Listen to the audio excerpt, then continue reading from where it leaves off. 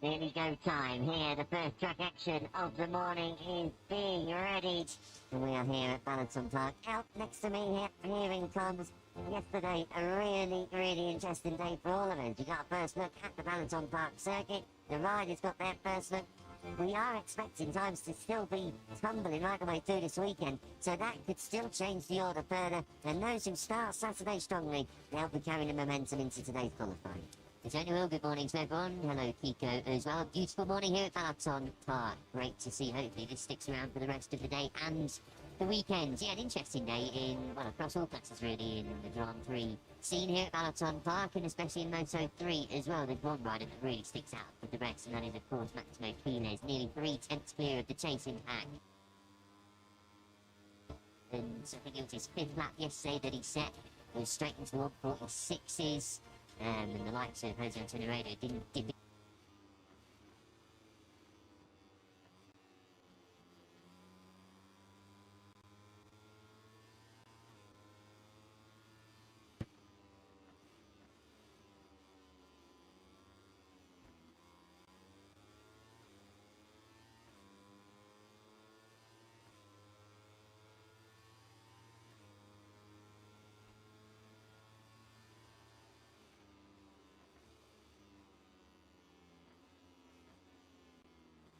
'25 Moto3 World Championship is starting to get into its business end of the season. 8 rounds remain after this weekend's return to Hungary and our first ever visit to Ballanton Park. The title race closed up last time out with new territory this weekend. Will more surprises come their way? Welcome to Sprint Saturday at the Hungarian Grand Prix.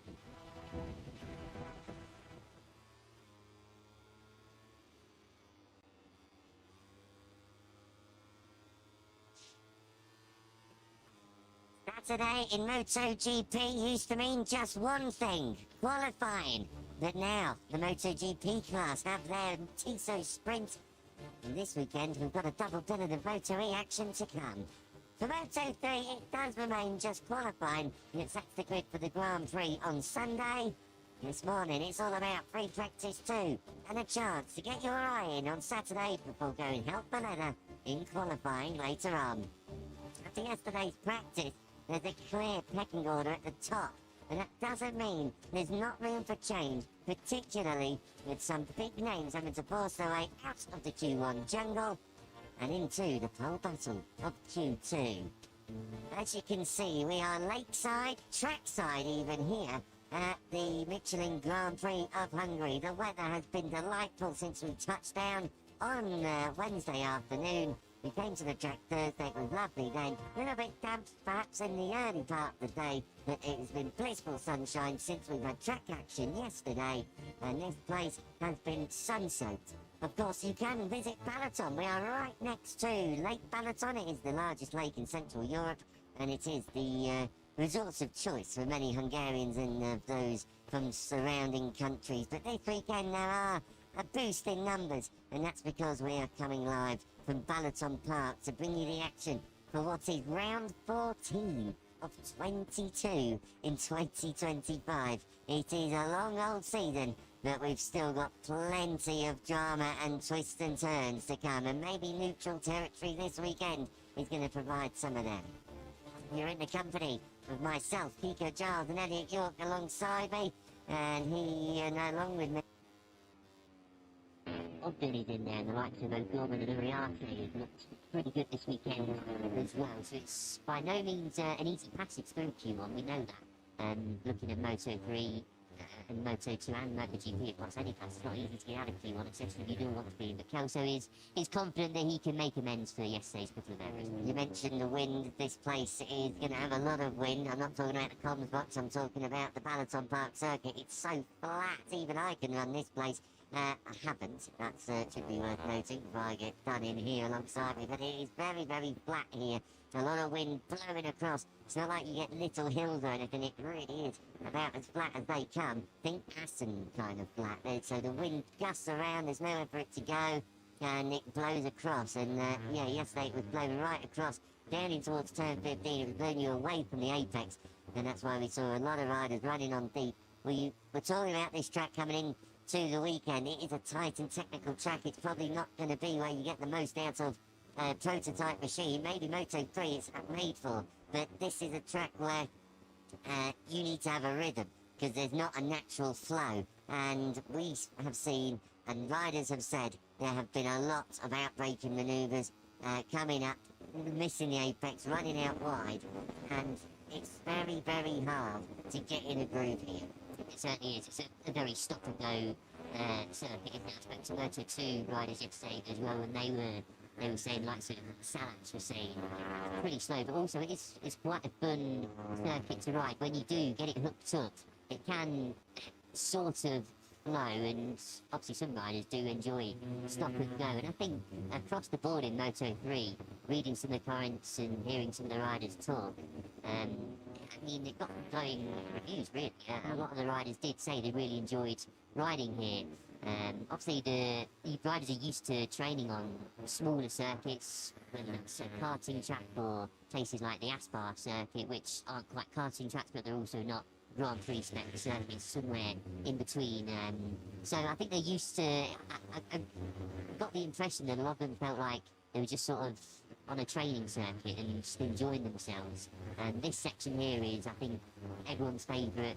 Who we've spoke to in terms of commentators and journalists sort of looking at it, watching the bikes sort of at full stretch, full power through the pattern, I think, of 7 and 8, and then into this 9, 10, 11 section before it opens up a little bit more out of 11, into 12 and 13, and then 14 is as well. This is the corner that the riders are coming through now. Peroni and Keeler, your top two from yesterday, lapping together on the circuit. So yeah, Moto 3 riders across the board did enjoy themselves, and I think looking at it, watching all the sessions yesterday from Moto 3, Moto 2 and MotoGP, it does look like Moto 3 can enjoy themselves a little bit more than Moto 2 and MotoGP. Max Keeler's at the first 145 of the weekend. That is by far and away the fastest lap we've seen. It's by more than half a second quicker than what he actually managed to do yesterday. So he's definitely going to be in a 45 for qualifying. Definitely judged on that. Maybe even a bit lower, right with a 47.3. He's just getting dialed in. Max Keeler, of course, this is new territory for everyone. So it's the first time really that he comes here with a clean slate and on the same kind of level as everyone else. Yeah. Brilliant superlatives really to describe Maximo Keeler's this season. He's now fourth in the championship level on points with David Munoz and Alvaro Carpi, so it looks like early on in the season, with, of course, Keeler's missing the opening few races because of the age limit, and Carpe's start, that Carpe was going to sail on to claim that coveted Rookie of the Year prize, but not to be. They're level on points now, and it does look like if you're going to put any money on a rider to win the Rookie of the Year contest and go on to potentially challenge Moreno and Piqueras in the championship, it is Keeler's, because last weekend he was disappointed and the Aspar team were disappointed to miss out on that podium. We spoke about this yesterday, the penultimate lap manoeuvre from David Munoz. We think it was fair game, fair enough. The Aspar team didn't, and, you know, that's understandable. They can defend their rider and be a little bit annoyed when they missed the podium, but he's going again here, Keeler. This is superb. You said, Kiko, the first 145. No, he's not. He's not going well at all now. That bike's going to come right back on the track, but shouldn't make the race in line. Max Keeler is up on his feet, and he's straight back up, and it's definitely not going to be a personal best final sector, that's for sure, but good that he's back on his wheels and will at least complete the lap. That was about, what, 10 seconds on the ground there. I think we need a stopwatch for this one. Coming down into the chicane, and that front is just going to fold. Pushing on hard early on. Certainly is. Just watching, see how much curve he took. A fair amount. Not quite as much as we saw Marcos Ariarte take early in FP1 yesterday. That was the first crash of the weekend. Valentin Peroni got a decent look at that, didn't he? Right behind Keeler's coming into that chicane, and we did see Ariarte's bike cross the circuit here and come into the path of coming out of turn 16, which, you know, is something to watch out for throughout the rest of the weekend. But yeah, good job that Keeler's is all okay, just testing the limits. He was over 2 tenths up on his, well, all-time lap record, of course, 145.812. David Munoz has closed the gap to 3.5 tenths, but Keeler's, as he showed yesterday and as he's already showed this morning, not afraid to test the limits of this circuit, push on in the early exchanges, and that is a rider absolute full of confidence. He did take a lot of the curve there, didn't he, on the inside? Yeah, he took too much, just unsettled the front end and down he went. But like I say, we need a stopwatch to see how long he was on the deck for, because he was back up there very, very fast indeed. And Max Keelan, of course, is still moving on, and good to see that he's back going strongly here as well. Keelan's, what's his snap going to be? The number 28, where is he? Not going to find him. Not really doing anything here, just probably making sure the bike's all okay, and then he'll push on once again. But Max Keelan's pretty sensational start to FP2 here on Saturday morning. Just behind him, David Munoz, the 64. Then it's Piqueras, Pini, and Foggia completing your top 5. David Munoz, what form is David Munoz in? It's absolutely remarkable. He has really turned his kind of reputation around. Let's say he's still aggressive, but it's now a bit more measured. But his last result, P3 last weekend, P3 in Brno, winner in Germany, and second the week before at Assen. So he has been in mighty form, 5th in Mugello before that, and his first victory just coming in Aragon. So David Munoz, I think if he was to tally up all of his points over the last few rounds, if he isn't leading, he'd definitely be up in the top 2.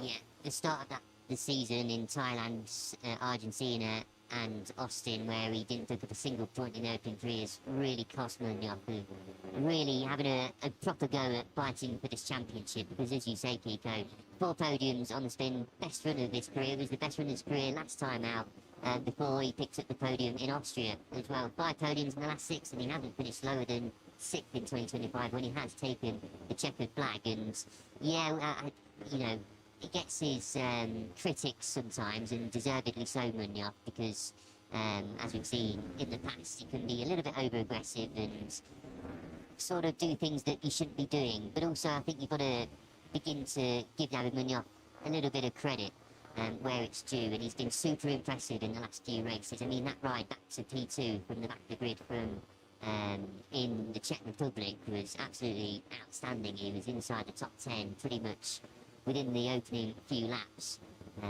If it weren't for Rueda pulling clear at the front, then he could have gone on to win that race. But Munoz is in the form of his life, and he's a rider that's potentially looking at a Moto2 ride next year. Do watch out for that, because obviously we know what's going on between, well, it's basically a big knock-on effect. Who do Yamaha pick for the second Prima Pramac ride next to Razgat Molu? If it's going to be Miller Oliveira, then it's not going to be Manu Gonzalez, and that means Manu Gonzalez will stay where he is in Liquid Molly Dynabot intact in Moto 2, and that means there's no room at the end for David Munoz. So do keep an eye on that one. There's going to be plenty of dominoes to fall in the Moto 3 and Moto 2 musical chairs in the weeks to come. But Munoz, really impressed with how he's gone about his business in the last few races. Credit where it's due. Yeah, back in the grid to P3 at Brno, and 14th at the last time out in the Red Bull Ring. So David Munoz, he might not be making it easy for himself, but he's getting the results home. I just hope he can put qualifying together, which this weekend he looks like he's definitely in the running for at least the front row, maybe more. This is another rider who was very good last time out, Angel Piqueras, who was your race winner at long last, his first podium since the Red and his first win since the sale. And the rider behind him, Valentin Peroni, top 3 all weekend until the race, nerfed out a little bit later on and coming home 7th. But these two, really, really good start to the second stint this season. Peroni not in the title race, but definitely in the battle for a first win. Piqueras in the title race, still 71 points down though. He still needs a little bit of misfortune for Jose Antonio Rueda, doesn't he? He does, but that was the perfect way to get his second half of the season up and running. Piqueras, much talked about lack of podiums in the last few races, 7 without one, as you say, Kiko, from Jerez. As we get the 2 over the line, Piqueras and Peroni not going to improve this time around, but these two are 2 riders we're going to see at the front all season long. Peroni has been super impressive as a rookie, first year on a fully fledged Moto 3 Grand Prix machine. And Piqueras 71 points down on this rider on his skin, the number 99 of Jose Antonio Rueda, who moves up to P2 in this session. That's one of the highest positions we've seen Rueda this weekend. Obviously had a difficult and quiet weekend for Rueda's standards back at the Red Bull Ring, but did manage to claw himself back into that podium fight towards the end of the race. Which was, you know, a little bit of a warning, saying, yeah, I've not had the best of weekends, but I'm still there or thereabouts come the end of the race. I'm still challenging for podiums, but Piqueras needed that, a massive confidence boost, and Keras looks strong this weekend as well, so he needs to take more points off a Raider. I mean, that goes without saying, and easier said than done.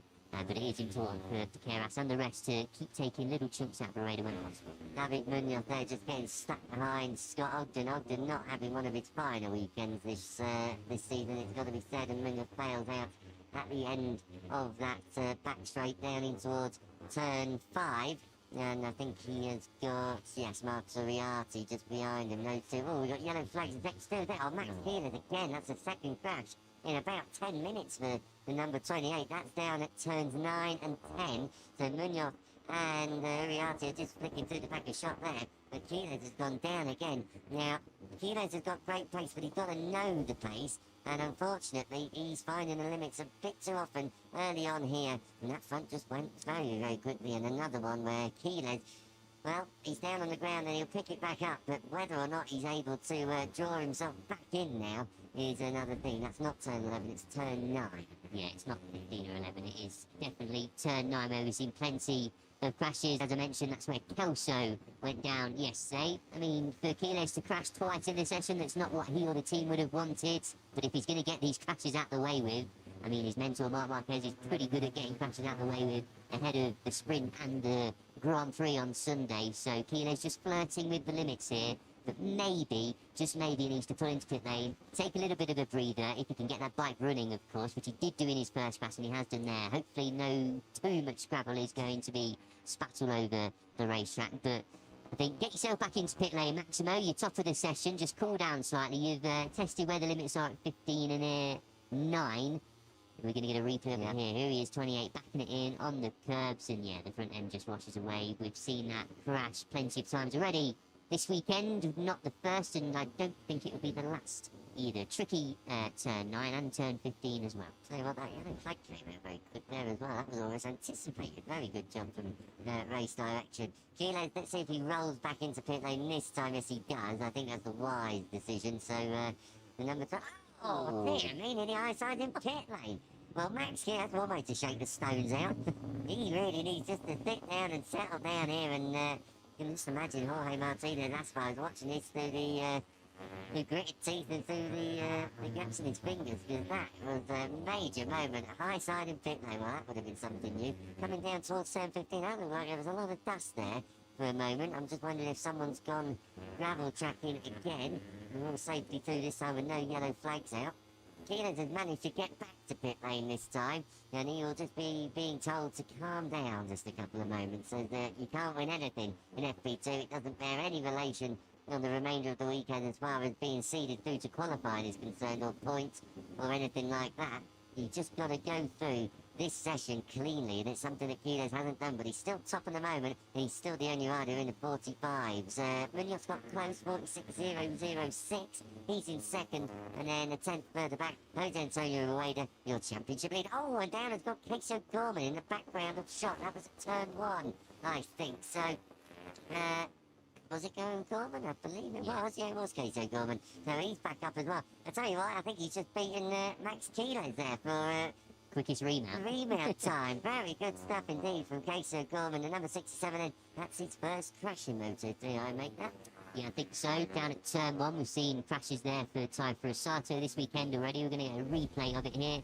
I believe down at turn 1, the very tight right-hander to begin the lap. O'Gorman had another strong day yesterday. Here he is, just tucked it behind Alvaro Carte, tips it in, and yeah, just a very simple, slow enough crash. If you're going to have a crash, yeah, that's, well, if the TV cameras didn't catch it, unfortunately they did for Casey, he could have probably got away with that and not told anyone about it. But O'Gorman, P16 so far in the session, and was pretty close to going into Q2 straight away yesterday on Friday as well, just as he was at the Red Bull Ring. A really strong performance again for O'Gorman, just a couple of tenths away from Q2. He is going to be a threat later on in Q1. Yellow flags out in sector 1 briefly. Now, I imagine that's just to get some gravel up or something from Casey O'Gorman, so we haven't seen anything else, but O'Gorman was back on the bike quite quickly, so I just wonder if someone else had a bit of a misdemeanor down. That's, well, we looked at Scott Ogden. Well, Ogden's weekend has not been one to write home about this one, has it? Earlier on yesterday, 13th, in the end 22nd in practice. He's one of the big names going through Q1. It's probably not Scott Ogden's style circuit. He moves up to 11th. He's got Guido Pini as a reference. But Scott Ogden, he'll just be trying to get out of Q1 because if he can't do that, he's going to be qualifying way down the field. And with the amount of pinch points on this track, he could really do without it. Certainly we'll get a replay up here then, just a nice slow-mo of a couple of your lead contenders in Piqueras and Peroni. But yeah, Ogden, not his best weekend at the office, it has to be said, in Q1 for the first time since Jerez. And I've not managed to catch up with Ogden so far. This weekend we'll try and do so today, but it's going to be a rider, I think, looking at now with how Friday's unfolded, like a few of them really. Just try and pick up as many points as you can, move on to Barcelona in a couple of weeks, a circuit obviously that everyone knows much better than Balaton Park. There he is, the number 19, just shadowing David Almanza on the 22. He was another rider who struggled a little bit yesterday, did manage to get into that top 14, Almanza. So job done for both Leopard Hondas. Who was that running on, down at turn 12. Right, see, as we focus in on Peroni, who's a little bit further down the timesheets at the minute, Kiko, but he was confident yesterday, both in race trim and he said that he's very confident of challenging for pole position. Once again, he gets the rear end sliding around turn 16. Probably looked more uncomfortable than it did for us than Peroni on the bike. I think he's just exceeded track limits there. That is a problem corner for track limits. We saw Quiles do that a lot yesterday, so do watch out for that. At the final couple of corners, you can see the green on the exit there of the penultimate corner as well. It's worth noting that Ogden was following Almanza. Those two have got good history. Those two have not actually stayed on their bikes together, and a little bit of shoulder charge and an elbow rubbing. So David Almanza's got Ogden, bit of history, but so far so clean. David Munoz back out and just rejoining there and keeping it away quite well. Time for Rosato, 10th of the minute, another rider going through Q1, and how many times have we said this? Fridays, for time for Rosato, it's almost to the point of why bother, because he's always going through Q1. Sixth time in Q1 in 2025. We know he's not a Friday rider, we know he's not really a Saturday rider as well, which is something he needs to work on. We're expecting Tayo to move up to Moto2 with Honda Team Asia next year, which is very exciting. Of course, Rosato has bags of talent, we know that, and he shows that very often, especially on a Sunday, as we say. Of course, he challenged for the podium from way down on the grid. P15 he started back in Austria and was in that podium fight, just lost out at the final penultimate corner. Bereda got him at the final corner on the final lap as well. So for Rosato, I mean, job number one is to get through Q1, as we've mentioned, and then try and qualify on this front three roads to give himself a bit less to do, let's say. But yeah, for Rosato is in Q1 a little bit too often. You know, Rueda on screen is the only rider to not venture into Q1 this year. You can, you know, have a few problems on a Friday here and there. You're not going to land at the circuit, especially a new one, of course, and just hit the ground running all the time. That's not what sport is, an elite sport is. Sometimes you are going to encounter issues, but 6 times in 2025 for a rider like Rosato, the lead Honda rider in the championship, a little bit too much, a little bit too often, really, think you. Yeah, and with that, I mean, it doesn't necessarily guarantee you a place in Q2. Just because you shouldn't be in Q1 doesn't mean you're going to go into Q2 all the time, and we've seen that a couple of times as well from Tayo Furusato. I'm thinking back to Bruno, of course, when he was really down in the dumps and came through and then crashed. So you put all the pressure on yourself on the Sunday, and sometimes it doesn't work. Joe Kelso, double crasher yesterday. He's another one in Q1, as I said earlier, but up to 4th, and Kelso got a decent bit of pace so far this morning, looking pretty comfortable, even though he does have a little bit of a moment down towards turn 1. And Kelso, after the Red Bull, I mean, obviously still injured with the foot injury. Oh, and down has gone David Almanza. Now that looks like turn 11, perhaps. That looks like the hairpin. I know, because there's no long gap. Turn 5, apparently, according to the graphics. Yeah, could be. Down at the bottom end of the back straight, the tight right-hander. He's all okay, which is the good thing. The marshal's just trying to shadow him away from the circuit. Has he got that bike running? No, it doesn't look like he has. Almanza with 7 minutes to go, just under 7 minutes. That could be session over for Almanza. Here we go. Take a look at it. Here, Kiko down at turn 5. Heaviest braking point on the circuit. Yeah, definitely got him down to a stop, didn't it? I think he's lost the front and down he goes, and there's not a lot you can do about that. The good news is down there there's a decent bit of runoff. You're not approaching too fast, and these Moto3 bikes, massive moment on the way in, unloads the front, and down it goes. Yeah, just out of shape, wasn't he, a couple of times. Into the braking zone down at turn 5. Raider just ahead of him, also trying to keep tabs on the World Championship leader. Almanza up in P6, so a decent session. He has got the bike running, so it's not quite session over yet for the number 22. But not an ideal end to FP2 for Almanza. They were saying now, I think, to go to the outside of turn 6 to not come across, back onto the 89 with a load of stones. The team watch on, and Massimo looks very happy with that, doesn't he? Down there with... they got some decisions to make down at Leopard about their rider lineup for next year. Adrian Fernandez, it's seeming like he's out of there because he has been there for 2.5 seasons, which for Leopard, that's 3, and he has not won a Grand Prix yet. David Almanza, a lot of rumours circulating about him. I think he'd be hard done by if he was turfed out there after just 1 year. Leopard are a team that normally in their second seasons riders do come on form. Hence why Adrian Fernandez is probably not going to be staying there in 2026. I tell you a rider I wouldn't mind seeing jump onto that. A rider like an Alvaro Carpe, a Guido Pini, one of this year's rookies. Someone who, they've learned their craft and then could probably kick on next year. It's whether or not you take a punt on someone who's just had 1 year and neither have won a Grand Prix as we speak. I'd agree, it would be slightly harsh on Almanza for him to lose his ride, but as you pointed out, and as we know, Leopard are here to win, and they're used to winning World Championships and used to winning races, and unfortunately neither Fernandez or Almanza have managed to do that. Almanza hasn't managed to stand on the podium this year. They're level on points in P9 and P10 in the Championship. The Leopard Honda riders on 79 points apiece, 160 points away from the Championship League, which for Leopard, you're going to look at that and think, no, sorry, that's just not quite cutting it. We know the talent Fernandez and Almanza possess, but they haven't just quite had that extra edge. And, you can sometimes point that down to the bike. The Honda package, clearly, for a lot of the season, isn't quite as good as the KTM that a lot of the riders, of course, at the top of the championship riding, the top 7 in the championship are all on KTM's CF Motos. Of course, in the case of Maximo Quiles, pretty well the same engine, same chassis, just a different name, of course. Kelso is another rider, of course, on that. P4 doesn't improve, but looking fairly strong in the 66. But intrigued to see what happens at Leopard's Honda. We know that Fernandez is out of there, Almanza potentially out of there as well, and that's a couple of seats that a lot of riders will look at and think, I fancy having a go on that. Honda haven't won a race in 2025, and that's another sticking point. You look at Tai Furusato, he is the best placed Honda rider in 8th, but Fernandez and Almanza are right behind him. So, as a team, Leopard Racing is the second best Honda team at the moment.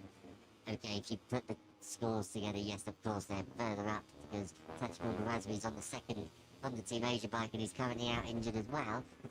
I thought Ryusei Yamana could run on here, because there was a little bit of gravel coming out from under his bike. Oh, he just had a moment. I think he's run on somewhere else on that lap, so perhaps down here? Was it? Yes, I thought so.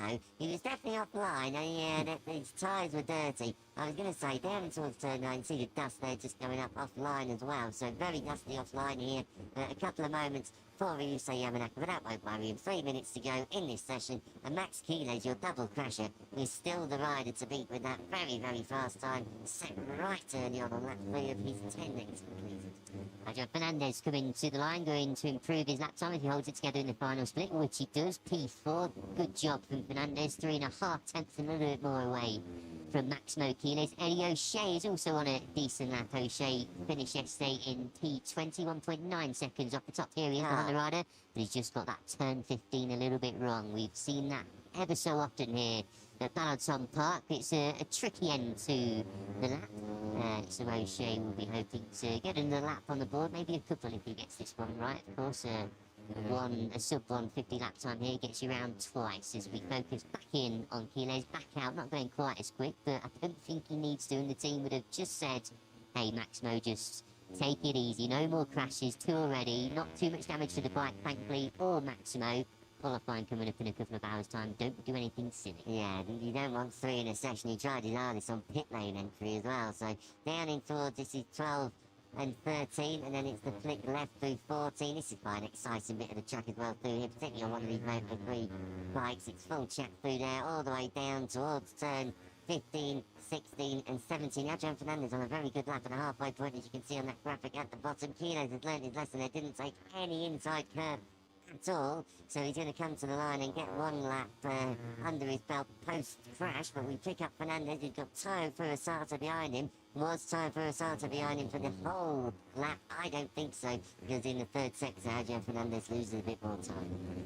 Yeah, what sort of lap time is Furusato on easier? 1.8 seconds off his best. Fernandez has to dive out of that one, which we saw Eddie O'Shea doing at the same corner as well. So one more lap time for Fernandez, and Furusato just behind him as well, as we drop into the final minute of the session, and a session which has been pretty much dominated by Quiles, both in time attacks and crashes. Munoz is close challenger, Raider, Fernandez and Kelso the under the rides within half a second. So heading into later on, Kiko, I'm sure you feel the same. It's all eyes on one rider and one rides to beat so far this weekend, and it is Quiles on 28. Yeah, you'd be definitely, maybe not mad to bet against Kilos, but you'd definitely be getting longer odds than what you would be if you was to put some money on him. Having said that, Munoz is right there, and Raider is slowly but surely chipping away, and Adrian Fernandez can hook a lap up.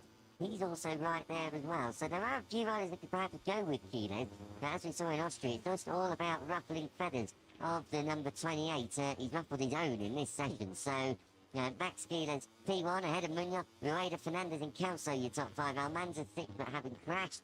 Then it is Piqueras, your winner from last time out, Foggia Carpe and Guido Pini, who was up inside the top 3 yesterday. Fernandez, good again through the opening 2 sectors of this lap, and he's had a clean run through the third one. We're going to take his time as he comes through. Turns 12, 13 and 14. This is where the third sector point is. So Fernandez, this will be his last flying lap. The checkered flag is already out. And flashing through the third sector point. What is it going to be? It's still a personal best, but he drops about a tenth or so in that third sector. So if he holds this to the line, it is good enough for P2, but expect him to drop a little bit more. This is through 16. Out to the curb, bring it back for 17, square the corner off, fire it to the line, don't go on the green and take the checkered flag. Adrian Fernandez moves up to P3 in the end. Lost a bit of time in that final sector, but top 3 is still a top job on Saturday morning. Yeah, we know where the Hondas lose out to KTM. One of the reasons, anyway, is drive grip out of the corners, and sector 3, where Fernandez lost most of his time there. You've got sort of coming out of turn 10, finding it towards 11, then out the hairpin at 11, down to 12, and then out of 13 as well. You're asking for a lot of rear grip, so potentially that's causing them to lose a little bit of time towards Quiles so far. Kelso isn't going to improve on this lap, so I am going to be intrigued later on this afternoon about tactics in qualifying, because clearly there's quite a bit more gap between the faster riders and the riders in the mid-pack and the riders towards the back, and we saw already Munoz behind Ogden getting frustrated. If it's not really a track that lends itself to much slipstream opportunities, I think the faster riders are going to want clean air, and obviously the slower riders are going to want to follow them. But also, if you hit a bit of traffic here and there, your lap time is ruined, and if you make the smallest mistake, as we know and as we've seen already today, it can completely ruin your lap time and you've got no chance of getting it back. You'll definitely want to get a banker in right from the start of this one, because we've seen yellow flags, we've seen riders running off, go through gravel. You really don't want to be leaving it late in the session. However, that could be applied for Moto 3 in general, and of course we don't see that every weekend. Maxino's pulling a wheelie. He wasn't pulling a wheelie early on. He was losing the front end. This is the first one down into towards turn 15. Too much curve, straight across, and that bike just comes back onto the track, just stops short of the main racing line. Keyless picks it up. Then, again, not a repeat. This is down into turn 9, lost the front early, and this time the bike goes through the gravel, and it needs a little bit more attention. He gets it back to the pits, and hopefully we're going to see his moment into pit lane. And we're not going to see his moment into pit lane, but he did also nearly high-side it coming through the pit lane entry. But Max Keeler's a very eventful session, and very good to still be P1. Yeah, he won by nearly 2/10 of a second over this rider, David Munoz. Didn't see too much of Munoz, did we, in that session, but clearly enjoyed himself, set his best lap on, well, halfway through the session on his 7th lap of 14, and he, at this moment, looks like a rider who is able to challenge Keyless in terms of out-and-out time attack pace anyway, potentially pole position later. I'm sure he'll make himself seen at other points during this weekend. Of course, tomorrow is the main race day. Quiles it is who takes the P1 in FP2 ahead of Munoz.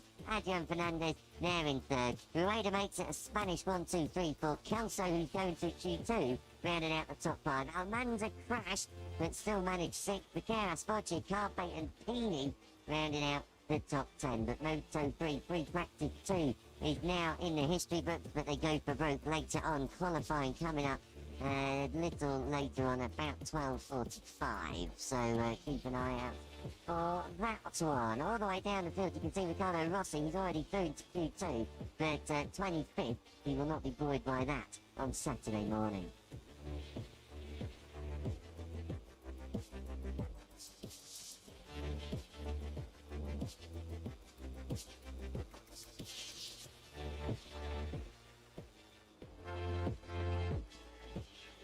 And that's all for myself, Kiko Giles and Elliot York. We're making way for the birthday boy, Lewis Sotheby, who's taking you through Moto 2, FP2 in the company of Neil Morrison as always. Enjoy.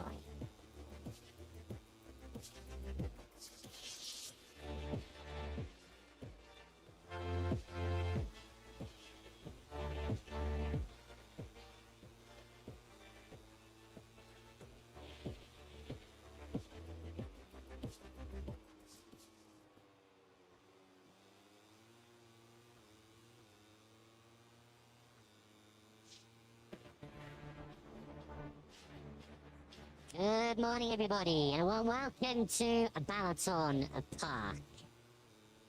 Beautiful setting it is. Barely a cloud in the sky, blue sky overhead.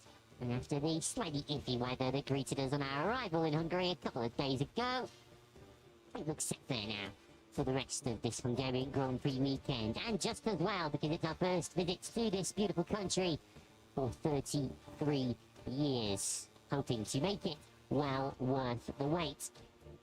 The opening day of action was certainly eventful across every class of racing. The quirky and unique track layout has certainly mixed up the normal competitive order. That's the case not just in Moto 3, which you've already been watching this morning, it's been up bright and early, but also Moto 2, which we're going to turn our attention to next, and MotoGP, who go qualifying later on this morning. With us yesterday for their 60-minute practice session. You'll already know that Q1 is littered with illustrious names. Staying true though of Moto 2, although Diogo Moreira, your winner in Austria 6 days ago, managed to navigate his way over the potential hurdle yesterday. Moreira from Philips Salax, who has some prior track experience after a track day here last month. Manny Gonzalez, the points leader, in third place ahead of another rider who did some laps around here on a street bike, Adrian Huertas, putting that to very good use. First and fourth yesterday for the Italtrans team. Alonso Lopez fits for the Speed RS squad ahead of Dan Alonso and Colin Vaya. Ivan Artola 8 with rookies 6, 7 and 8. Of course in fourth with Huertas. Ethan Guevara, perhaps a better result than that looks when you understand how much pain he's in. 9th quickest yesterday ahead of Yumi Sasaki, Danny Holgado and Jake Dixon. Marcos Ramirez 13th, and ensuring that all three chassis constructors in Moto 2 are represented in Q2 whenever it happens later on. It's forward Alex Escreech. Perhaps the headline though is not so much the names I just reeled off to you, but the names I did not mention. Among those, Aaron Canet, 2nd in the World Championship, 21st yesterday. Barry Baltus, 4th in the World Championship, his Fantic teammate down in 23rd yesterday. Celestino Vietti, who's 6th in the points, he was all the way down in 22nd yesterday.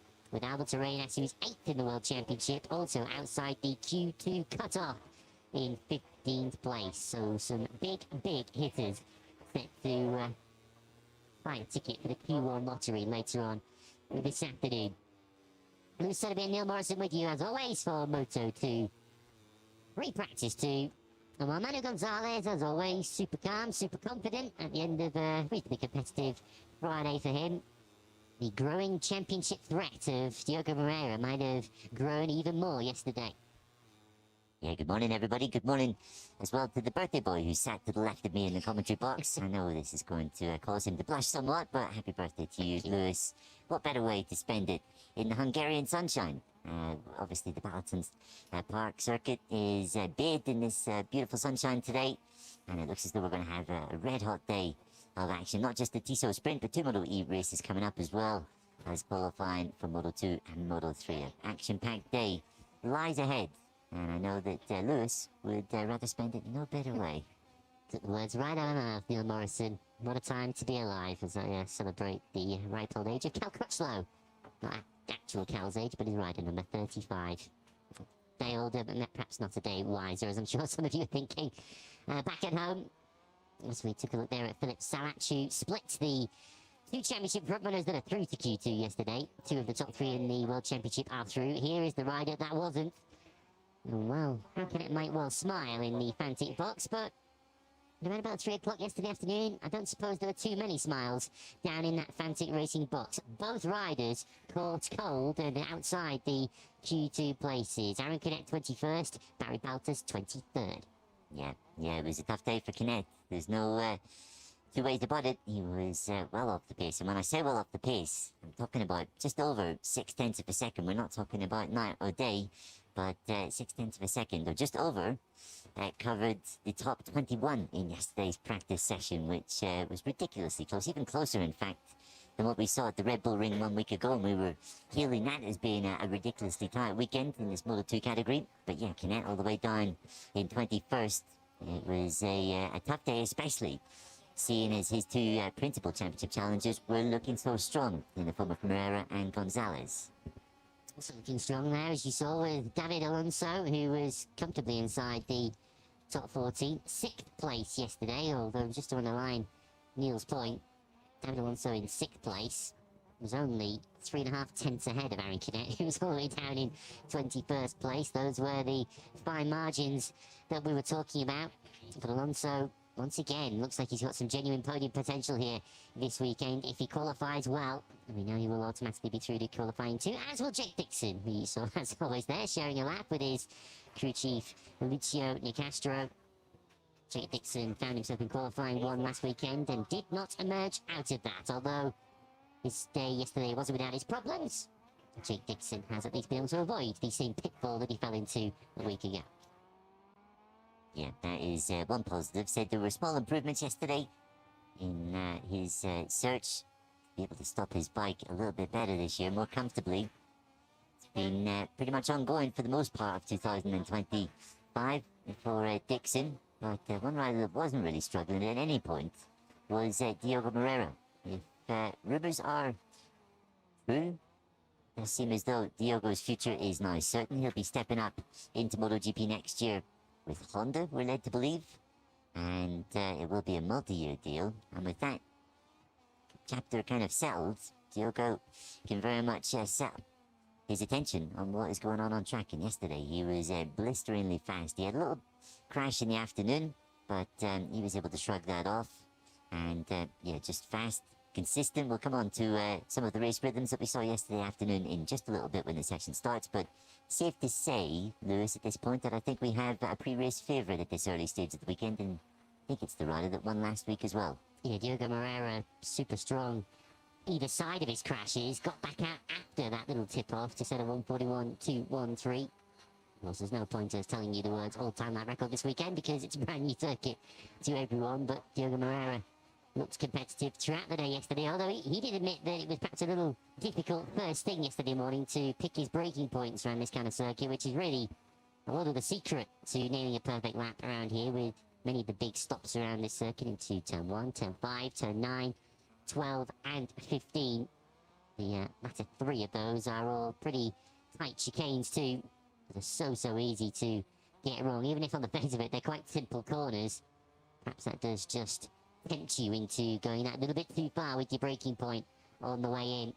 We've seen a lot of riders already this weekend taking shortcuts across said chicanes, which has led to guess, a difficult picture to pick apart when we look through the race rhythm. As Neil mentioned, we'll get into it as the session gets underway, but it's probably easier to pick out the laps that were valid yesterday, an awful lot getting cancelled with riders skating across those chicanes.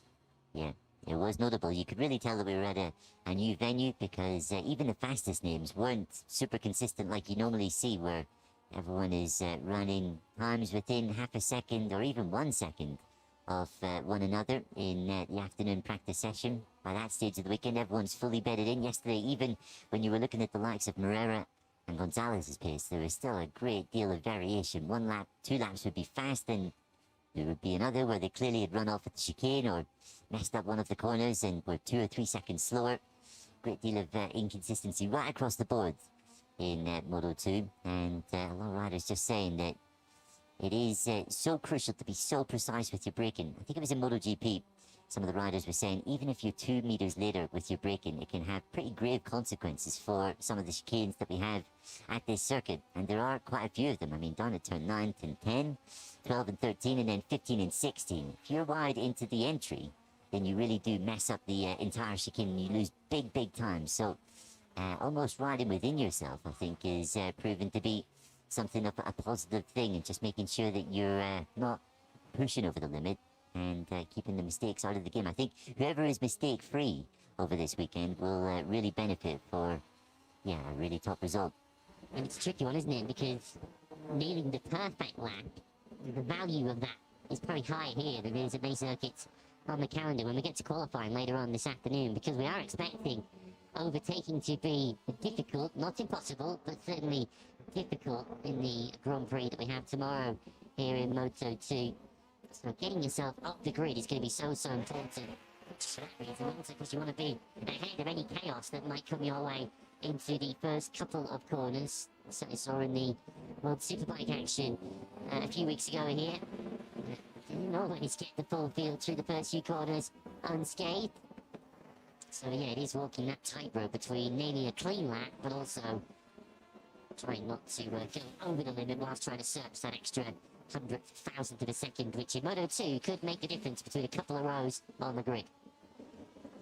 Yeah, absolutely. And when you look at the layout of the circuit, there's lots of slow turns, and therefore you might think, oh, lots of opportunities to overtake on this circuit. But a lot of riders were saying yesterday that's actually not really the case, because a lot of the little mini straights that we have between some of the turns are so short that you can't really benefit from a slipstream. It's just accelerate, and then you're already on the brakes again to brake for the next chicane. So some of the riders were saying that really there's maybe only 3 spots that they see as ideal overtaking opportunities. I think they were at turn 1, that was one of the ones that kept coming up, turn 5 as well, and potentially into turn 15 just before that final chicane.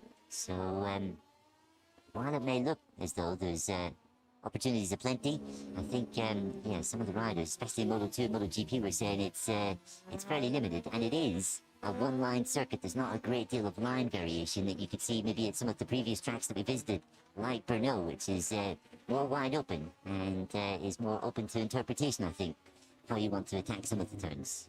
And the riders also pointed out yesterday that it's very difficult to make the overtake without going wide yourself and just getting overtaken back again on the way out of some of these chicanes. Generally, as Neil mentioned, one line, which means that if you go off that racing line, then you're going to compromise your run through the corner and on the way out and potentially lose the place that you have just gained. There is a bit of a taster of what's to come as the Italtrans duo go straight across the chicane in turns 15 and 16. I do wonder that final corner as well, turn 17, on the final lap of the 3 Grand Prix we have tomorrow, and potentially the sprint later on, whether that might just be a last-ditch dive up the inside with the finish line fairly close to the exit of that final corner, but we'll cross that bridge when we get to it. A reminder, by the way, of some of the housekeeping this weekend in Moto 2. In terms of the riders that we saw on track last weekend, we are largely unchanged. We have no Mattia Passini this weekend, of course he wildcarded in the Czech Republic and in Austria. So he's no longer with us this weekend in a racing capacity. But we do welcome back a familiar name to Moto 2, and that's Sergio Garcia, the former Moto 2 World Championship leader and winner of a couple of Grand Prix last year. Garcia is part of the intact GP squad this weekend. He's replacing the injured Senna Agius, but we do now know he will be a full-time part of the Grand Prix paddock this next season, should I say, and he'll be on one of these bikes. The two Gresini Calixes, he and Alonso Lopez. A former Astronic Galicia Moto3 combination will be the Gresini Moto2 lineup in 2026. Yeah, decent lineup that you would have to say. Two riders that have been on Boss Obscura chassis for some time. Be interesting to see how they get on Calix frames. It does mean that both Albert Arenas and Darren Binder are on the lookout for new seats. Whether we'll see them in Moto 2 again next year. Links with Arenas in the World Superbike paddock. Obviously, he has lots of big bike experience from his days endurance racing. He's done the Suzuki Eras more times than I can remember. And Darren Binder being linked with possibly a spot in the British Superbike Championship next year. So it would be sad to see Darren leave this MotoGP paddock. But yeah, could well be racing bigger bikes next year as well. So something to keep an eye on in the weeks to come. But here is Aron Canet. One of the big stories from yesterday were his struggles towards the end of the session. Did pit to make one or two changes right before the end of practice, before going out on a late run, and just was not able to get up and amongst the top 10 times. Although he's setting early decent time here this morning in FP2. Yesterday, despite his best efforts, he had one or two moments, one or two laps where maybe there were other riders just up ahead that were causing him to slow ever so slightly. And he could just not get the job done. And we'd be inclined to say that he must be feeling the pressure ever so slightly coming off the back of now two pretty shaky weekends on the bounce. Renault, obviously, his only non-score to date so far this year. And despite Austria looking as though it was going to be a brilliant weekend, it ended up being somewhat muted after a horrible crash in this very session in FP2. It caused him to come home in 10th, in 10th position. He was riding injured after that massive high side in FP2 in Austria. So, yeah, I think the pressure is on Canet to deliver here in Hungary. And I'm sure he's still not feeling absolutely physically in ideal condition. You can argue it's 3 straight weekends really for Aron Canet that he's been slightly off the ball. Of course, back at the Sachsenring, he crashed in qualifying and only managed to salvage a 7th place out of that Grand Prix with a little bit of pain in his shoulder. A key weekend, you feel this for Aron Canet to perhaps limit the damage. We have seen Manu Gonzalez on the weekends where perhaps he's not been quite as strong. He's had mixed results in terms of limiting the damage. You'd say it feels that he wasn't particularly adept at doing that. Austria, of course, was not his fault in second DNF of the season, but he's riding Aragon and at the Sachsenring when he came from way down on the 6th row of the grid to, in the case of Aragon, taking 9th place, which kept him in the World Championship lead, and a 4th at the Sachsenring from way back on the grid. Gonzalez has been able to take solid points on his bad days, and it is the old cliche, isn't it? When you're fighting for a World Championship, you win the championship on your bad days and on your bad weekends, so it's very crucial that Aron Canet salvages whatever points he can from this, but really the secret to that might not be what happens tomorrow afternoon, might be what happens over those 15 minutes of qualifying one, because if he starts down in the low 20s for a good position, no matter how good you are, and Aron Canet is very, very good, he's not going to be sniffing the podium from there. Yeah, it will be a good night, pretty much, if he's outside the top 18 when it comes to qualifying later. So big pressure will be falling on Canet's shoulders just after lunchtime. But he has started fairly positively here, in 11th as it stands. It's been a decent start to the day as well for his teammate Barry Baltus. Baltus has some recent experience, doesn't he, of coming through Q1 and actually putting in pretty remarkable performances, having come through Q1. He did it in Germany, ended up qualifying in 2nd. He also did it in Brno, and after that he went on to claim his first and only Grand Prix pole position to date.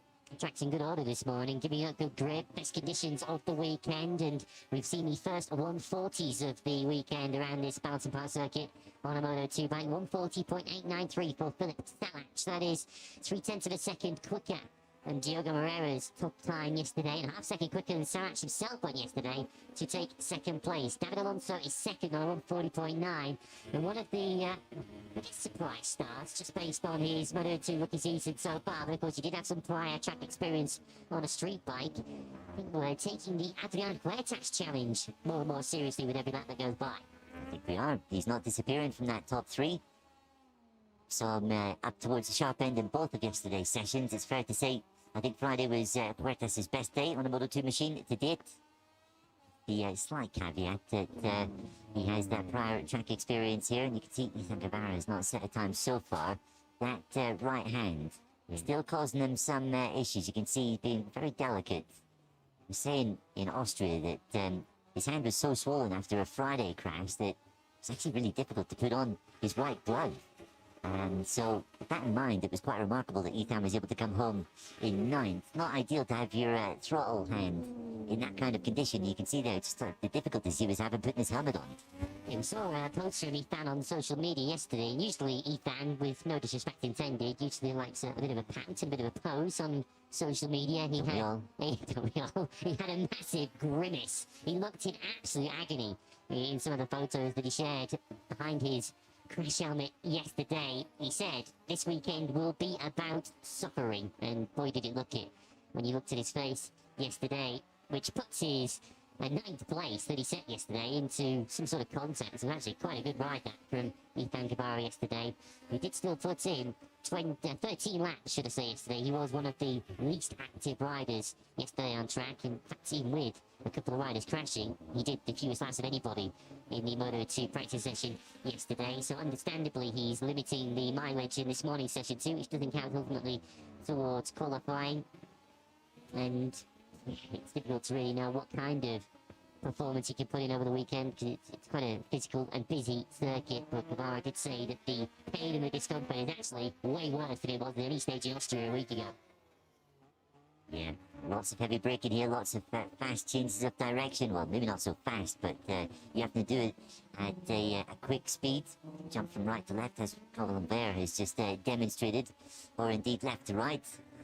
So, full respect to Ethan Guevara for going above and beyond through the pain thresholds here this weekend. There, once again, demonstrating that he is very much at home on a Moto2 machine. And I think, reading through some of his comments from the summer break, he was saying real breakthroughs seem to have been made at the test that came after the Grand Prix of Czechia. Moto2 machines were out there, well, some of us were on the beach sipping cocktails. A few of the Moto2, Moto3 teams were staying behind at Brno for a one-day test. Player and the IO Red Bull squad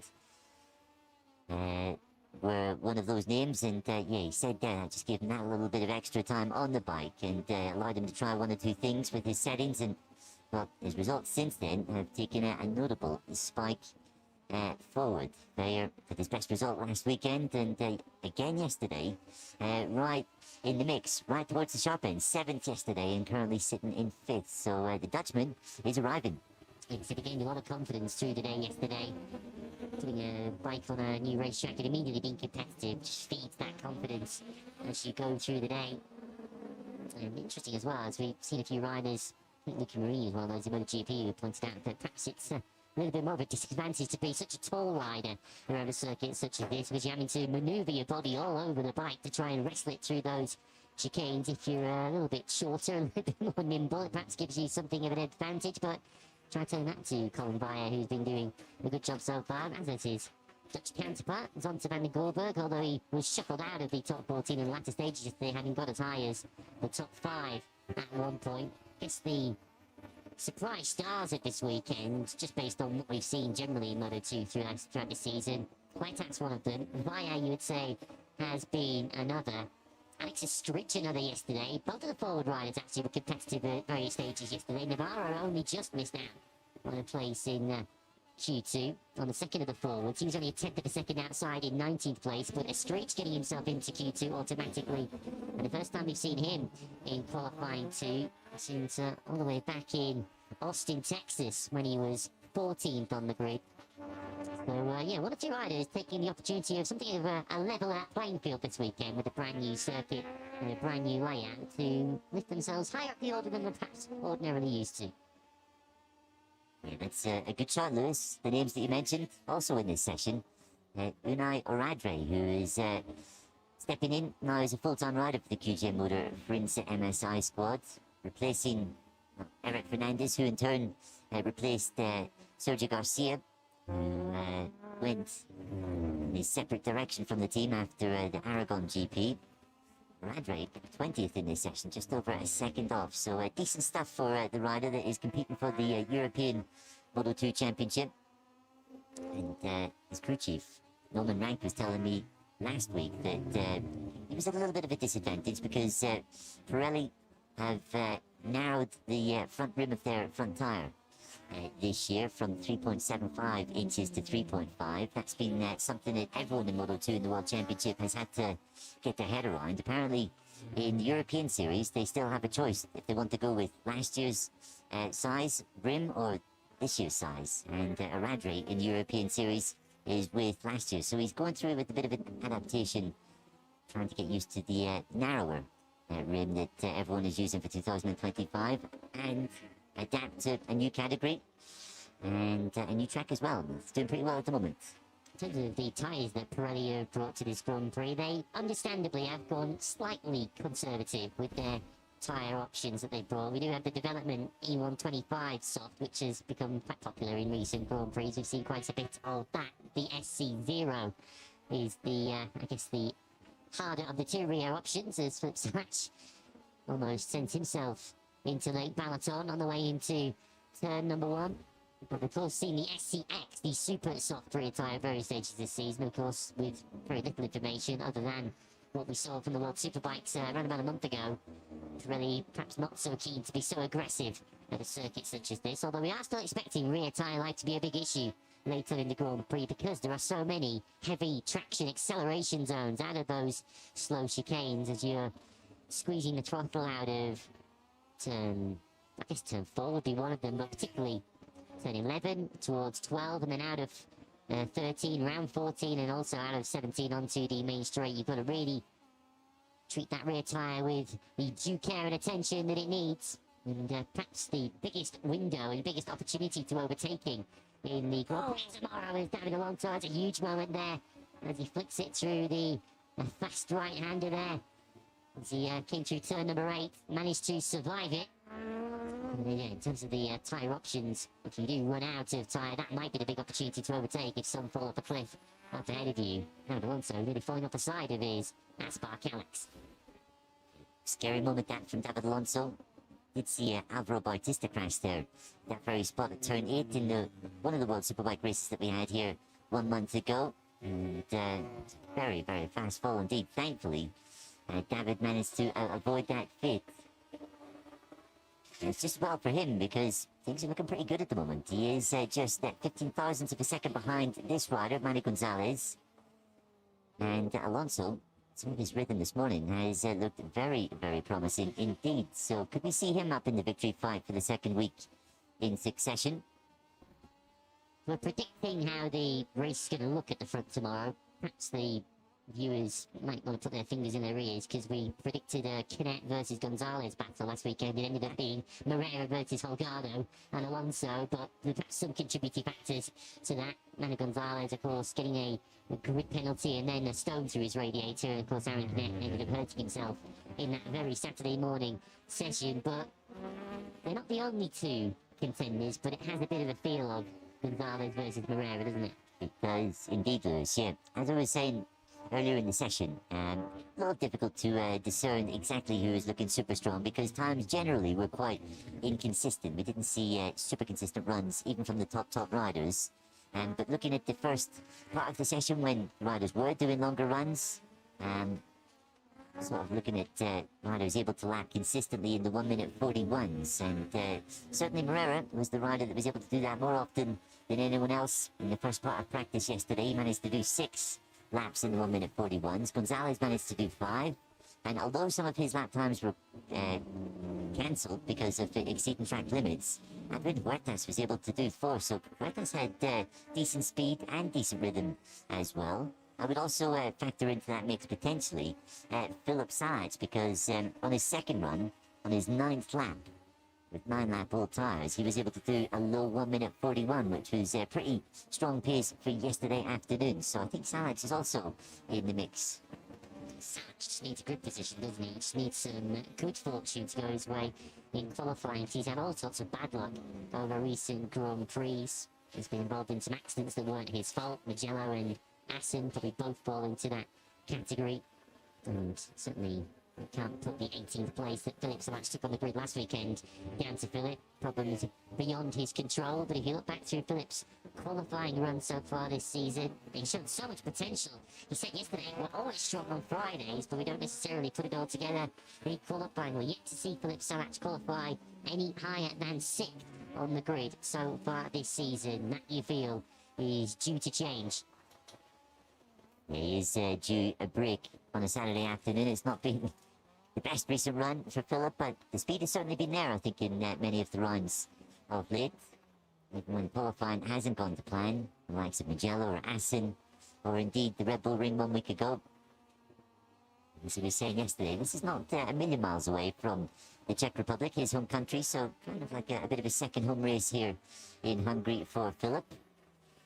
As we see Jake Dixon getting out for what will probably be his last run of this session. Dixon's obviously been in a difficult place.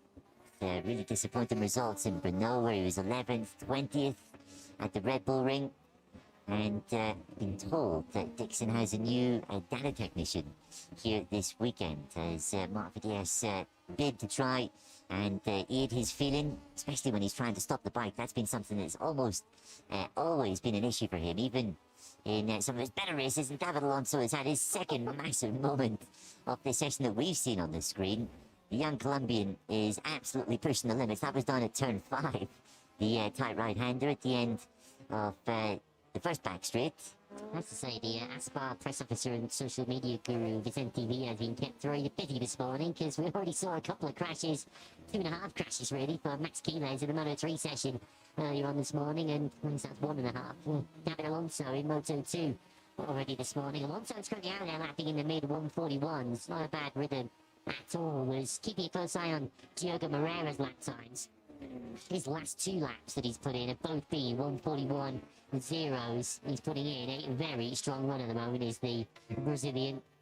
He passed his rider yesterday, and we're keeping an eye on his progress here again over another lap. He's perhaps levelled that thing in recent times, that he was a follower rather than a leader in terms of how he went about setting his best lap times on a Moto2 bike. Perhaps put that theory to rest last weekend in Austria, and let's see what kind of lap time this is. Is it going to be a third consecutive 141.0? It is 141.000. A lap time, though, that was beaten behind him by Adrian Huertas, who is using the reference up ahead from his teammate Moreira. Huertas up to 3rd now. You might look at Huertas' results this year and think he's, well, there's not so much to cheer about. There's not too much to get excited over. Best result of 13th in the Moto2 category, but we are talking about the reigning World Supersport champion, and a rider that at one point last year I think was being spoken of as a potential factory Ducati superbike rider. In the end, he came across to Moto2 with the Taltran, so there's big talent there, and the rider definitely knows how to race. And Manu Gonzalez is the latest rider to have a big moment on the front, this time down at turn number 2. So front grip proven to be somewhat lacking. Look at it. Front tire just go left there, and Manugas thankfully was able to save that one pretty quickly. It's a circuit that is technical but can easily bite you if you take one or too many liberties with it. Yeah, absolutely. And just coming on to Gonzalez, we were speaking yesterday about how in Austria it appeared as though a bit of a late play had been made by Yamaha to bring Gonzalez potentially up into MotoGP next year with Pramac Yamaha. A few rumours yesterday evening and again this morning suggesting that that might not pass. It may seem that Manu is actually going to be staying at Intact GP for another year in the Moto2 category, and maybe that could play into the favour of a certain Jack Miller. So many dominoes that could fall once Yamaha make that decision. in MotoGP. It's, as mad as it might sound, it's a decision that affects all three classes of Grand Prix racing, because of course Jack Miller looking to keep his place in the Pramac MotoGP squad. That will impact Intact's Moto2 lineup, with Senna Aegis, who of course is recovering from injury at the moment, already confirmed in that team. Still waiting to find out what his teammate, or who his teammate will be. If it's Gonzalez, then of course that will have a knock-on effect for David Munoz, who's part of Intact's Moto3 team, and I'm sure would love to move up to Moto2, but there won't be the opportunity to do that with Intact if Gonzalez stays where he is. Jake Dixon has had a crash so far this morning, down at turn number 1. That's his second crash of the weekend. He did say he was having some issues stopping the bike, but unfortunately the bike has come to the wrong kind of stop down at turn number 1. Yeah, crashed on at turn 13 yesterday for Jake, and this time at turn 1, end of the start-finish straight. That front just slides away mid-corner. So not the ideal end to free practice 2 for the Englishman, who, despite some difficulties yesterday and still not feeling absolutely perfect on the bike, and he just had a previous moment as well. Yeah, he got in a little bit hot at one of the chicanes the previous time around, so he was certainly trying the limits before that fall at turn 1. Through 9, 10 and 11, where he'd already got it a little bit crossed up. Unfortunately down altogether and out of the session as he trudges away from the scene of the accident. A session that's brought a step forward in performance for Dixon, a 1:41.0 for him. That's a step forward from yesterday of some 0.6 of a second. But we're not seeing the quantum leap forward from this man just yet, are we? Aaron Canet in 14th place, right behind his teammate Barry Baltus. And you have to say, doesn't have the feeling of a quite comfortable breeze through qualifying 1 later on for Aaron, does it? Yeah, it certainly does not.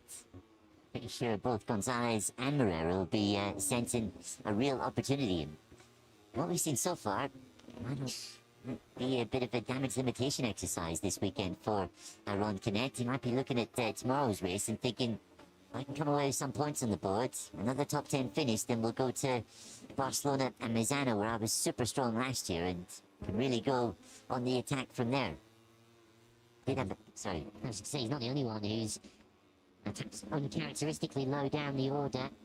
Justin and Vietti continuing to have an unmitigated disaster of a weekend. Vietti, who was down in 22nd place yesterday, is 20th at the moment on a 1:41.6. Alan Reynac down in 21st. He's also heading for qualifying 1 later on. And Joe Roberts, another rider who's not particularly getting on with his Balancing Park circuit. Now, if your glass is half full with Joe Roberts, he's, as near as makes no difference, 1 second only off the pace. The bad news for Joe is that equals P25 around here. Yeah, that is how brutal Moto 2 is. We saw 1 second cover the top 25 a week ago in the Red Bull Ring, and just over 1 second covering the top 25 here in FP2. Just go to show that the smallest margins will dictate who qualifies on which row of the grid in qualifying this afternoon. Yet he was saying yesterday, the fact that he crashed fairly early on in FP1 put him on the back foot, just lost a whole load of track time. It was so crucial at this new venue, obviously, and then, yeah, he's just not really able to make up time since then. And it is strange because, obviously, with the likes of Salat, Dixon, Strong at this circuit and in this session, does prove that the Bosco-Skurros are, I wouldn't say not suited to this circuit, but Vietti having some real issues of his own.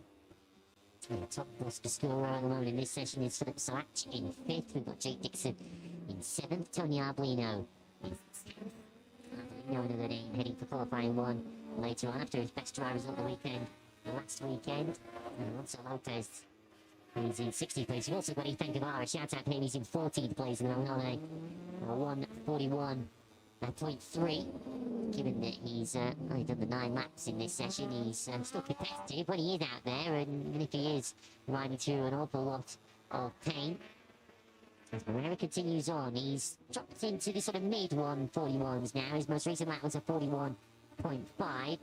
He's still got his teammate Adrian Huertas right behind him, and this is an interesting little cameo, this interesting little case study for what we might see through the weekend in Moto2, because Moreira's caught Joe Roberts here, who's considerably slower than Moreira at the moment, and through the weekend. How easy is it going to be here for Diogo Moreira to overtake him? A 40.9 on that last lap for Diogo Moreira. He's now put 16 laps on those tyres, and look how many risks he's having to take to get up the inside of Joe Roberts, and this is in a free practice session.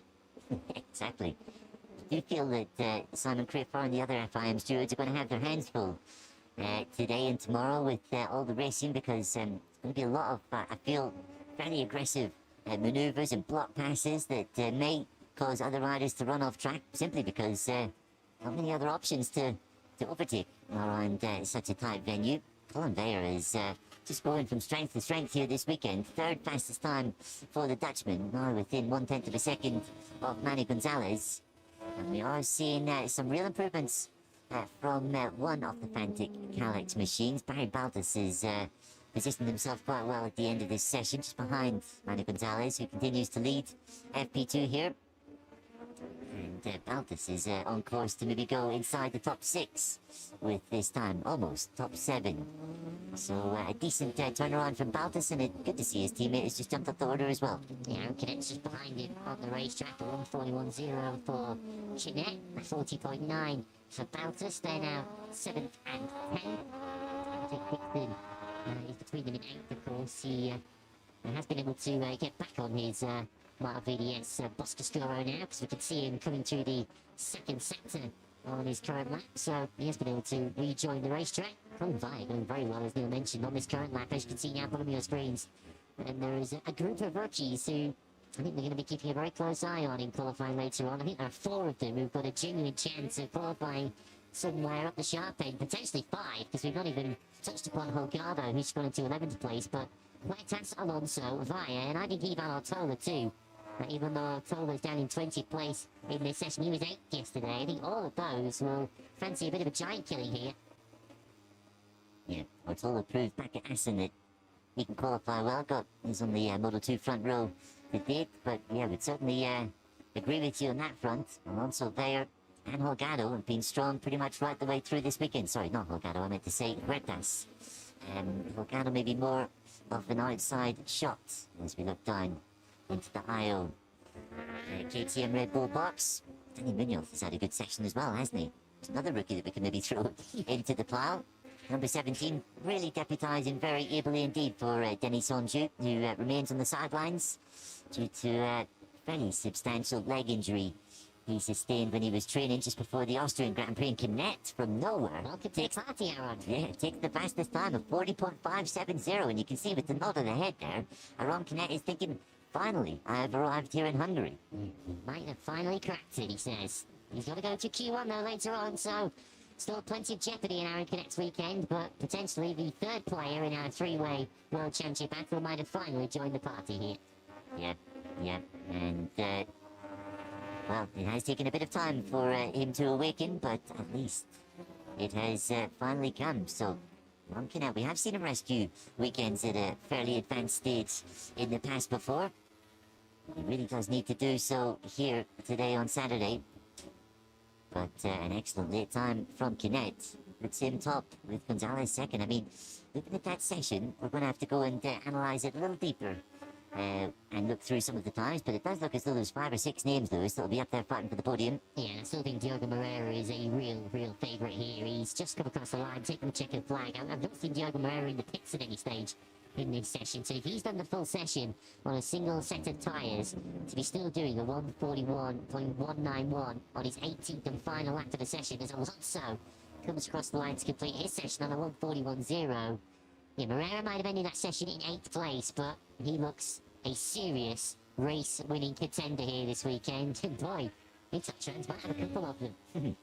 Right, yeah. Adrian Huertas for the first time this year is looking like a podium contender, as he had a bit of a moment coming out of turn number 11, that is. Goodness, he was right out of the seat there.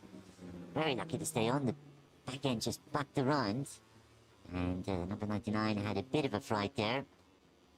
Going back to his teammate, Diogo Moreira, we know that he's an absolute star on Super Motard machinery, and this kind of has elements of a bit of a stop-and-go supermotard track, and you feel that just kind of suits his riding style down to the ground. It's taken Aaron Canet slightly longer to get up to speed, but he looks like he might now finally be there. A little wave to the camera there.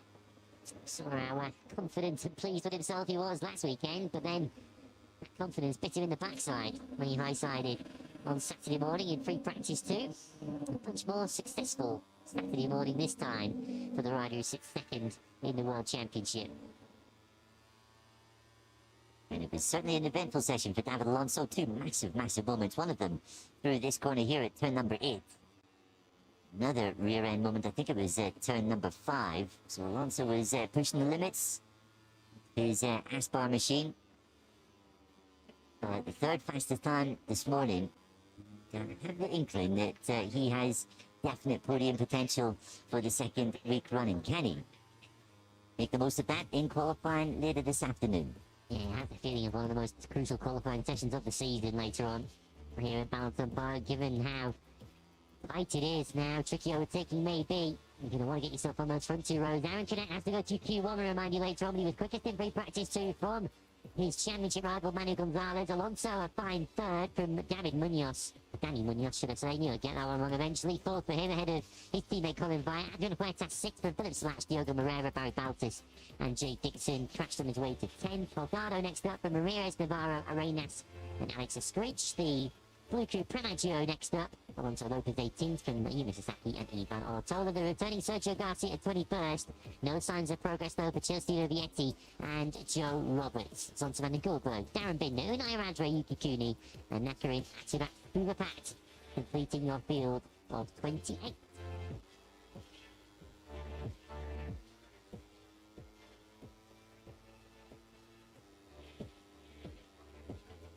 So he has joined the action this weekend. A tough Friday, but a strong Saturday so far for Aaron Canet. He tops Moto2. FP2 will count down to qualifying in MotoGP with their free practice 2 session moments away.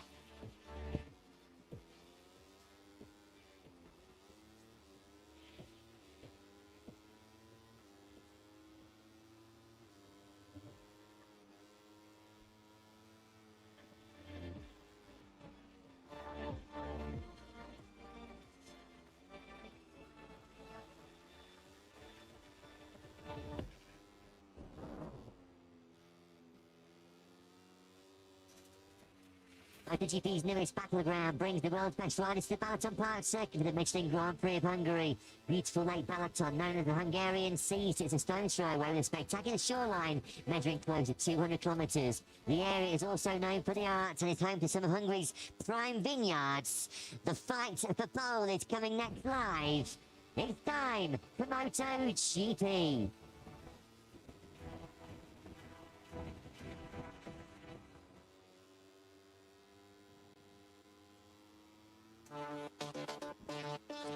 So the Balaton Park circuit, about an hour's drive away from bustling Budapest, 4.08 kilometres in length, 2.53 miles. Tight and technical, 2 words that have been used a lot to describe this new Balaton venue. 17 corners, 7 of them right, 10 of them left, along this straight, just 665 metres in length. A tight sector 1 as you run through turns 1, 2, 3 and 4. Heavy braking then into turns 5, turn 9 and 12. 2 of the 3 chicanes around here. 15, 16, 17 complete your lap with turns 1, 5 and 15. The most demanding for the front end.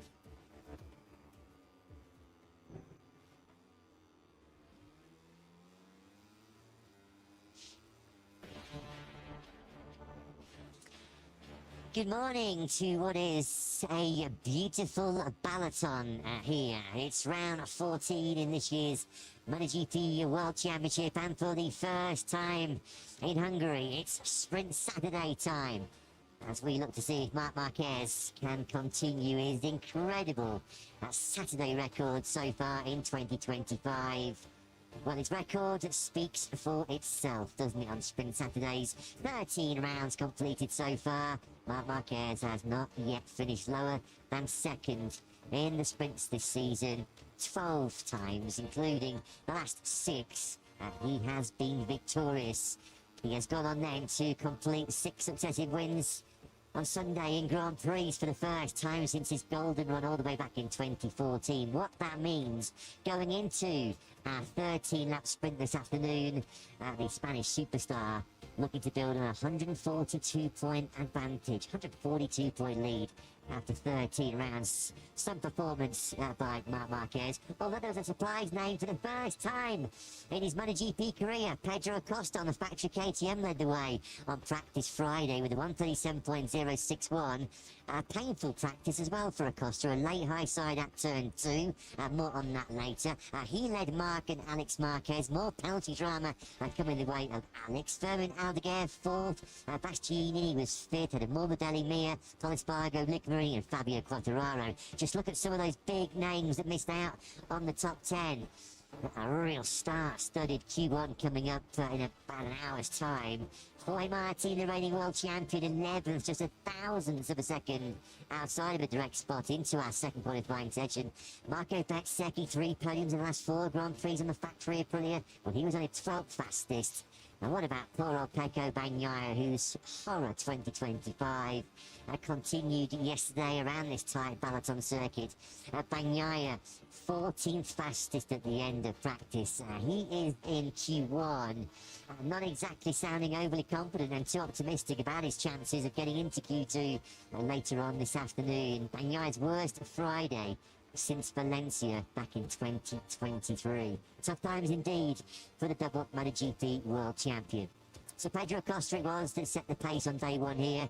Our first MotoGP action at the new Balaton Park circuit. We are just about to start the 30-minute FP2 session before we go qualifying for the first time in Hungary since 1992. All the way back at the Hungaroring, in 33 years ago now. Talking you through all of the action, as always, in the commentary box. Matt Burt sitting alongside me is Lewis Sutterby. Down in pit lane is Jack Appleyard.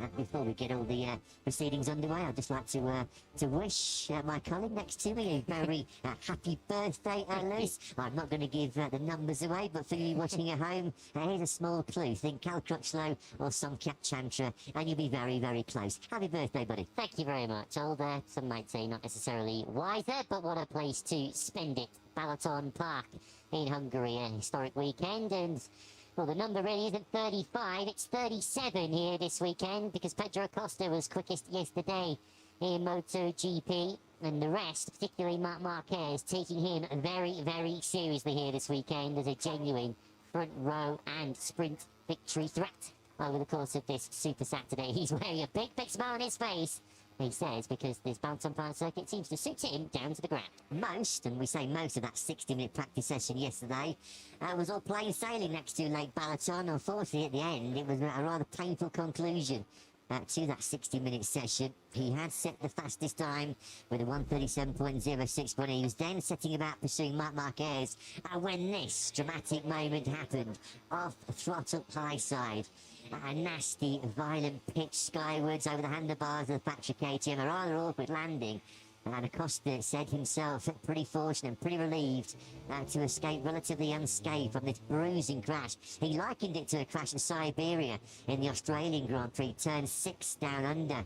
Caught Acosta out last year, ruled him out of the Grand Prix, didn't it? Nasty one this, Lewis, and as he said, rather fortunate perhaps to get away without any kind of big knocks. Yeah, could have been an awful lot worse for Pedro Acosta, but either side of that crash, he was still very, very quick. As you saw there on screens, he was trying to go with Marc Marquez on a lap, and of course, that was Marc Marquez trying to go with Pedro Acosta over the course of the day, but doesn't appear to have knocked the pretty strong confidence that Pedro Acosta has at the best of times off his stride. A 137.061 yesterday for Acosta. At one point, he was over half a second clear. Marc Marquez did close that gap down to just 0.06 of a second. Well, pre-weekend, Alex Marquez spoke of his hopes of a clean and normal weekend, free from injury after the left wrist he fractured in Assen, cleared up now, and hopefully without any trouble with the F1 MotoGP stewards after he took a long lap penalty last time out in Spielberg. Sadly, he's been in hot water once again, Alex immediately back on the naughty step, Lewis, and both him and Jack Miller, 3 plays grid penalty coming their way for slow online during that 60-minute practice session. And that's a penalty the best of time, but around a circuit such as this, where overtaking is expected to be difficult, Alex Marquez might pay a heavy price for that. You can see him already as he comes into turn one, shaking his head and waving his hands. He's waving in the general direction of Fabio Di Antonio, who's just up the road there. We could just see the BR46 Ducati up the road.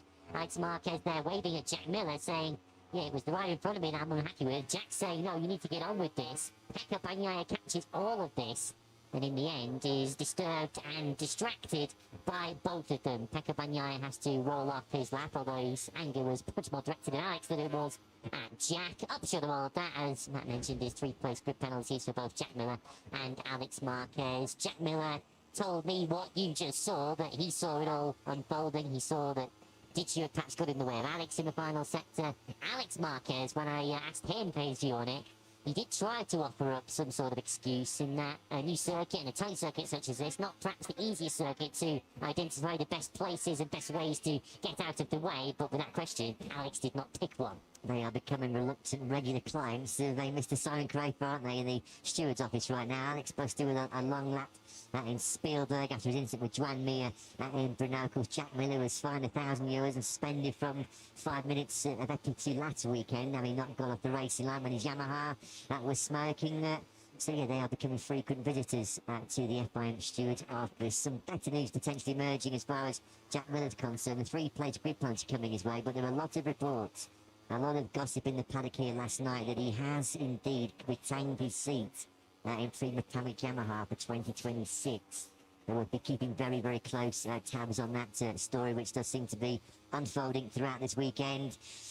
Can we offer any sort of crumbs of comfort right now to a beleaguered Pecco Bagnaia, who really is in probably the darkest period of his Grand Prix career right now. 14th fastest yesterday, nearly 3/4 of a second he was behind Pedro Acosta. As you mentioned, his worst Friday since Valencia 2023. Second time in the last 3 Grand Prix. He's going into Q1. And let's get some thoughts from the Gresini Ducati camp now. Fermin Aldeguer looking super strong. Once again, yes, 4th fastest. Alex looking good in 3rd. But of course, with the 3 plates grid penalty coming his way, let's get the thoughts of their boss, Michele Massini, who joined Jack. Good morning, gentlemen. Sunny at home on this fine Saturday morning, not a cloud in the sky, sun shining here at Balaton Park. Michele, I think we spoke 30 minutes too soon yesterday. You said to us that you were hoping for a problem-free, a penalty-free weekend, and it looks to me that way. And so that way, coming together, in your opinion, what happened? And do you think that a 3 place grid penalty is a fair penalty? Yeah, it was clearly that yesterday Alex in turn 1 was already angry because these Heinder and Haas, but anyway, it's true that we disturb to Jack because at the end we lose a bit the concentration, and you know Alex was one of the top rider on track. He always faster. Also, everybody try always to catch him for make a flying lap. So we have to manage too many things sometimes. And so also with that one, we was in the middle of these things, and so we will try to extract the maximum from the qualified to start at least in the 2nd row tomorrow. Obviously, the guys said yesterday that this circuit might not be the easiest to overtake at with the penalty as well. It seems an obvious statement, but does it put extra pressure on qualifying? Because it seems vitally important that you have a good Saturday morning.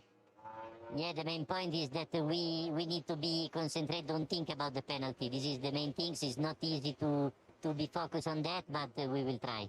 And so Domain coming into the weekends, knowing that everybody was on a level playing field, we all thought it could be a big opportunity, but yesterday it looks as though he's grabbing that opportunity. He looks really fast.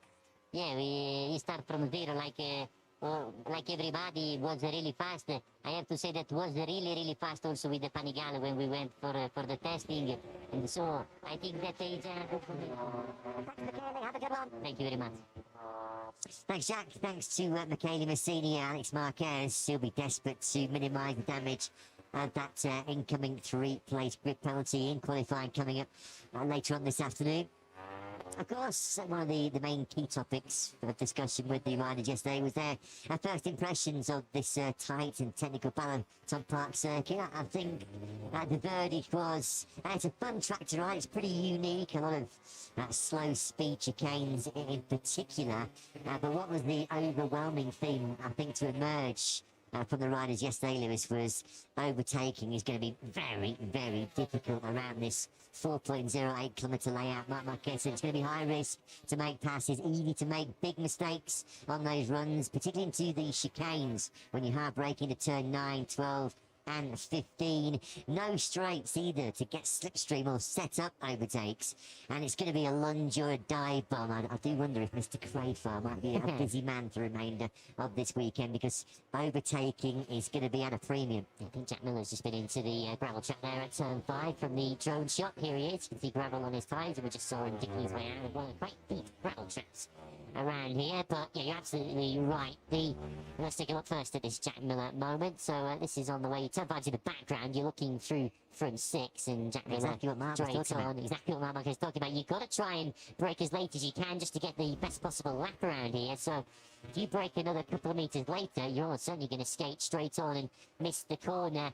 Yeah, they were saying otherwise yesterday that you can perhaps get on the inside of someone into one of those chicanes, but it's impossible to stay on the racing line. You'll just be overtaken on the way out. Let's ride on board then with Pecco Bagnaia.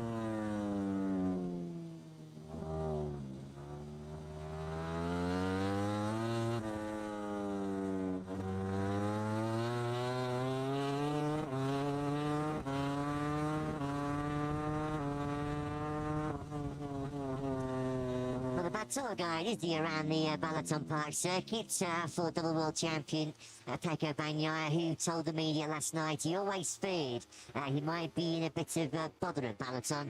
He came here, of course, with 5 other Ducati riders to ride the Panigale production bike here in the summer break, just to get acquainted with this tight complex. And he said then, even on a production bike, he knew the nature, the characteristics of this track: hard braking, trail braking with lean angle, and turning in the last part of the corner, precisely the areas where Bagnaia has been struggling all season. He does lead this morning's FP2 session, so let's hope some overnight mods on that GP25 are helping Pecco get a little bit more competitive as Costa. Is that Costa Marquez? Yeah, down into turn 1. Yeah, it's difficult to overtake Marc Marquez at the best of times, let alone trying to run around the outside of him into turn 1. This is what it'll like for Mark. Here comes the shark, just over to Marc Marquez's left. Mark has a look and says, yeah, you're not getting around there, Pedro. Very sorry, mate. As Acosta pointed out yesterday, we briefly rode on board it with Marco Bezzecchi's factory Aprilia when Acosta was behind him on a much faster lap, and even though there was some speed differential between the two, we saw on the onboard how hard it was for Acosta to make any kind of move. I think we're going to see lots of lunges, a lot of dive bombs, as Marc Marquez alluded to yesterday. Jorge Martin said the track's so narrow, it's so easy to run wide. You have to be millimetre precise in these tight and hard braking zones.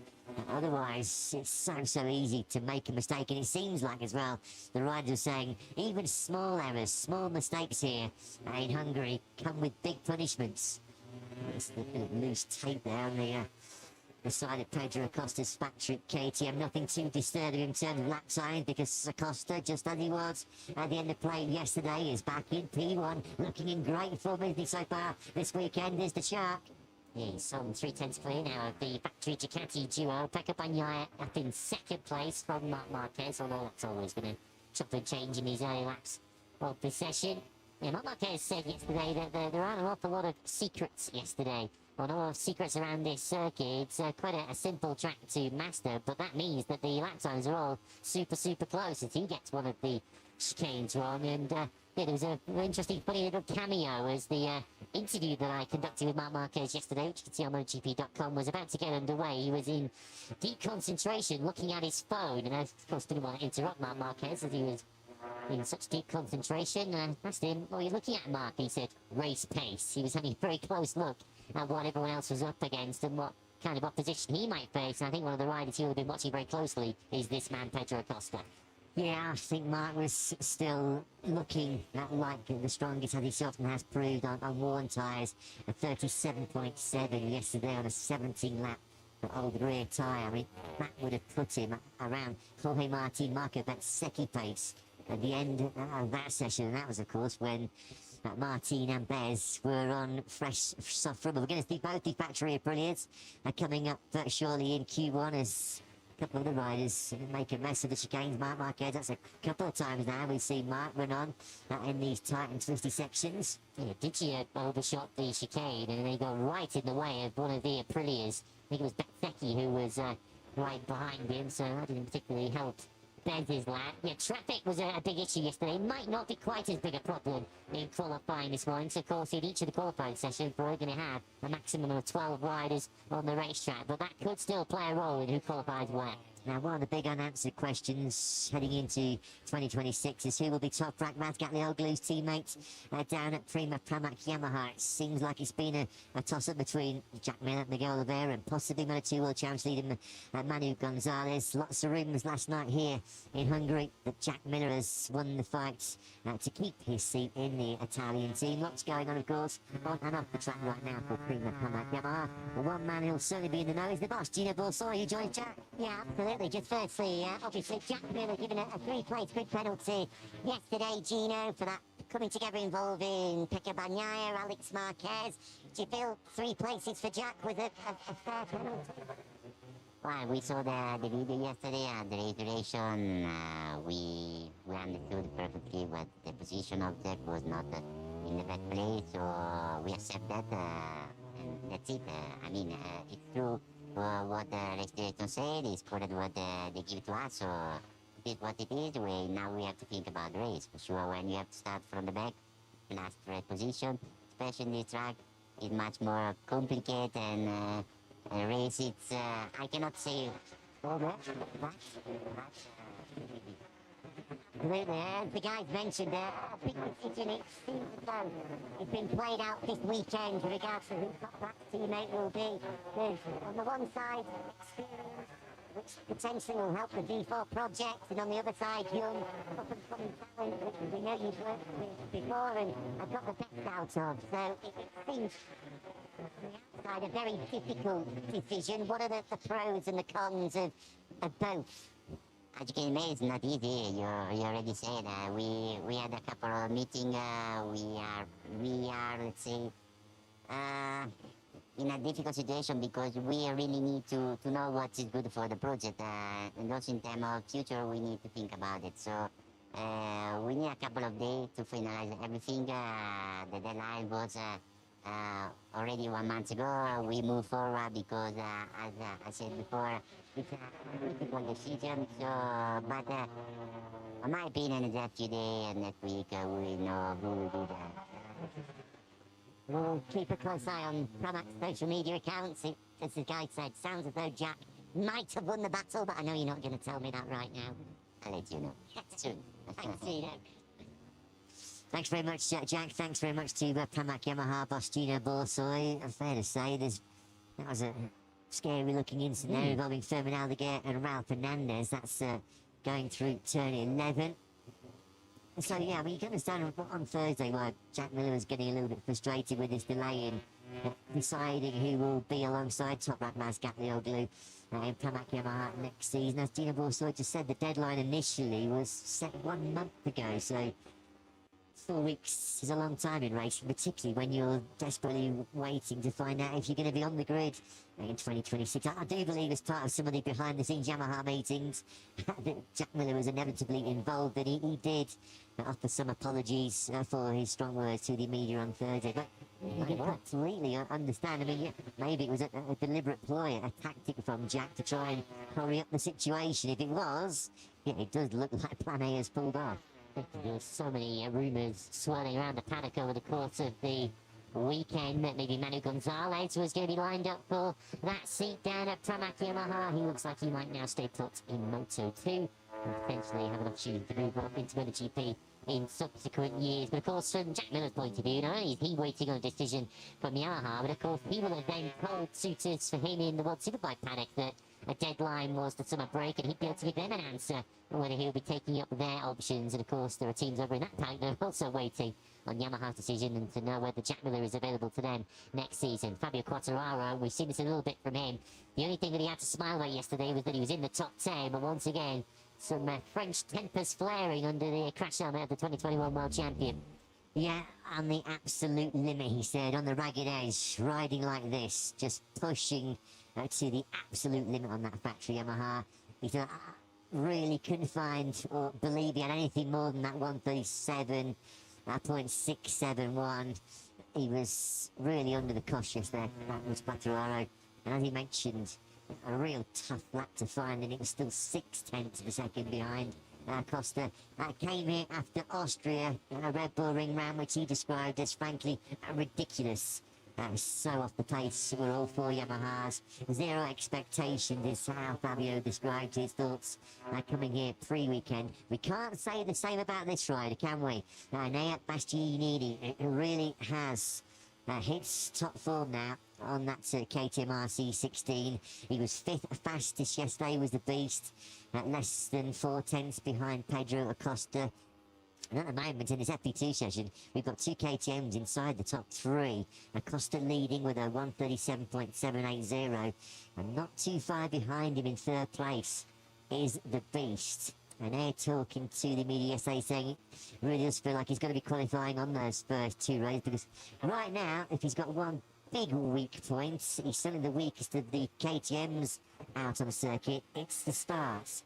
A very different clutch from on the factory KTM compared to the Ducati's been used to for the last 4 years. But you have to say, the beast looking good in Balaton once again.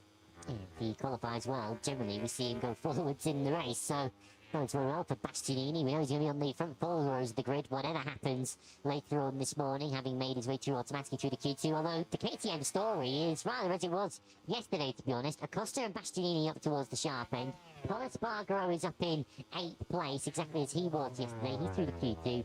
And Brad Binder, the sole KTM, the outlier really, who's struggling, relatively speaking. He's down in 14th in this session on 138.6, and he pointed out one particular part of the racetrack, Sector 3, where he was struggling so badly yesterday. Sector 3 takes in the chicane of 9 and 10, the hairpin of 11, and then the chicane of 12 and 13. Brad Binder was the slowest rider of everybody yesterday in that third sector, and it's clearly not a bike problem, because Paul Espargaro was the fastest rider through there. Yeah, he said simply too slow all day in that Sector 3. He said it was like he was riding on a wet track. There's no grip whatsoever on that factory KTM. And in Sector 3 alone, he was surrendering half a second. I mean, around a short layout like this Balaton Park is, you can't be giving up 500s and hope to be anywhere near competitive. So yeah, there was work to be done as far as Binder is concerned. Yesterday, Joan Mir on the factory Honda, impressing once again, 7th fastest, 4th race in a row. He's gone directly into Q2. He's inside the top 10 once again. What about the factory Aprilias? Marco Bezzecchi said he was really struggling to get the Aprilia stopped in those hard braking zones yesterday. We thought those sort of particular gremlins were over after they performed so admirably at the stop-and-go Red Bull Ring last weekend. Bez 9th at the moment. And Jorge Martin, plenty more to come from him. Race pace-wise, it looks like Martin's well capable of being in that battle for the top 6. As he alluded to once again yesterday, it's that lack of confidence to really push the limit on soft rubber that is holding him back. If he can find that explosive pace once again, well, you better watch out. Well, we know that Luca Marini yesterday was armed with a new Honda chassis, which he told the media last night he did debut last time out in Austria. He worked pretty well, but in ninth yesterday was Marini. At the moment, he's down in 16th spot. What's going on down inside HRC, Jack? Yeah, not quick enough to spot it last time out in Austria. Luca also mentioned to me, but clearly they've got more than just one in the team boxes behind, because for the first time, Joan Mir trying it this morning as well. So, as we reported yesterday, Luca did basically all of his running on it yesterday morning session and into it. He said that it felt that it was a step forward, not a massive one, but just gave him a little bit extra feeling on the front end. And clearly those comments have been extremely positive for Joan Mir getting a first taste of it now. Yeah, top reporting as always from down in pit lane, Jack. Good spot, mate. Well done. Pedro Acosta then at 137.70, rather, I should say. Still the reference lap time in this session. Joan Zarco is finding life here in Hungary. I'm sure tougher than what he was anticipating. 20th yesterday. Certainly not helped by a late get-off at turn 11 when he lost the front on the LCR Honda. At the moment, things not really getting much better in FP2 this morning as he finds himself right at the back of the pack. He was doing a lot of work though, of course, as so many riders will be on used rubber from yesterday. He was moving around a lot there for Joan Zarco, and he wasn't particularly troubling the apex of turn 5 as he completely overshot it at the end of the back straight. Zarco, another big hitter, going through qualifying one in what, around about 15-20 minutes time. Jorge Martin, Marco Bezzecchi, Fabio Di Gianantonio, Pecco Bagnaia, Brad Binder, Joan Zarco. Certainly 6 big names that would fancy a dart at qualifying 2, but only 4 can make it through. Only 2 can make it through, of course. And so it's Acosta that's leading the way. He looks fantastic. Is this the weekend where Pedro Acosta becomes a Moto3, Moto2 and MotoGP winner? Of course, he knocked on the door so many times, didn't he, last year? 16 times a Grand Prix winner. And he just moved that little bit of errant tape that was flapping around on the side of that factory at KTM. He certainly looks like he's going to pose the biggest threat to Marc Marquez's hopes of a 7th successive double victory. And he looks to build that 142-point lead in the World Championship. Talk about perfect timing. It's almost like we planned it. Bigging up Pedro Acosta and his hopes of that first MotoGP success here this weekend. Because I'm delighted to say we can hear from Ross. Indeed, after you guys were describing a very positive opening day of the Hungarian Grand Prix for Pedro Aki, it looks as though this circuit suits him down to the ground, and those improvements on the bike allowing him to be right up there. I'm sure you're confident going into today and tomorrow. Oh yeah, so far without big problems here, of course. Not too much expectations for the different new track, but it's working well and actually fitting for, let's say, the progress what we have done in the last races. So, personally, I feel that it's more important to keep it constant, not highlights, and step by step we understand more what we are doing. We saw at the start of the session, Pedro trying to go around the outside of Marc Marquez into the opening corner. Is that a signal, a sign of his confidence? What's your confidence? I don't think that he's too much focusing for kind of details, so especially now here when everything is new, I think it's important to get the maximum of the track time all the time and try to develop yourself and get more info. We have to give a word to Paul Espargaro as well. Inside the top 10 yesterday, trying some items at the start of the session for someone who has limited time on the bike. How impressive is that, to be beating Bagnaia, Martin, Fabio Quartararo, our last 3 world champions? Of course, really impressive. Really lucky to have the guy who is understand his role very well. He's doing really good test work, but of course, time by time when Hungry Rider gets chance to be also on the race weekend, as Paul showed, he's professional in all the ways. He said yesterday, as you mentioned, still got that hunger. He still wants to compete. There was some talk about him wanting to get onto a World Superbike next year. If he wanted that, would KTM stepping his way from returning to competitive action? I think he's fully focused on his work at the moment. Thanks to Akiayo, thanks to Jack down in pit lane. Yes, we should have mentioned Paul Espargaro, shouldn't we, before now. Red Bull KTM Tech 3 star 8th fastest yesterday, replacing Maverick Vinales. What a performance. He said he was like a kid yesterday, just loving life, circulating marathon on an RC16. And yeah, there was this story that emerged that, you know, he's fallen back in love with racing. He doesn't feel like at, 34 years of age, that he's still, well, his racing career is over. Maybe the possibility of more wild cards could float his boat with KTM in 2026. But there's been this sort of emerging story, as Jack just mentioned, where he's reportedly offered himself to Ruba Ducati to partner Nicolo Bulega over in World Superbikes next season. Now, he didn't sort of confirm it. He was very coy when asked about it by the media, but I have to say he didn't also deny it. I mean, he could have shut it down straight away and gone, no, I'm happy with my TV duties at DAZN here in the Paddock and MotoGP, which he does a fantastic job as an analyst and pundit. He could have said, I'm happy to carry on being KTM's test rider. He didn't slam the door completely shut. Maybe it's a little bit ajar, but I think if you're a World Superbike fan, if you're a Ducati fan over in the WSB paddock, full mouth-watering if you think Paul Espargaro might be alongside Nicolo Bulega next year. Well, it's clear that the fire is still burning for Paul, as much as, of course, his outlook on life has changed a little bit since that horrible accident in Portimao a couple of years or so ago. But what we've also clearly found now in the last couple of appearances from Paul, both in Brunel and here, is that he is still plenty cooking up to compete at this level. It's very rare that you see substitute riders, test riders, or wild cards, whichever Paul happens to be, whichever weekend we see him, be as competitive as this. Of course, Brunel was a track that was new to a lot of MotoGP, and of course this circuit is new to everybody. Marco Bezzecchi here now getting a little hop into the collar too, and some Italian swear words being shouted under his crash helmet as his troubles continue. But sure, Paul Espargaro has got so much still to offer as a Grand Prix rider. Still only 34 years of age, and we've seen World Superbike champions an older age than that. Yeah, still young enough, still certainly fast enough, as he proved in Brno, when he scored points in both the Sprint and the Grand Prix, replacing Maverick Vinales in the Grand Prix Czechia. Of course, we wish Maverick a speedy recovery. He is absent and still suffering with that recovering left shoulder he suffered in that wet Q2 crash in the Saxon ring.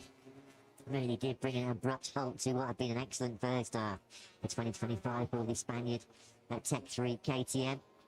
Joan Mir then, equipped with that updated Honda chassis. Well, if he's out on it right now, which we believe he is, a 138.079, showing great potential once again is the factory Honda rider. Jorge Martin, as well as ghosted up inside the top 6, as mentioned, there's absolutely nothing wrong. But with Martin's race pace, he's just seeking that little bit of confidence, a little bit of trust in both himself and the Aprilia, in terms of being able to fire in that hot lap when he really needs it at crucial phase of the weekend, the back end of practice, and certainly in Q1 and Q2 sessions. Oh, he is for Jorge Martin if he doesn't get through Q1 shortly. What use is that race pace to him around a circuit such as this? So difficult this, so you feel like some riders are going to take some big risks at the start of the sprint later on, 3 p.m. local time, and at the Grand Prix tomorrow at 2 p.m, because that's going to be the biggest opportunity to make up some early progress. We're riding on board then with Acosta, Bagnaia on the 63 Ducati, directly ahead of him. Acosta tried to have a look at the factory Ducati Marc Marquez yesterday, and unfortunately it all went wrong when he high-sided Oxford, but that's the high side of turn 2. They power out of the final corner, turn 17, the short birds then down the start-finish straight, then hard on the brakes into what is a very tight right-hander into turn 1. Even tighter now going through turn 2. This is where Andrea Iannone instigated a bit of chaos in one of the 3 World Superbike races here last month. Let's hope that there's clean runs through that tight first sector in all 3 main Grand Prix tomorrow and the sprint this afternoon. Just a quick reminder, it is 3 p.m. local time, as always, lights out for the sprint, over 13 laps. Somebody looks to try and knock Marc Marquez off his perch. Somebody looks to finally pinch a gold medal from around the neck of Marc. 6 successive sprint wins, 6 successive Grand Prix wins. He's cruising, cantering towards that 7th MotoGP, that world title. As you mentioned a few months ago, it's been The baptism of fire in many respects here in Balaton for Johan Zarco. 20th yesterday, 21st. He's lapping this morning, and Jack's got an update on the LCR Honda Rover. Yeah, unusual for the Frenchman to be dead last. 2.1 seconds off, but even worse than that, he's half a second adrift of the penultimate rider, Ralph Fernandez. I guess that's Lucio Cecchinello, whether he had any technical problems this morning. He said there's no technical issues with the bike, but obviously, as you mentioned, he had his struggles yesterday. He tried to make a big setup change this morning. Some of the problems that he was having, but it feels as though those setup changes took him in the wrong direction. He's got back to their original base in the hope that Johan can try and make something work. But the other Hondas are flying inside the top 10 and look really strong. The price is Johan really struggling so far this week. Yeah, it is indeed, Jack. Yeah, thanks very much for that info on Zarco's progress. He has actually just finally started to make moves forward. 21st up to 18th. That's done Ralph Fernandez, and now down to last. He's been chasing his tail over the last few Grand Prix, has Zarco. Not helped by the crash at turn 11 yesterday. No top 10 though in the last 6 since that brilliant second place at Silverstone. And a best of 12th since then in Assen and Red Bull, in 17 points he scored in the last 6 Grand Prix. Yeah, that early season blitz has sort of tapered off of late, hasn't it, for the 35-year-old? But it has been in the last 4 qualifying twos. That feel they're under a little bit of threat here this morning. Of course, the large reason that he's in qualifying one is, of course, he had a crash late in practice, although whether he would have made it through anyway is open to debate. So Zarco looking to make it a full complement of Hondas later on in qualifying 2. Of course, only 3 of them on track this weekend, and we send our very best wishes to Alicia Spargaro, who has gone under the surgeon's knife after fracturing a couple of vertebrae in his lower back with a cycling crash earlier in the week. Of course, he was due to replace Somket Chantra here this weekend. Only really when he arrived here at Balaton Park on Thursday did he realise just how potentially serious the injuries were. They are serious enough to rule him out of competitive action here. Just love watching Acosta in full flow when he's at one with that KTM. He's so spectacular to watch. Here he is now, muscling the RC16 through one of the 3 chicane complexes around this Balaton Park circuit. Out of the final corner he goes, darts to the finish line. Good time to pick Acosta up in that full sector, because that was his best work of this morning session here in FP2. That was a 137.363 from Acosta. Crew chief Paul Trevathan admiring the work of his young charge. Acosta has only ever had 1 pole position in MotoGP. Pole positions have been few and far between for KTM. I think they've had just 4, haven't they? In over 160 Grand Prix. They look well set for challenge. Sliding that KTM beautifully there, wasn't he, Pedro Acosta? That shows, that's the signs of a confident rider. A rider who's got his mojo back. What about Pecco Bagnaia? Had a pretty miserable Friday, to say the least. 14th practice. It's been... Well, initially, it looked like he was slightly better as he made the early running in this practice session, although he's been dropped back down to 8th and rather alarmingly. Once again, he's over a second off the best place. Jack, any thoughts on what's been going on with the Italian? Yeah, I have to say, if you're a Pecco Bagnaia fan at home, his body language at the end of that last run is not going to give you a lot of confidence. But he's managed to find some answers this morning, throwing his hands around, a lot of head shaking. He's clearly unhappy, and I think, as you guys mentioned earlier on, Abby mentioned in his debrief yesterday, he felt in that test with the Panigale just a month or so ago that this was going to be a circuit that would really show up all of the issues he's had since the beginning of the season. It's really coming to the fore now. Bagnaia does not look at all happy in the back of the box when speaking to Christian Gabarini and Gigi Dell'Igna, that they're working tirelessly, but it looks as though it's a problem that they just cannot find any solution to. Yeah, it's a bit of a tough watch, isn't it, right now? Thanks again, Jack. Bagnaia has missed the podium in 6 of our opening 13 Grand Prix. As we mentioned in commentary previously this weekend, this is a rider that won 11 Grand Prix last year, put together, despite coming short ultimately in the final reckoning, put together in winning terms, one of the best seasons we've ever seen in the Premier class. Pedro Acosta hops off the factory KTM, yeah, and quite rightly so. He gets an embrace from his crew chief Paul Trevathan.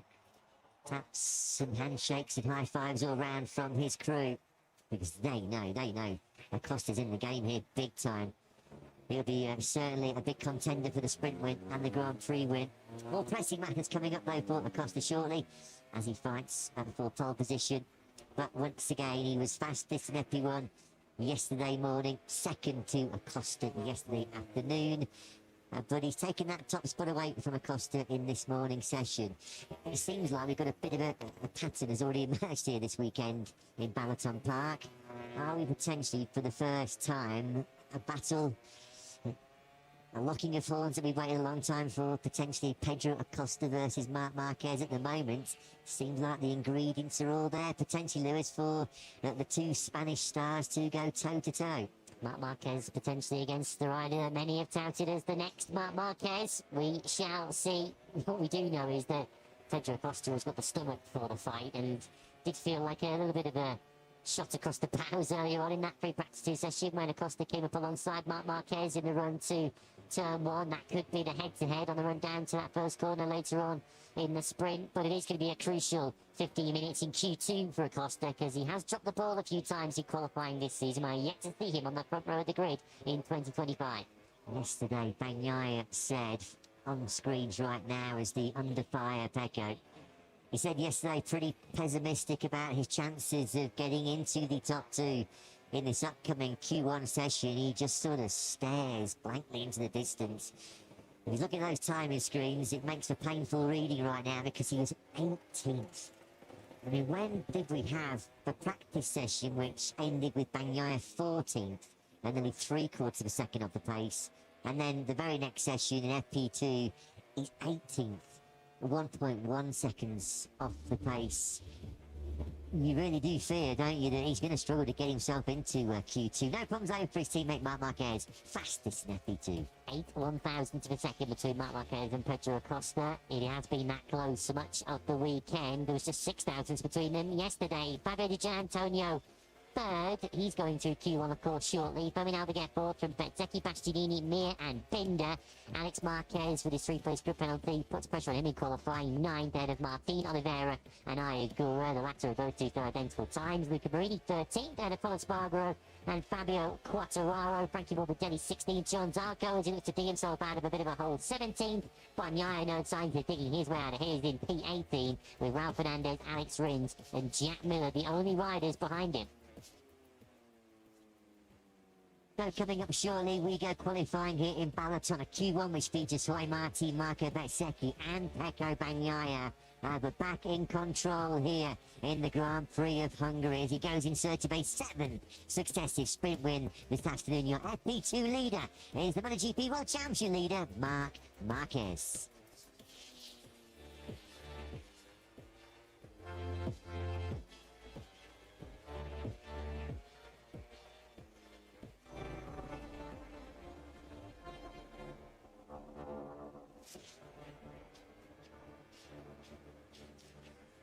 Good morning and welcome back to the Michelin Grand Prix of Hungary. Welcome back to the new Balaton Park circuit. The 32nd different venue to host a Grand Prix in the modern 4-stroke era. Starting to cloud over a little bit right now after a rather pleasant sunny start to Sprint Saturday. Ambient temperatures down to a cool 22 degrees. Thankfully, some strong winds that were buffeting this part of Western Hungary yesterday have eased off. There's still a bit of a breeze though, around which the riders will be mindful of tackling ahead of what are going to be two incredibly tense and dramatic qualifying sessions. Look at some of the names in Q1 coming up in about 4 minutes time. Reigning world champion Jorge Martin, factory Aprilia teammate Marco Bezzecchi, Fabio Di Giannantonio already twice on the podium so far this season, and Pecco Bagnaia, who is having a shocker here in Hungary. 14th yesterday, the reason why he's in this Q1 session. He's just ended a dismal FP2 down in 18th place, 1.1 seconds adrift of his factory Ducati teammate Marc Marquez, who was fastest in that 30-minute session. With that quartet go Brad Binder on the factory KTM. He's not taken to this Balaton Park circuit as fast as other KTM stars like Pedro Acosta and Enea Bastianini, those two safely through to Q2. Aigura, Miller Oliveira, Fernandez, Zarco and Rins also in this Q1 session.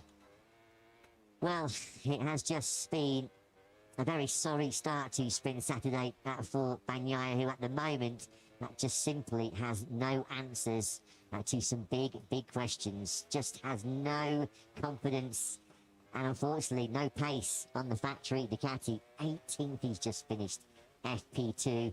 After finishing 14th yesterday, Lewis, he spoke to the media and he wasn't exactly sounding bullish. He wasn't exactly sounding confident about his chance of getting into this second qualifying session.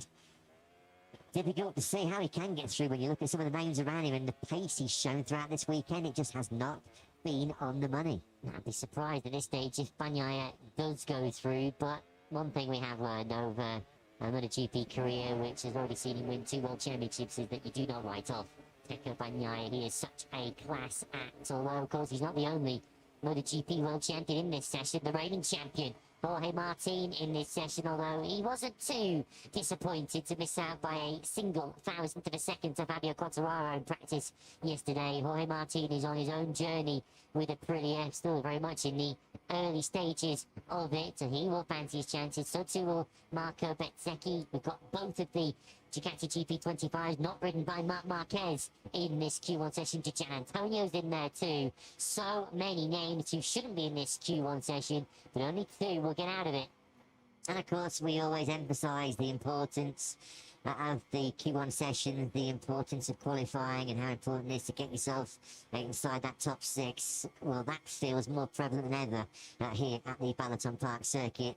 All the riders yesterday saying it is incredibly hard to overtake around this compact, just over 4 kilometre layout. It's one line in so many sections, particularly through the chicanes running through turns 9 and 10, 12, 13, 15 and 16. You've got to be so precise. So poor qualifying, well, it could set you up for a poor sprint and a poor Grand Prix. So there's a lot riding on this 15-minute Q1 session. And just trying to nail the perfect lap is much easier said than done. Trying to pick the right braking point, the right line through these quite tight and slow chicanes. A couple of them taken in first gear. It's quite a simple layout, as Marc Marquez said. There aren't many secrets to how to set a fast lap, but because it is in that sort of format, that sort of layout, it means the lap times are always so close. From Quartararo in 10th yesterday in practice, just a 10th of a second back to Bagnaia, who was in 14th place, and another couple of tenths back to Miguel Oliveira, who was down in P18. So missing your braking marker by half a metre or a metre, you miss one apex in one of these chicanes by half a metre, it's going to ruin the second part of that chicane. Small mistakes will pay you heavily in this qualifying session. We don't have to go too far back in MotoGP history, mentioning the names of Martin, Bezzecchi and Bagnaia. You could be talking about a battle for the victory, a battle for the podium. Right now, though, here in Balaton, it's a battle just to get out of Q1. Who will emerge from what is always an incredibly difficult 15-minute session?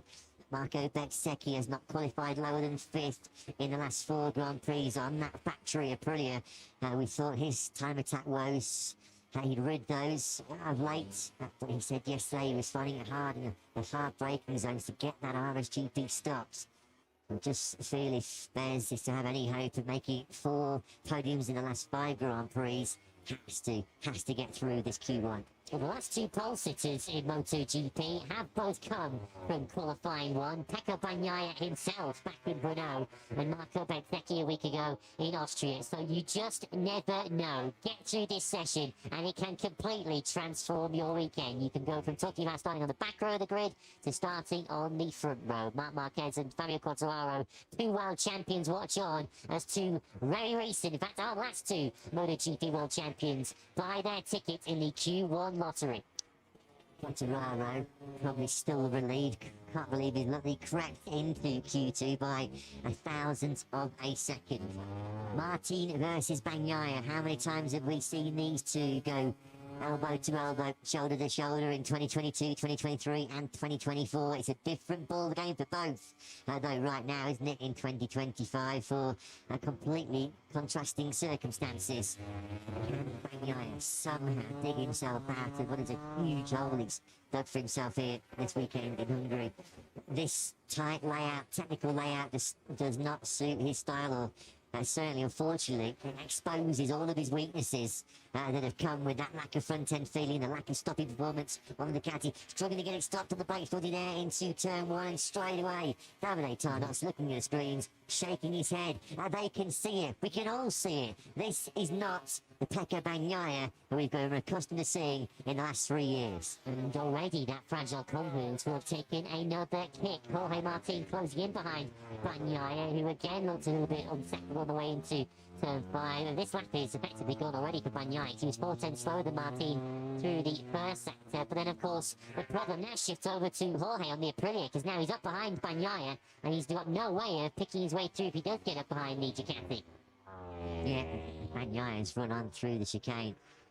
Video bought that lap, and he's already realised potentially he was going to be in a spot above the Martin has also rolled out of it behind him. For look at that expression from the Ducati boss Mauro Basili. That tells you just that the feelings, that the sense of sort of bewilderment, I guess, as far as Bagnaia is concerned.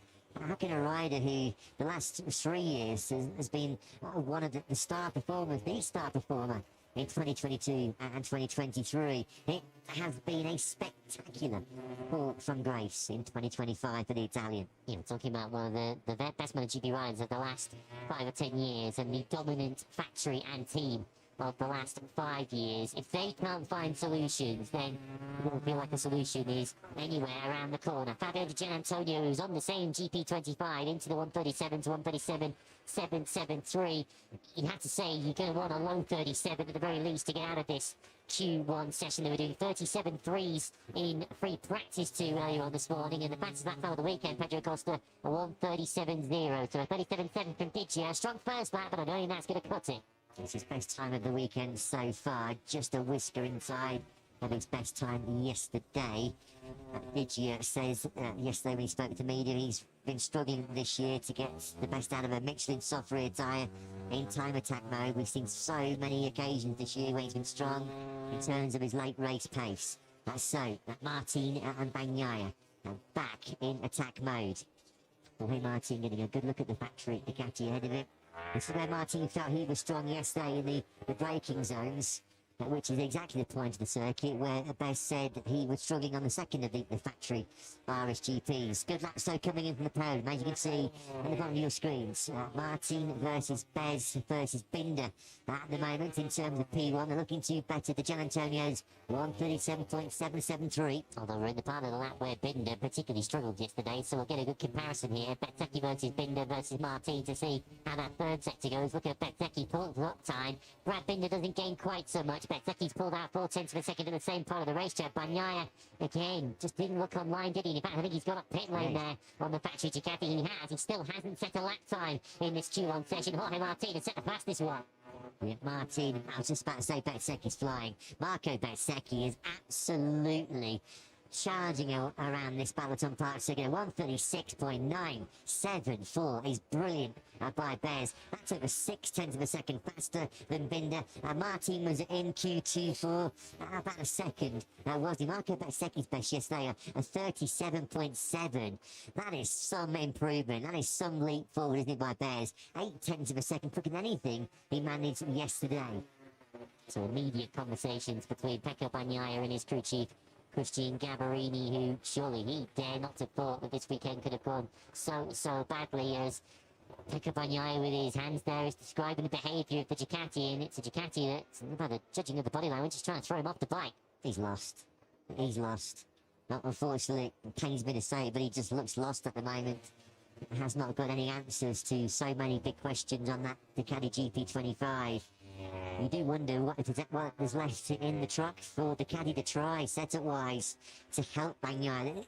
This front feeding he's been chasing throughout the opening Grand Prix in Buriram. There's been flashes of the brilliant Bagnaia we've come to adore over the last few years. The win in Austin when he was just a couple of seconds further back at Marc Marquez. There's been podiums in Thailand, Qatar, Jerez, Aragon, Assen and Sachsenring. So many times this year he's been completely overshadowed, not just by Juan Marquez, but by the pair of them. It almost feels like you need to do a bit of pep talk here. Pecco Bagnaia, just remember who you are. You're a two-time MotoGP world champion, and he hasn't done that by accident. Of course, you're in danger of throwing so many different changes and hope solutions at the problem that you almost forget what made you so strong in the first place. And Pecco Bagnaia and his team have thrown so many different things, so many different ideas, different solutions. It's been brake discs, it's been chassis, it's been all sorts to try and get a solution to the problem, and a solution has not been forthcoming. Yeah, look again, the Ducati snapping sideways in hard braking zones. It's just never settled. This was always where Bagnaia. You spoke to any Ducati rider over the last 3 or 4 years, and when they had access to Bagnaia's data, they all told you, every single one of them, that Pecco's big advantage, where he was able to make the time and where he was so strong, was in the braking zones. The way he was able to stop the Ducati and then turn it into the corner and get to the apex, carry good corner speed. It was, but now, what was his biggest, strongest weapon, his key asset, that is now his weakest point on that Ducati at the moment. As we said, him and Christian Gambarini and the army of Ducati engineers, they've spent so much time locked in behind closed doors meetings, trying to work out solutions, trying to just give him some kind of confidence.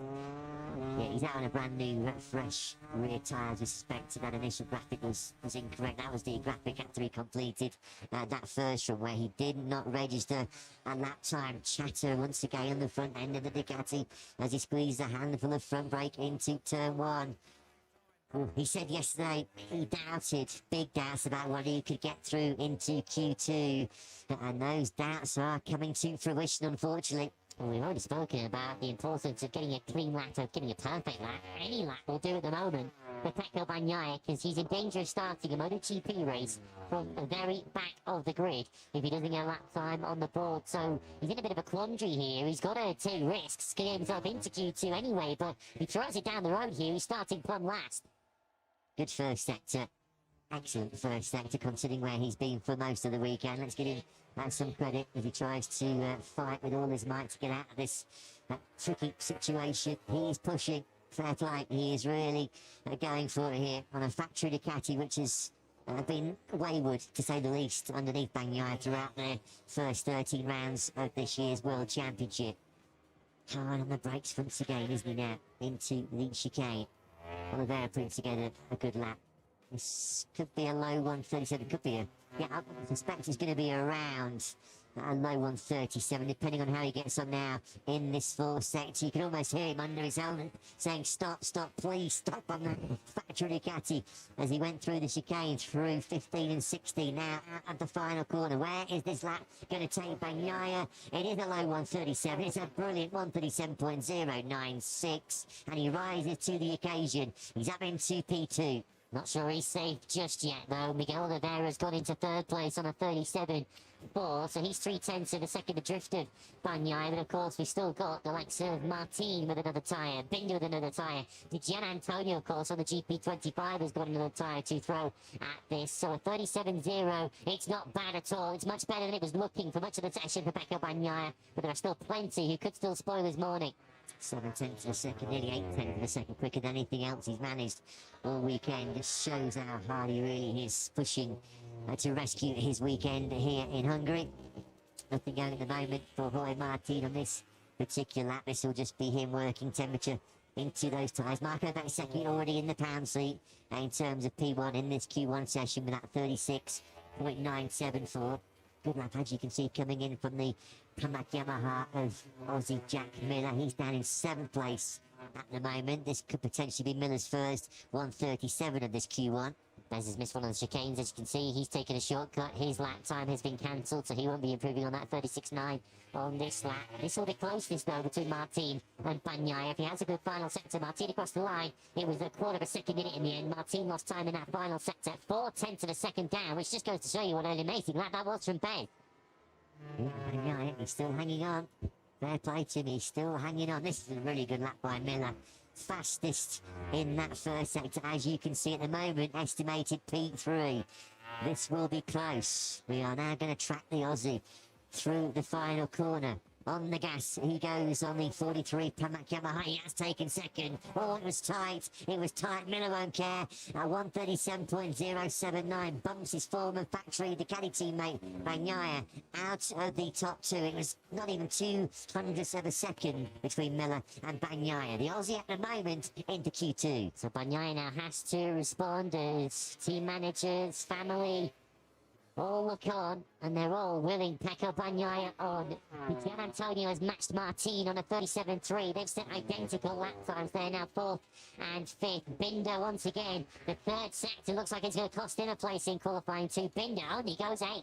Wasn't Mandalika 2023 the last time Pecco Bagnaia didn't feature in a Q2 session? To his credit on that day in the Grand Prix, he did come through from 13th to win. Not too sure there's going to be too many people backing him to repeat the heroics at that day over in Indonesia. Not happening. Nothing going at the moment as we move towards the final 2 minutes of this Q1 session. Marco Bezzecchi just trying to cement his position at the top of the leaderboard. As it stands right now, it's over. Session has gone for Bagnaia. He comes through the runoff there, and Pecco Bagnaia is going to be third fastest at best in this session.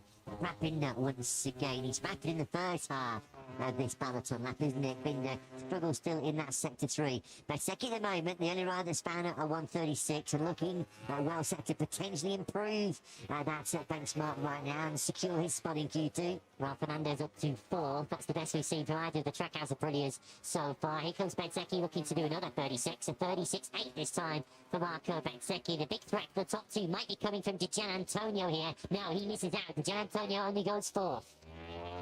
Of course, that is the first and only 36, or a pair of 36s we've seen all weekend. So Bezzecchi has moved the goalpost. It was a 37.061 from Acosta yesterday. That led the way. So Marco Bezzecchi has the honour of finding the very first 136 lap here at the Balaton Park circuit. Dick Byra, KTM Motorsport Director, appreciating what he's seeing, and with good reason. That's brilliant by Binder. That's awesome by Binder. Out of nowhere. Face bump from the boss as Brad Binder pinches potentially a place late on here in Q2. I think that's over. I think Binder has done it by just 300ths of a second. Yeah, I don't think Jack Miller's going to be able to respond so late on. Miller denied by his former factory KTM teammate Binder. Well, Binder certainly found something in that sector 3. What a job. Pecco Bagnaia's goose is cooked. He did continue for one more lap, but as you saw there, he has rolled off. Pecco Bagnaia at best is going to be 14th. That might yet become even worse. Jorge Martin now shaking his head. He's only 7th, so what a brilliant top stew on. The other one down in 7th place. That's 17th on the grid for Jorge Martin. But can Fabio Di Gianantonio still spoil things for KTM and company? Could do, could do. There's going to be some anxious, intense faces right now in the factory KTM garage. In the final sector is the Gian Antonio estimated P2. Oh, there could be some real late heartache being fished out here for Binder in Balaton. Digia powers to the line, and he does take it. Oh, he's taking it at the exact same lap time. The Gian Antonio has fired in a 137.047, which is the exact same lap time, believe it or not, than Binder. But it's the Gian Antonio who sneaks into Q2 because on countback, Digi's next fastest lap was quicker than Binder. Can't you believe it? The Gian Antonio and Binder set the same lap time in Q1, but it's the Gian Antonio who goes through.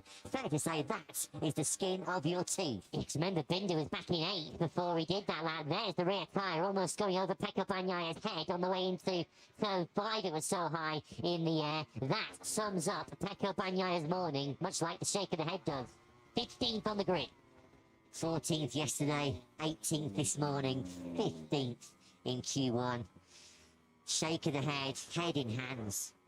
Davide Tardozzi looks away from the screen. I'm sure he cannot quite believe what he's looking at.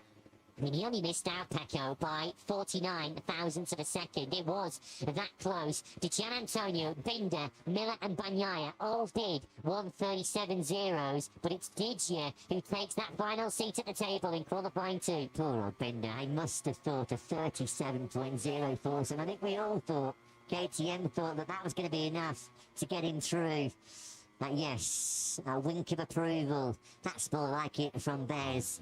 The first rider here in the Grand Prix of Hungary to lap in the 136s. How much quicker will we find the pace going later on in Q2?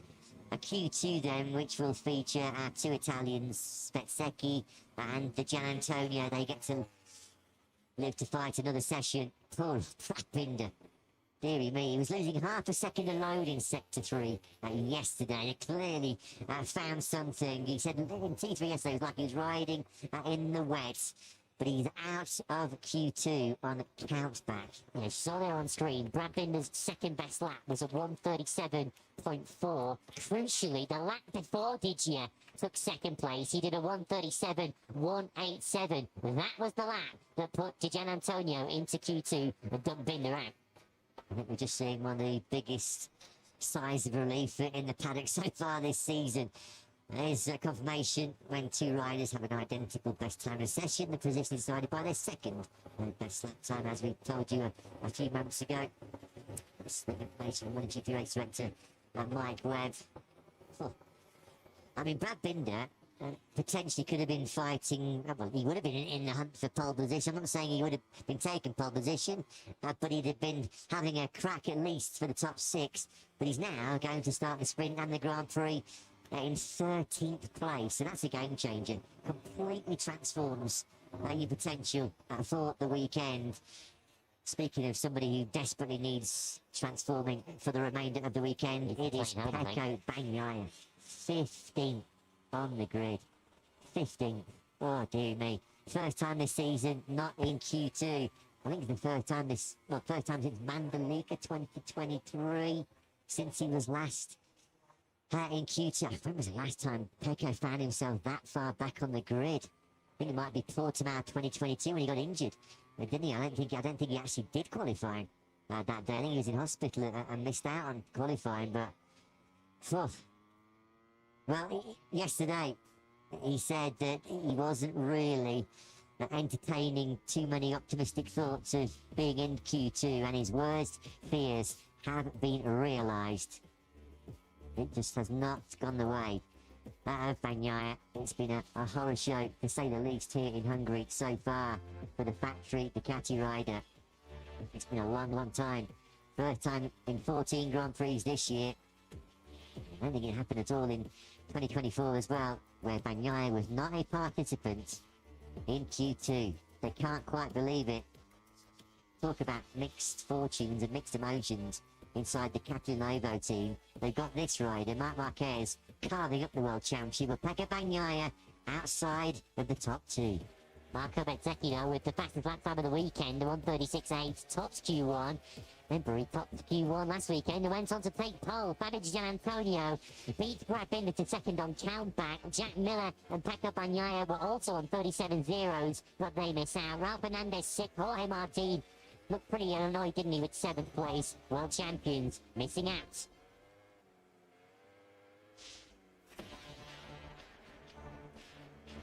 Welcome back to the Balaton Park circuit.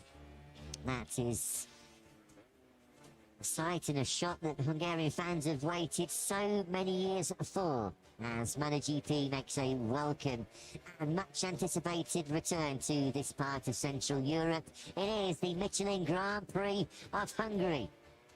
And coming up next, what has already been a pretty dramatic sprint Saturday, we go qualifying in MotoGP. We go qualifying in a Q2 session over 15 minutes, which does not feature reigning world champion Jorge Martin. Maybe that's not so much of a surprise, as Martin finds his rhythm once again on the factory Aprilia after an injury-ravaged start to 2025. What is a surprise, although is it after what he said to us yesterday when he feared for his chance of being in Q2? For the first time in 2025, Q2 does not feature double MotoGP World Champion Pecco Bagnaia, who has just ended Q1 in 15th place. He will start 14th in the Grand Prix tomorrow, of course. Jack Miller does have a 3-place grid penalty coming his way.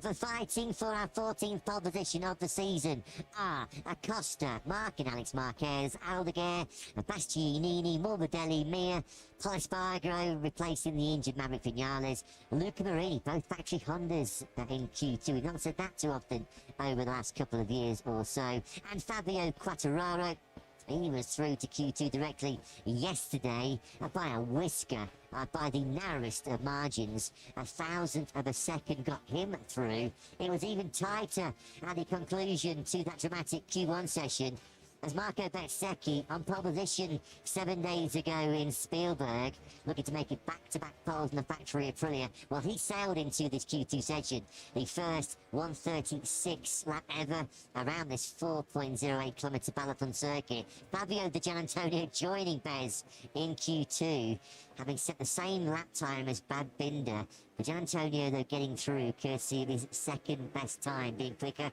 than Binder's. So already so far this season, Marc Marquez, 7 pole positions in the opening 13 Grand Prix. Those 7 poles coming in Buriram, Argentina, Cota, Qatar, Aragon, Mugello, and most recently at his beloved Sachsenring. Just the 1 pole in the last 4 Grand Prix for Marc Marquez. But of course he goes into this afternoon sprint looking for a 7th successive Saturday victory. It looks like the biggest competition and the fiercest competition is going to come from this young rider. 21-year-old Pedro Acosta has not yet started, as you can see on that graphic on the front row of the grid so far this season. His best Saturday morning performance was when he qualified 4th at round 3 in Austin, Texas. But Acosta has looked in brilliant form. Can he take his debut pole position in MotoGP coming up shortly? 1:36.800 is the sort of fastest time of the weekend we've seen so far from Marco Bezzecchi. Looking forward to this one, Lewis. Hard to call. It has really been a story so far here this weekend in our inaugural Grand Prix of Hungary in Balaton Park. Pedro Acosta versus Marc Marquez, but a few other riders have got big interest in the front row and potentially better here coming up in Q2. Fine margins are going to decide this one. Pedro Acosta was 6 thousandths quicker than Marc Marquez at the end of practice yesterday. Marc Marquez was 8 thousandths quicker than Acosta this morning in free practice too. But do not rule out the threat from Grassini, Alex Marquez and Fermin Aldeguer, both in with a real shout here. And of course pressure on Alex Marquez with a 3-place grid penalty to serve tomorrow for the Grand Prix. So wherever he qualifies, he drops 3 places, which puts even more pressure on his 15 minutes to come. So here is your fastest ever rider around the Balaton Park circuit. It is Marco Bezzecchi on the factory Aprilia. Front rows in Sachsenring and pole position last time out in Spielberg. He's found his qualifying touch of late. That has the 26-year-old Italian. And of course, it's worth noting the last time MotoGP visited a new track, the Grand Prix of India in 2023. Well, Bez ran riot. He was utterly dominant, taking the victory by over 8 seconds on that occasion from pole position. It will be some achievement if, in the space of 7 days, he comes through Q1 and takes pole for Bez. So Marc Marquez, Alex likewise, eager, keen to get on with business here in Q2. We're about to find out, ladies and gentlemen, who is going to be our first MotoGP pole starter here in Hungary in 33 years. Marc Marquez has some company. Up behind him is his brother Alex. Then it's Fabio Di Giannantonio, who came through qualifying 1. And then up behind them it's the super sub, Pol Espargaro. Pecco Bagnaia, unfortunately, is a spectator with us as he watches the 12 fastest riders around Balaton Park battling out for pole position. It feels like a head-to-head between Marc Marquez and Pedro Acosta, but plenty of others could still muscle in on that front row battle. And Marquez eager to get clear track ahead of him on this opening salvo here in Hungary. There is Alex, the company directly behind him. Big session. Very big session this for Alex, with that 3-place grid penalty looming large in tomorrow's main Grand Prix. 26 laps. It will be full distance here, 2 p.m. local time. Lights out. We know you're going to want to join us to see how the riders tackle the new Balaton Park circuit for the first time. Spargo, brilliant yesterday. Brilliant. 8th fastest, replacing Maverick Vinales. Lots of talk last night that maybe contemplating a return to full-time racing over in the World Superbike paddock. We'll be keeping close tabs on how that story develops, but in the present and more pressing matters right now for Paul, he's trying to get good grip position for the Sprint and Grand Prix here in Hungary. Marquez then leads this quartet out of the final corner. Head down. This is now time attacks underway here in Hungary. When you look at the spread of which bikes are in this Q2 session, it gives you a pretty good idea of which bikes work best around this Balaton Park circuit. We have just one Yamaha in this session, just one Aprilia, and of course that was Marco Bezzecchi who came through. We do have 2 Hondas in this session, the 2 factory Hondas, Juan Mir and Luca Marini, but we have 3 KTMs and 5 Ducatis. Something's up to Alex Marquez here because he's not behind his brother Mark. Yeah, Alex has dropped behind both the Gian Antonio and Paul Espargaro. I don't know whether he ran wide going through turn 2 or whether it was something happened to him in the first sector because he was right on the rear tyre of Mark. He has slipped now behind the VR46 Ducati and the KTM in the hands of Paul Espargaro. Marquez and Acosta names pop up on the bottom of the screen. Oh, we've got a faller. We have got a faller. It's in sector. Clearly, it's not our world champion leader, Marc Marquez. So who has gone down? It's Pedro Acosta. And now this is a big moment early on in this Q2 session because Pedro Acosta has been one of the stars of the show so far here in this Grand Prix of Hungary. He goes into full Olympic sprinter mode, doesn't he? Trying to get back to the pit lane quickly. He has gone down heavy into turn 8. Oh, look at that KTM, that factory KTM. That's a write-off. That's completely destroyed. Costa looks okay. He has been a rapid here in Hungary, but that is his second big crash of the weekend. Well, there's talk about how slow this circuit is, but that's about as fast a crash as you can have around this Balaton Park circuit. He almost took out our cameraman in the tower on the outside of turn 8. Marc Marquez, oblivious to all of that, has pumped in a 1:36.822, roughly in line with what Bezzecchi did in Q1. Yep, just 200ths outside of Bez's benchmark in that Q1 session. Well, that could be really damaging, couldn't it, for Acosta?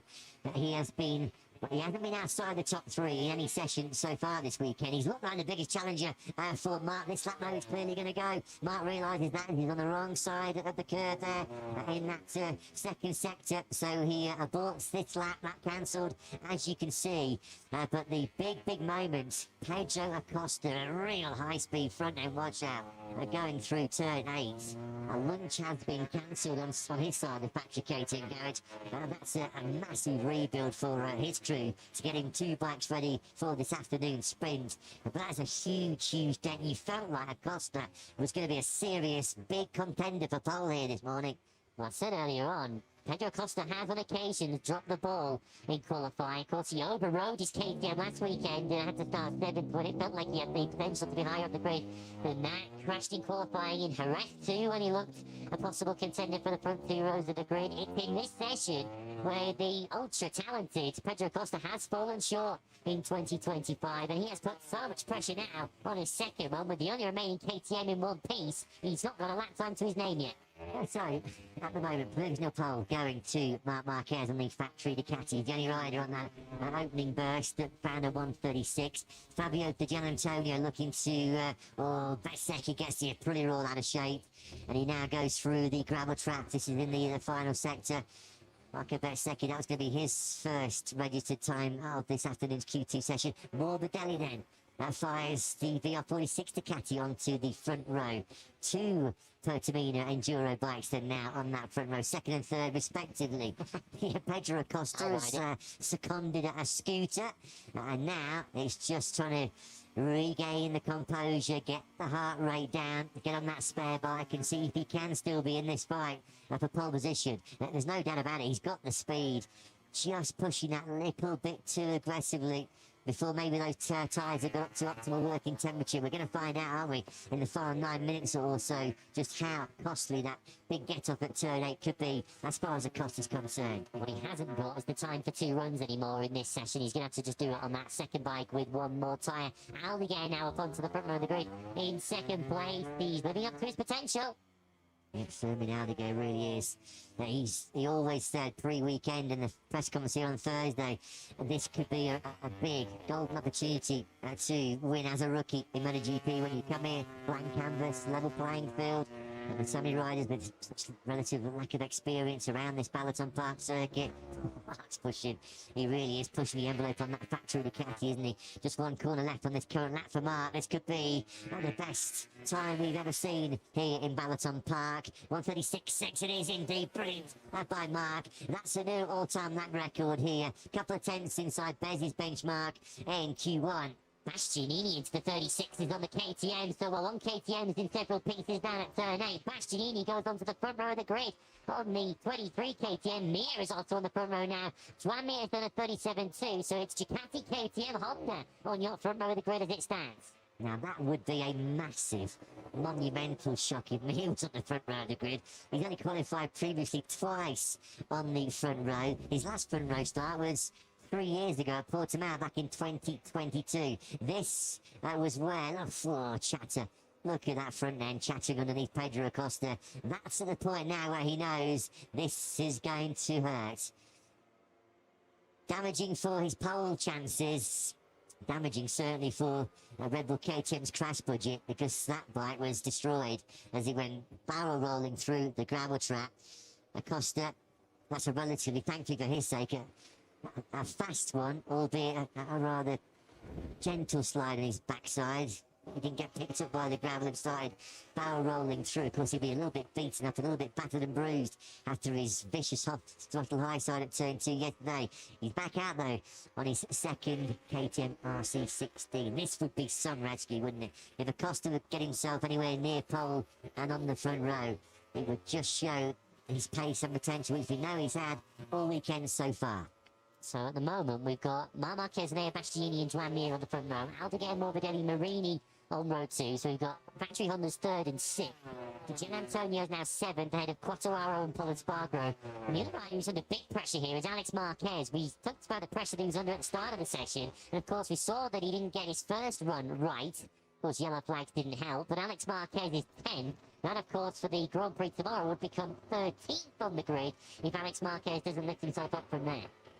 Getting around a tight and technical circuit like Balaton. 13th on the grid, one line in so many parts of the layout. Hard to overtake. You have not got a prayer getting through from 13th place on the grid. So yeah, big 6 minutes coming up as far as the number 73 is concerned. Marco Bezzecchi, having come through brilliantly from Q1, has still to register a lap time in this session. He was on a good lap when we saw him make a mistake into one of the chicanes. A mistake that's so easy to make around this Balaton complex. He's got it wrong again. Yesterday, this was his issue. He said yesterday he just cannot get the RSGP pulled up on the brakes in the hard braking zones to 1, turn 5, into 9, the chicane, on the entry of the chicane through 12 and 15. Doesn't look like, unfortunately, as far as Ben is concerned in this Q2 section, that they've been able to completely give him that front confidence he so desperately needs. He's in the same boat as Acosta at the moment, with no lap time next to his name for slightly different reasons, but this doesn't look like a Pedro Acosta who's leaving a little bit of margin there to get a lap time on the board. No banker lap next to his name, but Pedro Acosta is going to lay it all on the line here to try and put this KTM on pole. He has had 6 career pole positions as Acosta in 88 Grand Prix starts, just the one previously in MotoGP. Just building up some confidence, trying to find his rhythm once again. High speed spill at turn 8. That will certainly just put a little bit of a niggling doubt at the back of his mind. I think if he's able to find anything inside the top 5 here, this would be a brilliant job by Acosta, considering what happened to him right at the start of this session. Gian Antonio is just directly behind the Spaniard on circuit. Piggio, who came through Q1 in 2nd place. He's looking to push himself back up on those first 2 rows. 7th at the moment estimated P6. Yeah, Marc Marquez has got 3/10 over Bastianini, but there's a 6/10 gap to potentially lock yourself into to put yourself on the front row of the grid. Near on a 37.2. That lap time is very much beatable for several riders out there on track, and Gian Antonio might not be too far away from that himself, depending on how his final sector goes. So this is the first representative lap time really for Pedro Acosta. It's going to put him somewhere, I guess, on the third row of the grid. In fact, fourth row, 10. Gian Antonio, though, does go into the front row. He does squeeze ahead of Mir by less than a 10. Just use Acosta there as the perfect reference. Just 40, 50 metres, he sat back of the Spaniard and just ran his markers, ran his lines, and third fastest goes to Gian Antonio. Surely he can't. Surely he can't, can he? Having come through Q1 last weekend in Spielberg to fire the Factory Aprilia onto pole position, he's hoping lightning strikes twice here in late peloton, isn't he? And Marco Bezzecchi, at the moment, this lap, what a second sector that was from Bez. No problem stopping the Aprilia so far on this current lap. He's about to tick through sector 3 now. Let's see how he's getting on. Oh, it's going to be tight. It's going to be close. Surely if he carries this lap on through, he's going to be firing himself onto the front row of the grid, potentially fourth. Let's see how he gets on now. 3/4 of the way through the final sector. Through turn 17. Full lean angle on the Factory Aprilia through that final corner. Hard on the gas. Up into second. A 136.808. That's 8 thousandths of a second slower than what he managed to get through Q1. But he'll be relieved at the moment. Second for Bez behind Mark in pole. Just goes to show you need to string one clean lap together to get yourself on the front row. Finally, Marco Bezzecchi has done that. Acosta's now trying to build up speed. This could put him on the second row of the grid. Gian Antonio is now launching an attack at Marc Marquez. Of course, he also came through Q1. Fifth place as it stands right now as well for Joan Mir. He was fifth on the grid in Brno as we resume action after the summer break. Gian Antonio that finds another high 136, a 136.872, still in that third place. He needs to give some favours back to Pedro Acosta at the moment. Did you? Fifth place for Quartararo. Wow, just wow. How on earth is Fabio Quartararo finding low 137s on that factory Yamaha? That bike has no right to be where it is. It's the genius talent of Quartararo that's put that machine up into sixth place. Fifth place briefly, now he's back in sixth. Well, Marc Marquez won't be improving on his 36.6 on this lap. You saw him now rolling off into turn 5. Luca Marini's just improved into 8, so it's 8th and 9th now for the factory Hondas. Alex Marquez has just gone over the line and done a 37.2. He's still nailed down in 10th. Quartararo 6/10 faster than what he managed yesterday. Where would Yamaha be without the Frenchman at the moment?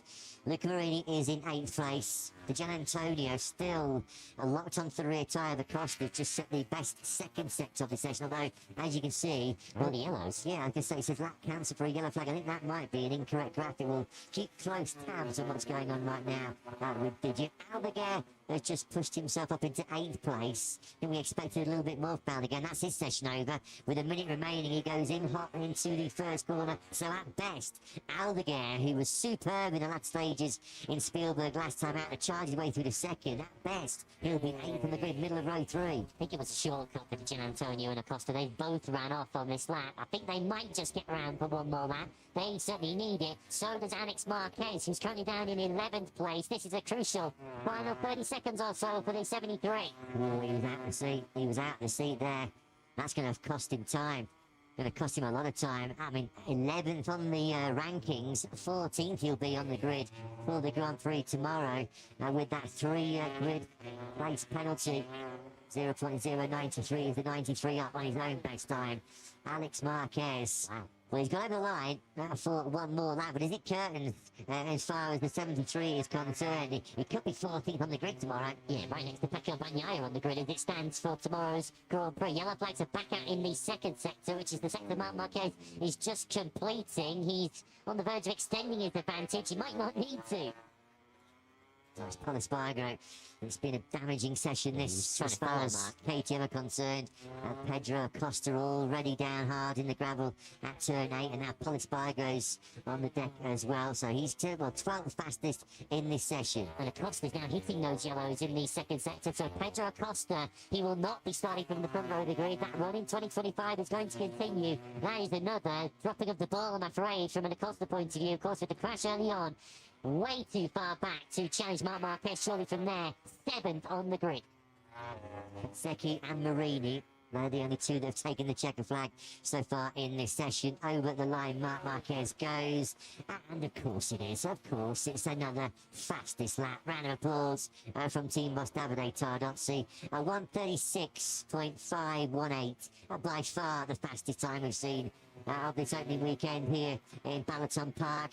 Alex Marquez can forget it. Alex Marquez is going to be deep on the grid for tomorrow's main Grand Prix. Well, deep on the grid for the sprint this afternoon. 11th quickest for Alex. He'll keep that place because the only rider behind him in this Q2 session is Paul Espargaro, who's on the floor, crashing out of contention. But 14th on the grid, Alex will find himself in the Grand Prix tomorrow.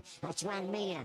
At one stage, Mir was on the middle of the second row in 5th place. Nothing going on his final flying lap. Mir will be starting in 10th spot. Out-qualified, not to what we've said this so far this season, by his factory Honda teammate Luca Marini. Top job that by Marini. He'll be starting in 9th. There's going to be a couple of real frustrated Spaniards at the end of that session. Acosta 7th. He always feared the worst when he was down heavy early on at turn 8. 7th for a rider who's been the closest rival really throughout this weekend to Mark. And Fermin Aldeguer, well, we know he's got stunning late race pace. He's going to need it once again as he finds himself one place behind Acosta in 8th. Acosta and Aldeguer, they've already had a few skirmishes this season. They start alongside each other on the grid. Well, Alex Marquez, slow on line during practice yesterday, got him slapped with a 3-place grid penalty, so we always felt like he was a bit of a damage limitation Q2 as far as Alex is concerned. Well, he wasn't able to limit that damage. He's going to be 11th on the grid for the sprint, 14th on the grid for the main Grand Prix, around one of the hardest tracks on the calendar to make moves, make passes. So yeah, he's dug himself a pretty deep hole for the remainder of the weekend as Alex, no stopping though, Marc Marquez setting himself up perfectly for an attack on a 7th successive double victory. That's pole position number 102, 74 in MotoGP. He has taken to the Balaton Park circuit towards it, hasn't he? Fabio Di Giannantonio, though, on the front row and coming out of Q1. Let's get the thoughts of his boss, Pablo Nieto, who's with Jack. Yeah, brilliant job from Fabio Pablo. He looked pretty lost yesterday. We're seeing the two guys that came through from Q1 in 2nd and 3rd. Obviously, at a brand new circuit, how important do you think that extra track time was? Yeah, always is very important not to make more laps, but it's true that also the Friday morning was very fast. We lost the way a little bit in the Q2, so that's why we didn't get to Q2 directly, but I think also this morning was very fast, so we are very confident for this race also. With Franco, we made a very good job. Great job, well done. Thank you. Both VR 46 bikes inside the top 5. Digi in 3rd, Morbidelli in 5th place. Cracking job by Bez and Di Giannantonio. Of course, they came through Q1 and then have really capitalised on those moves in an opening session to get themselves on the front row of the grid. Just a 4th front row as MotoGP career. That's for Fabio Di Giannantonio. His 2nd of the season when he started 2nd at the Circuit of the Americas in Austin, Texas. A big case of what might have been as far as Acosta is concerned. Surely without that big mistake he made early on at turn 8, he would have been figuring probably in that battle for the front row and maybe even for pole position. But once again, he extends his record of MotoGP poles. Marc Marquez just untouchable, almost 0.3 of a second. Clear of Marco Bezzecchi. Looks like we're going to get another showdown between Mark and Bez, which has been a story of our last few Grand Prix. Of course, they went battling together at the front in Assen. They were close competitors in the sprint in the Sachsenring and in the Grand Prix before Bez jumped off when 2nd. And they also fought close, didn't they, both in Brno and in Spielberg. 7th was not what he came for, Lewis, in that Q2. Nowhere near what he came for. And you worry he does get to the front of the field, if he does get there at any stage this afternoon or tomorrow, when Marc Marquez might be long gone over the horizon by the time Acosta gets there. He's, I'm afraid, dropped the ball in qualifying once again. We thought today was his best shot of ending that long run for a front row start in 2025. He did not do it, and KTM Well, their best hope now might well be Enea Bastianini. He's another of the big stars of qualifying today. Bastianini fourth. Shout out to for Quattararo in sixth. A few riders really did stand up in that qualifying session, as some others slipped up. Yeah, they're kicking himself, Will Acosta. When you look at Marc Marquez's pole position, he shaved half a second off his best time yesterday. Bezzecchi was super rapid, a lot quicker than he managed yesterday by 8 tenths per second. Acosta's time yesterday that led practice, a 137.061, actually faster than the one he has just managed in that Q2 session. So without the troubles, without the dramas, you've got to be thinking that Acosta was going to be at least 3-4 tenths faster. When you look at the jumps that the likes of the front row made compared to their times yesterday, he would have been in that hunt for pole. He would have been challenging for Marc on pole position. So yeah, big mistake as far as Acosta is concerned. Speaking of mistakes that are going to hurt your weekend, well, Alex Marquez will be ruining what happened at the end of practice yesterday, because he's going to be 11th on the grid for the sprint, 14th for the Grand Prix. Fabio Di Gianantonio, though, brilliant. He just about crept into Q2 by the skin of his teeth, and he's on the front row for just the fourth time in MotoGP. He's a jack. Fabio, I don't know what you had for breakfast this morning, but it clearly worked. Through into Q2 by the smallest margin possible, and now onto the front row as well. What a magnificent turnaround. How did you pull it off? Yeah, well, yesterday, as I said, I was pretty frustrated about how we started the weekend, because now I think we have enough experience to understand what we need in this kind of conditions, that in tracks where there are a lot of grip. So yeah, we did a massive work yesterday with the team. We united, we regrouped, and yeah, actually we stayed in the garage till night, and yeah, we took some ideas. We tried it this morning, and they worked, and luckily it worked also on the qualifying lap. So I'm happy. Great job, well done. Thank you. Yeah, awesome job through Q1.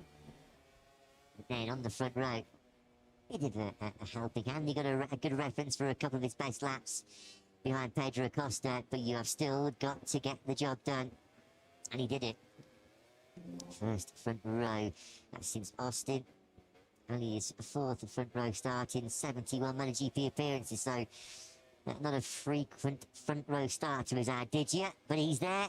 Only 600ths back of Bezzecchi in second place, and that is a good job, because as Jack mentioned, he was only 13th fastest yesterday, and he talked about his struggles this year in high grip circuits to find anything out of a soft rear tyre. And Enea Bastianini then is going to be our top KTM starter in the sprint and the Grand Prix. Brilliant by the beast. Oh, how close is he to the front row? Just 700ths behind his fellow Italian, Fabio Di Gianantonio. That's a great job by the beast. Brilliant fourth. He will start then on the grid. Marco Bezzecchi, and he likes to make life difficult for himself, doesn't he? In Q1 for the second week in a row, but on the front row now for the second week in a row, and he's talking to Jack. Marco, I'm starting to read a similar story to last weekend. Struggles on Friday, through Q1, now onto the front row of the grid. Another great turnaround. How much is that? Once again, down to the hard work of yourself and the team last night. Yeah, we had to work really hard from yesterday to today. Also this morning I wasn't really feeling in the best way, but I decided to stop working on the bike. I tried to adapt, and was the key, I think, because I started to ride better with more calm, and the modification that we did from yesterday to today's morning was just slightly better, but was enough for me to getting used to the bike. And already in Q1 I felt good, and I knew I could be fast. Honestly, I didn't expect the first row, but at the end when I was there, I fight, and I achieved this second position. That is very important. Good luck this afternoon. Thank you. Yeah, great job that by Marco Bezzecchi once again. He and the factory Aprilia team turn around their fortunes after a pretty fraught Friday, just as it was in the Grand Prix of Austria last weekend. It's now 3 front rows in the last 4 Grand Prix for Bez. Third, he started in the Sachsenring pole last time out in Austria. This time around, it is second here in the Grand Prix of Hungary. hunting now a seventh successive gold medal in this afternoon's sprint. Will be 32-year-old Spaniard Marc Marquez. That is MotoGP pole position number 74. Brilliant here in Balaton Park, and he's talking to Jack.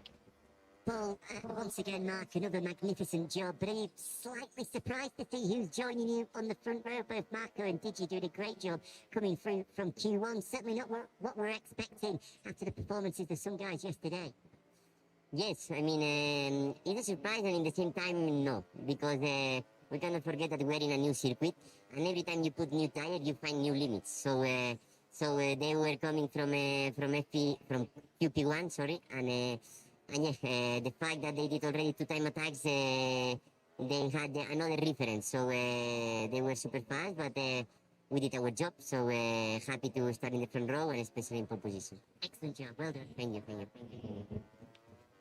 Another classy performance from the World Championship leader, who already so far has had so many spectacular sprint Saturdays. Poles in Thailand, Termas, Kota, Qatar, Aragon, Mugello, Germany, and now here in our first visit to Hungary in over 3 decades. Can he make it? 13 sprint wins out of 14 so far this season. 156 sprint points have been on the table this year. Mark has taken 153. Fair to say, he's been enjoying life on sprint Saturdays so far this year.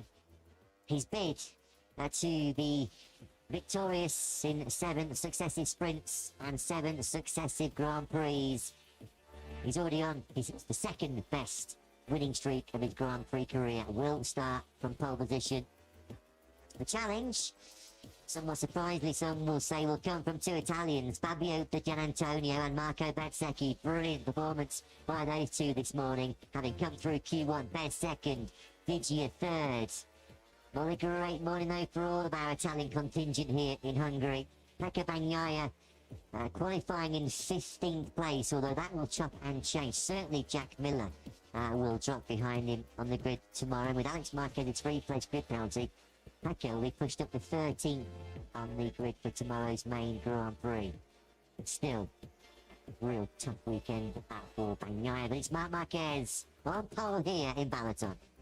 Marc Marquez on pole, and wow, going to Q1, maybe that's not a disadvantage. Bezzecchi and Di Gianantonio both from Q1 to the front row, and Air Bastianini, his best K2 qualifying in 4th, Frankie Morbidelli 5th, and Fabio Quartararo a stunning 6th. Acosta and Aldeguer will both surely be disappointed, with 7th and 8th ahead of the 2 factory Hondas of Luca Marini and Joan Mir. Alex Marquez 11th, Jack Miller 14th. Remember, both dropped 3 places for tomorrow's Grand Prix. They will start there though for the sprint. But tomorrow's grid will promote Paul Espargaro of Bradburn and Pecco Bagnaia up 2 places respectively. Raul Fernandez, Jorge Martin 17th from Zarco Oliveira, Alex Rins and Ayagura will start at the back of the field after qualifying down in 21st. BMW M Award then, Marc Marquez is now 79 clear of Alex Marquez, who can only qualify 11th. Fabio Quartararo now jumps up ahead of Pecco Bagnaia into 3rd.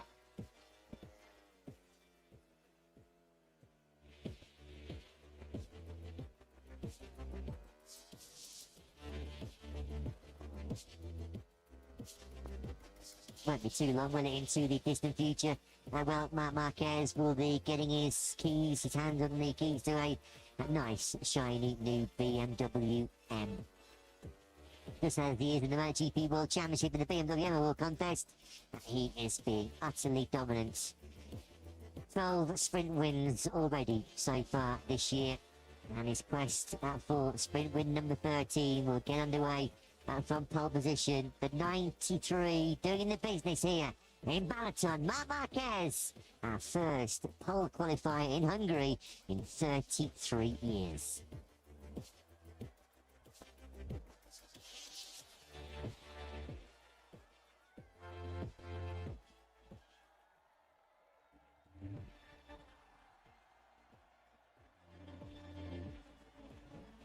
team and fans. Everyone gave it their all.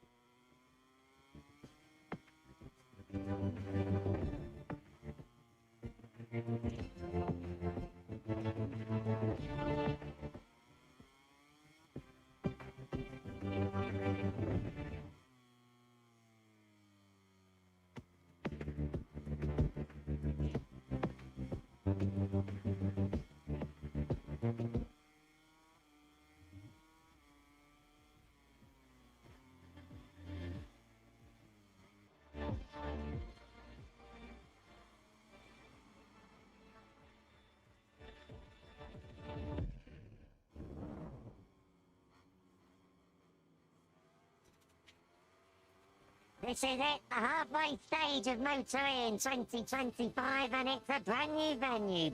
Balaton Park is MotoGP's newest circuit, and Hungary is back on the calendar for 33 years. So it's only fitting that MotoE bolsters this festival of bikes to close off August action.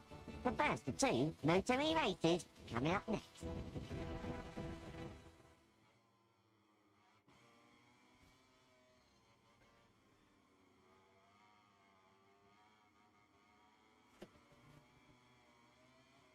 first race of the Michelin Grand Prix of Hungary weekend is just moments away from starting.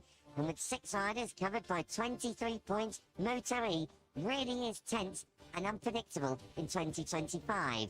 Tico Giles and Neil Morrison up here in commentary trackside for this one, with our pit lane reporter Elliot York down on the ground getting the stories. Neil, 2025 has seen 5 winners, 10 podium finishes, and now with such a small number of points covering the top 6, it really is anyone's game, and it's very much game on at Peloton. Yeah, it certainly is. We had a very interesting qualifying session yesterday with a lot of the big hitters starting from today's races from the front row of the grid, but a couple that struggled in qualifying will be coming through from rows 4 and 5. So I think there's going to be plenty to keep our eyes on, people.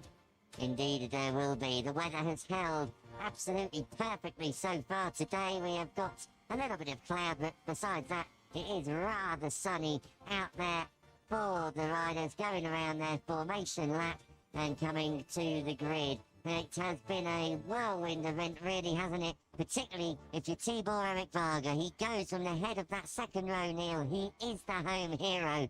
Dare he dream, dare we dream of something special coming up now. Yeah, there are the tens of thousands of Hungarian fans that have come here to the Balaton Park circuit dream as well. You could make a case for Tibor Eric Varga coming here with a really good chance of scoring a potential home podium. That would be so popular. You mentioned 10 different names on the podium so far in Moto E 2025, and there's 1 or 2 this weekend that look as though they could make it 11 or even 12. There will be 1 or 2 on this grid right now that think they can make it 11 or 12. It's a new track, Neil. Talk us through some of these key overtaking hotspots and pinch points, because there's quite a few of them. Yeah, it really is. It's down into turn 1, just behind where this camera is looking at the moment. I think you also have opportunities down into turn 5 at the end of the back straight and into the final chicane at turn 15. Those seem to be the 3 hotspots where we're going to have to look out for a lot of the action taking place. Mattia Casadei is the who goes from pole for the 2nd time this season. Of course, back at Assen, he was also your pole sitter. Race 1 didn't go to plan for him that time, though, did it, Neil? He crashed out very early on. More on that in a moment. 2nd place on the grid, Lorenzo Baldassari. Career best qualifying. He's down there with Elliott. Lorenzo, career best qualifying, front row for the start of this one. How are you feeling ahead of a strong race and yesterday as well? Yes, for sure, I'm confident to do a good race. I prefer a good show, good battle. And we will see after the first lap to try to get the rhythm and try to go as fast as possible. And we will see what happens. Good luck today. Thank you. Thank you.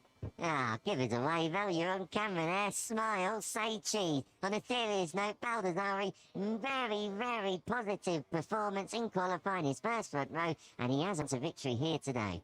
Yeah, you feel it's a bit of an even playing field for the Moto E field coming to a new track, and for a rookie like Lorenzo Baldassari, that has helped him, no doubt. Really strong performance yesterday when he qualified second, his best Moto E pole. He hasn't finished the race outside the top 6 so far this year. Can he keep that consistent run going here today? Back-to-back front rows for Brazil's Eric Granado, a third front row of the season, and again it's in P3. He's looking to try and mount that podium and maybe take his first win of the season. Yeah, he was in the fight in both races in Austria. He'll be kicking himself for that mistake late on the last lap in race 2, which cost him a potential 3rd position, if not better. But once again put himself in a good position to launch from the inside of the front row.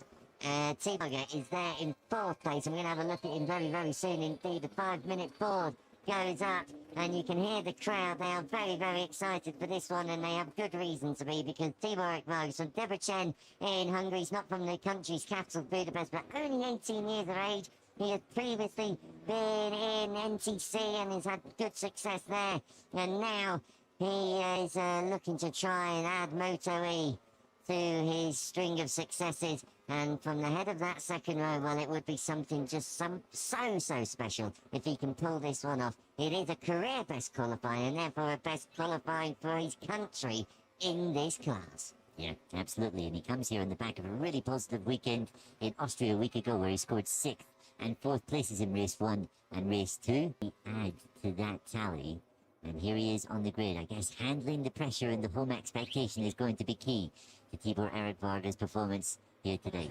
The fans are right behind him as well. You can hear just in the distance some chanting there. They are really, really going to be looking to see if Tibor Erik Varga can live up to the home expectations. He is the only Hungarian on any grid this weekend, and it is going to be a huge, huge victory, even if it's just a podium. You can see there are all of the Tibor Erik Varga fans with the flags in the air. They really do care if he pulls this one off. Yeah, absolutely. Number 47, they've made it their own.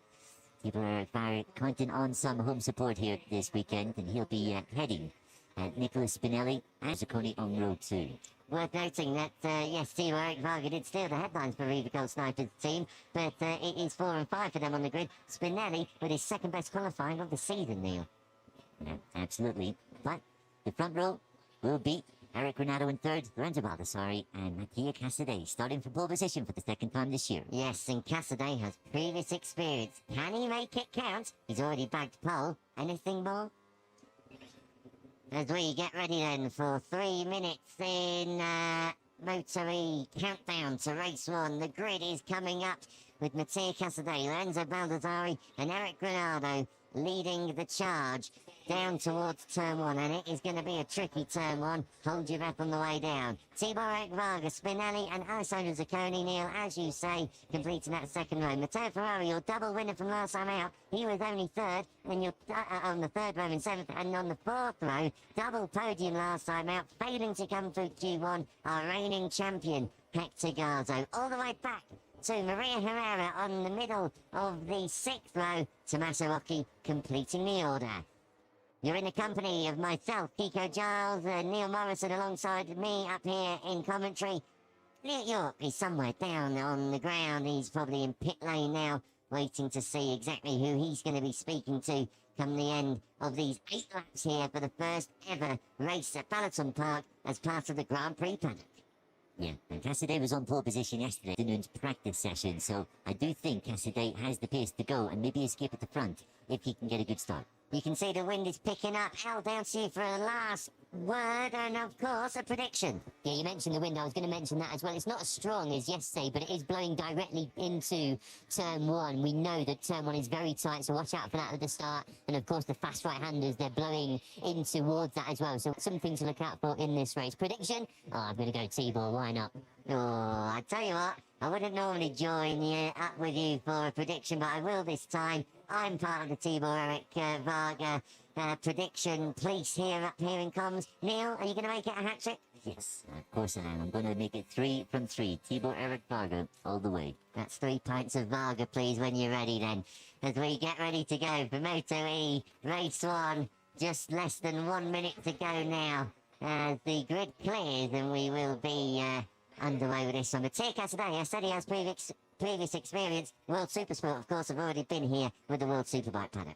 Yeah, you feel that that is something that is stood him in good stead this weekend. 1 or 2 other names in the championship fight that haven't been able to call upon previous experience at this track. The likes of Hector Garza done in 11th. And yeah, you're going to have to keep your eyes posted for row 4, Garza and Zanoni coming from there. Also, row 5, Andrea Mantovani, championship leader, launching from row 5. Yeah, Andrea Mantovani, championship leader by 8 points, has had a nightmare so far in round 4. Okay, we are getting ready then. Peloton Park, let's see what you've got for us as the red lights will come on, and when they go out, we go green in motoring, and it is a good start from the middle of that front row by Lorenzo Baldassari, who is side by side with Mattia Casadei.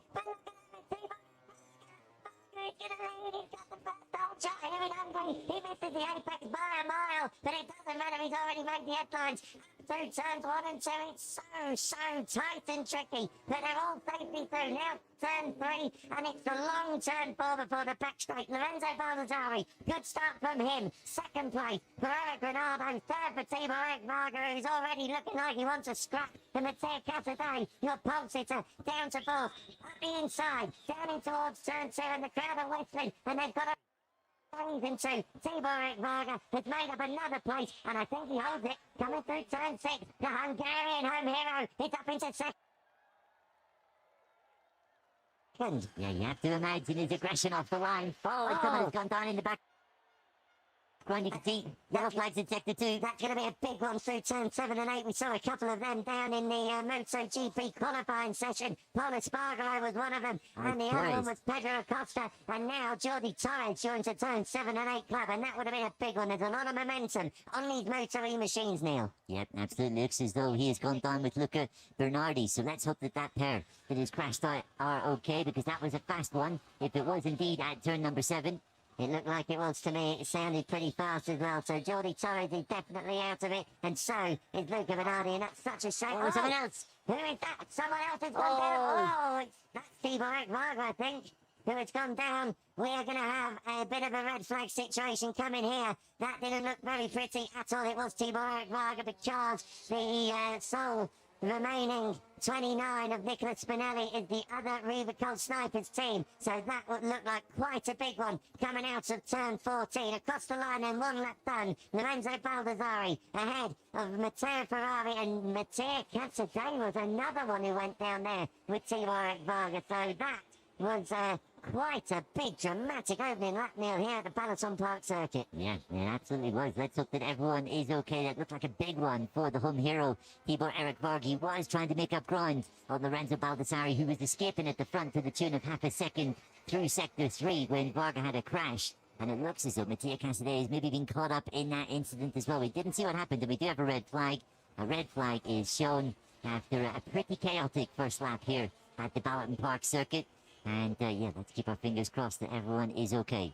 That had to happen because Tibor Ekvarg didn't look in a fantastic way, bouncing through the gravel there on the exit of turn 14, and with the bike tumbling through as well. I'm not too surprised about the red flag, but also turn 7 and 8, they are fast places to crash around here. And as I said, the Moto E-bikes, they do have quite a bit of weight and momentum, and one of those flying through the gravel is going to need a little bit of attention. There's a special procedure here for the bikes in Moto E, if they do crash and get a bit damaged, to be recovered. You can see on the top of that graphic, red flag incident at turn 14. That is the specific reason for this red flag. We haven't been told that Matteo Casadei has actually crashed on the left-hand side timing tower. It came up in a little block on the right-hand side of shot, but Matteo Casadei is right at the back. He's down in 15th place. I think he's just flashed through the shot as well, so he is back up on his wheels. Yep. I think that Casadei must have run off track and taken some avoiding action as we come up into the final chicane. I'm guessing that Tibor Ekvarg had a high side coming out of turn 13 onto turn 14, that long left that leads round to the final chicane. And, well, the trackside marshals are giving him the best possible attention that he could receive at this current time. And let's just hope that he's okay. We heard it in our headsets. We heard that horrible sound of his rear tire stepping out. And yeah, let's just hope that the home hero, who started so aggressively and really showed a willingness to get stuck in on that first lap, is going to be okay.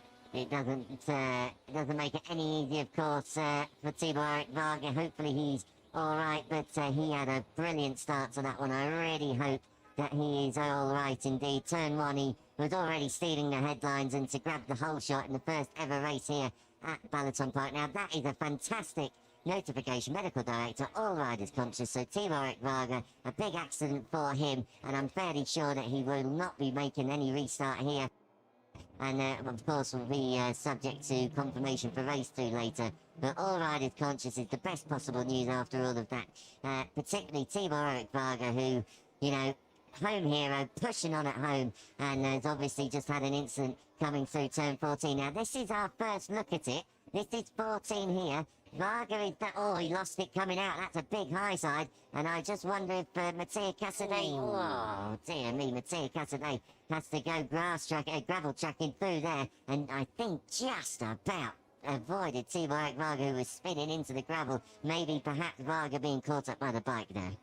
Yeah, I'm not sure if Casadei clipped the Hungarian rider. That was an ugly fall, and obviously that is one of the scariest things that can happen when you crash at the front of a big group of riders on the first lap. But great to hear that Tibor Ekvarg is at least conscious and currently receiving medical attention. So the race was red flagged before 3 laps were completed, which means we're going to have a new race with the quick start procedure, as you can see on our screens, and we will have And you ready, a bit of a sprint is going to become a bit of an all-out brawl, I think. It is going to be a real fisticuffs, isn't it, here in Moto E Race 1.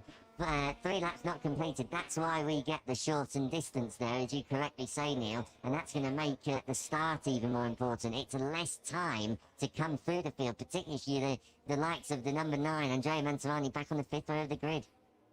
Yeah, absolutely. Last time for a whole host of big hitters to make their way through the grid. And, yeah, just further confirmation of that news that we will have a new race over 4 laps. Still unsure as to when that will get underway. But any news that we get, we will relay it on to you at the first chance. So, I guess it was... I mean, it was a bit of a crazy, chaotic start, wasn't it? It wasn't a brilliant getaway from the pole sitter, Mattia Casadei, just there, but Lorenzo Baldassarri absolutely nailed his start and managed to get Varga on the cutback through turn number 1, and then he had his head down and was absolutely away. He was indeed, and I think the thing for Baldassarri is he got it absolutely... We're going to have a look at it here. He got it absolutely nailed. Straight line, no lift at all, and Baldassarri just absolutely let the brakes off. You can see the 47 of Timo Ekman. He's got himself in some clear air. He's a bit on the extreme inside, that's why he runs wide, but he does grab the whole shot, and you can see, look at Eric Granado, how close he is to tagging, if he didn't tag, Lorenzo Baldassarri there.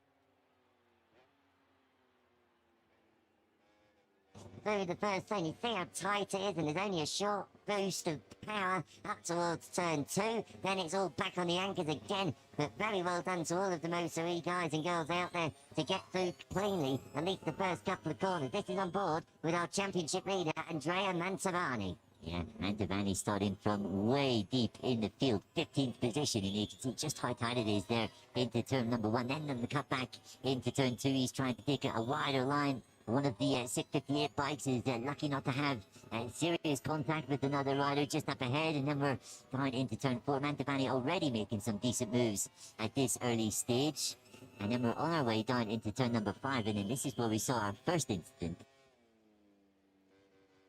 of the first lap. We are hopeful also that Luca Bernardi and Jordi Torres are okay after their crash, which I think happened down at turn 7, which is on the first of the 2 fast right-handers.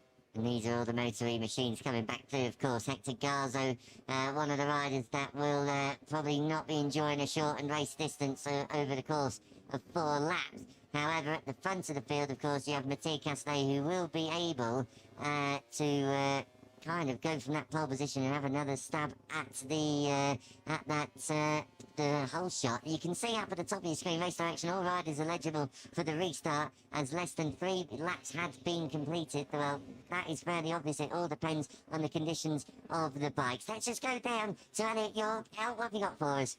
Yeah, I'm just stood with the LCR E-Team and Mattia Casadei. Some damage on the left-hand side of the bike, especially on the front mudguard as well. They actually struggled to get the tyre warmers back on. They've just been playing around with that on the front end, and they've had to replace the left-hand side foot peg as well. But other than that, it doesn't look like there's too much damage. Mainly issue is with that front end.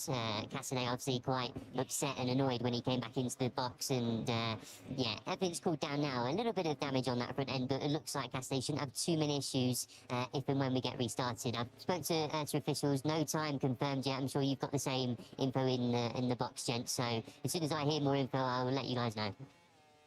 Yeah, thanks very much for that update, Elliot. And I guess the biggest challenge for Mattia Casadei after an incident like that is just to try and get his head back into the game, because there's no doubt you're a human being. You're going to be shaken up a little bit by that, but how close you came to a rider that crashed just in front of you.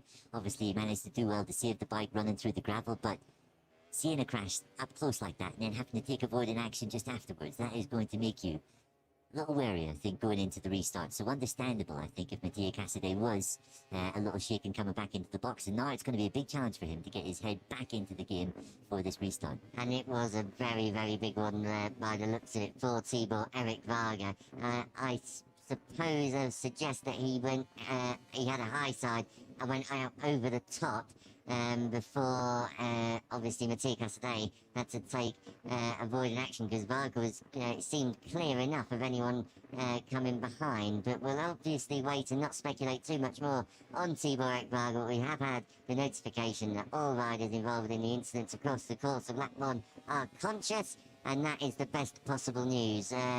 Of course, any riders that need further examinations or treatment will be taken to hospital as part of a routine procedure. But at the moment, we are just in a pause here. The crowd are watching on in anticipation for the restart here of Moto E Race 1. We have had confirmation it'll be over 4 laps, but we don't know exactly when. Good to see Jordi Torres has made it back to the pitch. You can see Nico Terol on the right-hand side of shot. So Moto E, Jordi Torres is back. But of course, if he has crashed out Like last weekend, and that didn't quite come to pass, maybe it will be another battle between two of the title contenders this weekend. Certainly, on the basis of practice and pre-practice as well as this Q2 session. It is very much Moreira v Gonzalez as it stands. What about Colin Baird, who would be slightly disappointed, I feel, with 10th living his best Moto 2 weekend of the season, of his career, by quite some distance so far. Today, with a place on the provisional second row. There goes up to third. That is excellent stuff from the Dutchman. He slots himself nicely into that half-second gap between Gonzalez and Salah, 2.5 second and fourth. So potentially a first Moto 2 front row beckoning for Colin Via.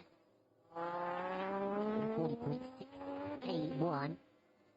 3/10 of a second away still from Diogo Moreira, but Via now has a quarter of a second in his pocket to the chasing pack behind. Yeah, and shout out to all 4 riders that came through Q1. They've all been 7th as well. I think all 4 would be pretty content with their lap times as things stand.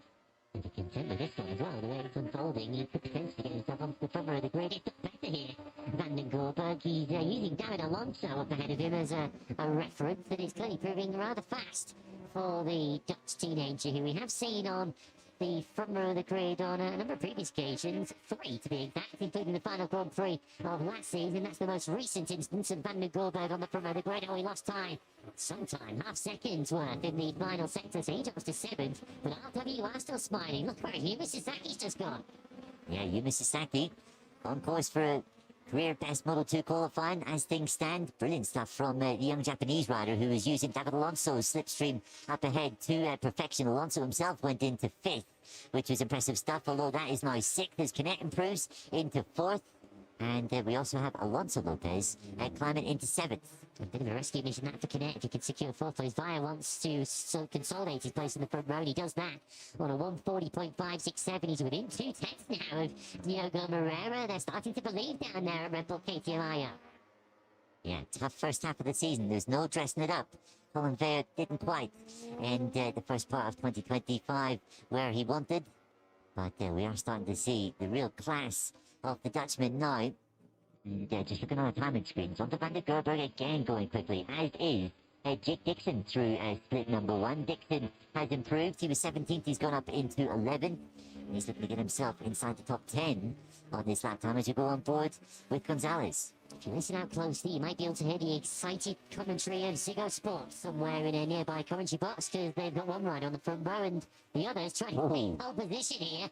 Gunther Van den Gorberg, who doesn't turn 20 until December of this year, despite all of his experience. He's up behind his teammate Ayumu Sasaki, who's on the second row of the grid. Van den Gorberg, though, could be about to move himself onto pole position. Didn't look like he got the best run there, though, for the final corner. Look at the gap that's opened up between himself and Sasaki, and it's cost him potentially pole. He does go into 2nd place, though, which would be the best of his Moto2 career so far. 140.4 for Van den Gorberg. Look at Jake Dixon, though. He could be about to spring a Saturday surprise. Yeah, look at Jake Dixon. Look at Colin Baird as well. And Dixon is right in the slipstream of today.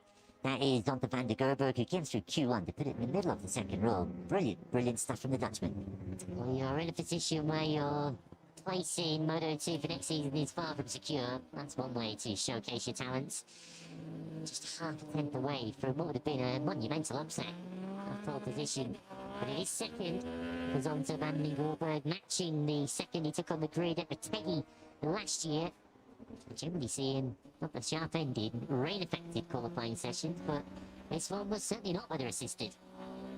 Yeah, it certainly wasn't, and you would have to say that is a job done for Aaron Canet. 21st at the end of play yesterday, and he has managed to bring this weekend back from the brink. 6th place. Okay, he is a row behind his two championship contenders, but 6th place I think is a really fine rescue job from the Spaniards. All the speculation surrounding him, it hasn't bothered Diogo Moreira one iota. Pole position number 4 in Moto2 for the Brazilian. Zonta van den Goorberg and in 1992 then at the Hungaroring. The Balaton Park is tight, it's technical, just 4.08 kilometres in length, 2.53 miles.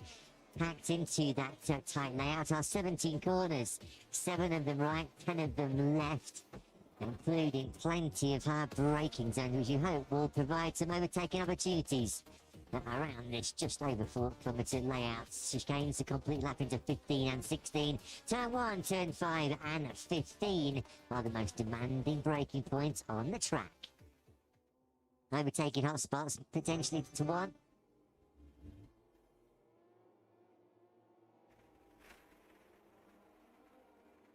Well, 6 days ago down the Styria Mountains at the Red Bull Grand Prix of Austria it was. Marco Bezzecchi, who made the front running on the factory of Aprilia out of Q1 and into pole position. Further back, Fabian Aldegal, the Gresini Ducati, was charging his way through the pack. Eventually, he would take a sensational second. Marco Bezzecchi went toe-to-toe, didn't he, with runaway world champs leader Marc Marquez. Before this was the key move. Late on up the hill into turn 1. A move that Marquez made and was never to be passed once again. Aldegar's sensational surge through the pack continued. He picked up Bezzecchi late on the second place. But for the 6th race in succession, it was a sprint and Grand Prix double success for 32-year-old Marc Marquez. It all means he comes to Hungary for the first time as we break new battleground here at Balaton Park, with a 142-point lead in the World Championship. So many successful Sprint Saturdays already in the books as far as the Ducati Lobo Team Star is concerned in 2025. Well, he's having another one so far because he was on pole position our first visit to Balaton Park, and the story of 2025 and one rider's domination continues because a 136.518 has put Marc on pole position for the 8th time this year, 74th time in the Premier class. And he did it in some style. Nearly 3/10 of a second ahead of Marco Bezzecchi, one of 2 Italians on the front row of the grid. 2 Italians about to work already exceptionally hard to get themselves into prime position for this 13-lap sprint coming your way in just under half an hour's time, because Marco Bezzecchi on the factory Aprilia, 2nd on the grid, and Fabio Di Gianantonio 1 place behind him on just his 4th front row starting on a GP. Those 2 had to come through Q1 this morning, a Q1 which is worth pointing out did feature our most recent world champions in MotoGP, Jorge Martin, the factory Aprilia rider, working his way back to full confidence and full fitness. Martin at 17th place on the grid, his lowest ever grid position in the MotoGP World Championship. And the nightmare rolls on for poor old Pecco Bagnaia, Marc Marquez's beleaguered factory Ducati teammate, while once again Marc steamrolling towards what was his 102nd career pole position. Pecco Bagnaia is having a terrible time here in Hungary. He's going to start the sprint 15th place on the grid, 13th for the main Grand Prix tomorrow. That's only because Jack Mir and Alex Marquez have got grid penalties for the 26th-lap Michelin Grand Prix of Hungary. Bagnaia's worst qualifying in 69 Grand Prix, right on cue, since he was 25th at the 2022 Portuguese Grand Prix. In his previous 119 MotoGP starts, the 28-year-old Italian has only started lower than 15th on the grid 8 times. All at sea, struggling for confidence and form in the front end in particular on that factory Ducati. Matt Burlow is going to be in the commentary box. The Jack Appleyard down in pit lane as we wait to see if Marc Marquez and Ducati can continue their unrivaled domination of Sprint Saturdays. As we mentioned, Marc's 8th pole position of the season. Looking for a 7th successive double victory. Incredible recent record by Marc. He's won 12 of 13 sprints so far this season. Ducati undefeated in our last 27 sprints. Lewis, do we think anybody's got a chance of beating Marc and Ducati here on our first racing experience at Balaton Park? I have to say, those chances went down slightly in qualifying earlier on. Marc Marquez, so good at every circuit, so good, particularly at new circuits, and it also helps that they are anti-clockwise. Marc Marquez, particularly strong around left-handers. We expected the main challenge in qualifying earlier on today to come from Pedro Acosta after a high-speed crash at turn 8. That did not materialise for the 37. He's back on the 3rd row of the grid and he's got to navigate his way through a lot of traffic. He's to give Marc Marquez any trouble today or tomorrow. You do feel, though, the start all important. If anyone's going to beat Marc Marquez, they're going to need to get ahead of him early on. Yeah, victory in the sprint in Austria last weekend was Marc's 13th in the new sprint era. He's now just 3 away from matching Jorge Martin's tally of 16 sprint victories, which is the most we've seen so far. Marco Bezzecchi has had to rebound from tough Fridays in both Austria and here in Hungary into Q2 in both of our most recent weekends. But he did a stellar job to make sure he's in the hunt for glory in this sprint. He was the first rider in history to set a 1:36 lap around this Balaton Park circuit, and another 36, a 1:36.808, which was slightly slower than his benchmark in Q1, was still good enough to put Bears on the front row of the grid. Back-to-back front rows for Bezzecchi for the third time in nearly 2 years since San Marino and India 2023. Oh, I'm starting to wonder whether Marco Bezzecchi chooses to go through qualifying runs. It seems to be something of a good omen for him, doesn't it? But this was not a good start to qualifying too early on. For Pedro Acosta, ran 180 kilometres an hour, is it? And he comes through just shy of that through turn number 8. You can see the front end chatting away for an age, and it's around this point that he knows the bike has gone 190 k's into turn 8. The bike went for its own journey and ended up in several pieces. Fortunately, the rider still in one piece, but the damage could not be repaired to his qualifying prospect. Yeah, all weekend it has looked like going to be a shootout between Acosta and Marc Marquez for glory here this weekend. That was a big one, wasn't it, as far as Pedro Acosta's concerned? His second big off of the weekend here in Hungary. He had a real nasty off-throttle high side yesterday at turn 2. That really rattled his cage as well. He's got it all on now. He's got big work on, hasn't he, now?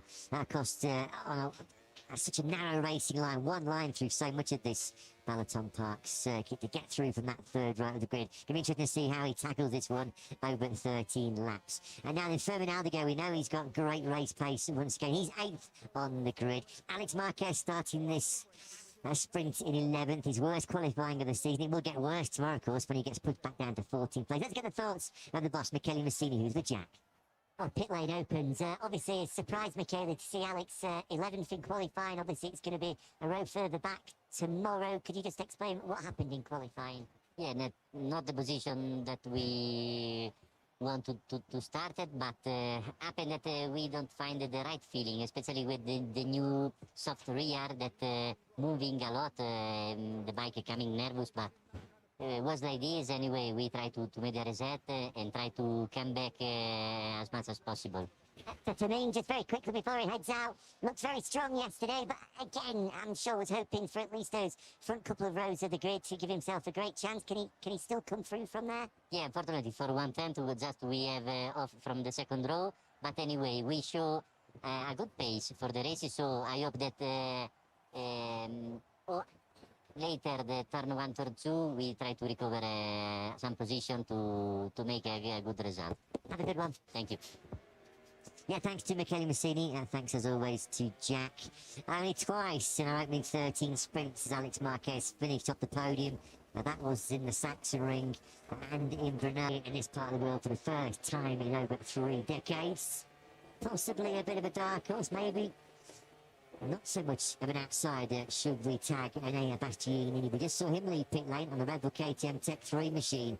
Fourth on the grid for the Beast. He has shown great race pace all weekend. His best qualifying on a KTM best since he was on the front row of the grid in Buriram on that flyaway run towards the back end of last season. He was only off the front row by 700ths of a second. That was the Beast. And I have to say, Lewis, if anybody's going to come off that front row and threaten Mark Bezzecchi and the Gian Antonio, the Beast is leading those candidates behind. And you can see the rate of progress that Bastianini's been making so far through this season at KTM. It feels like a big result is coming on a Sunday. Of course, he's already taken the Sprint Saturday success as recently as Brno, and he'll be chasing a second visit to the medal ceremony over the course of the 13 laps we have to come. It's not a particularly long run down to the first corner, but we do know that KTM is very good off the line, so Bastianini could potentially stick his nose in that battle between Marc Marquez, Marco Bezzecchi and Fabio Gian Antonio down to turn 1. A run to turn 1 that we expect to be so crucial to the outcome.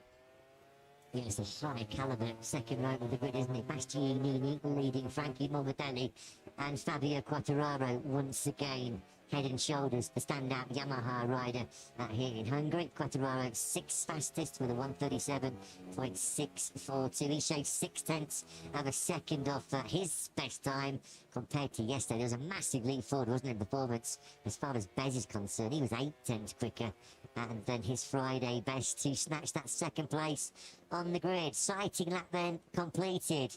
It does feel like I've just made the sort of relatively short walk from the media centre down to our commentary box position, which is just to the right hand side of your picture there as you're looking. And although there's a bit of sun now starting to poke through some cloud, it did feel like it was certainly the coolest conditions of the weekend so far. We had a nice bright sunny start to Sprint Saturday this morning when we left the hotel close to nearby Lake Balaton. But some cloud cover, and it did feel like the wind has certainly picked up as well ahead of this 13-lap sprint. Could that be a factor at play in about 18 minutes' time when my lights out? It is quite a wide open circuit to the elements here, so there's a pretty flat circuit too. The wind can really whip up around this Balaton Park circuit. It feels like it's going to take a serious tailwind for the opposition to deny Marc Marquez potentially yet another double, looking for 7 in a row here this weekend. And whilst some of his expected rivals made a mistake in qualifying earlier on today, Marc Marquez did not put a wheel wrong. Well, we just talked and big up the Beast, haven't we, because of his brilliant race and run of form. 4th on the grid, looking strong for a podium challenge in the Sprint and the Grand Prix tomorrow. And let's get a word with his crew chief, Albi Giurabiola, who joins Jack. Yeah, he's my dark horse for this one, and he's been in great form over the past couple of Grand Prix. Already yesterday, he looked strong in rhythm, Albi, and he's put himself in a great spot front to the second row of the grid. How do you rate his chances here? I think that in the last few races we are improving, always staying on the front. I think it's a good chance. We have to perform a little bit better on the start because the last race was not the best. But I think we found something also there, so let's see. The opening couple of corners, we know, are going to be really tight, really tricky here. Have you spoken with him in any way of trying to avoid the trouble? Yeah, we have to understand for sure also how to unlock the front of the lights in the first corner, because with the traffic and a lot of people in the small spot will not be easy, but we discuss it, so I hope that our strategy will be okay. Good luck. Thank you.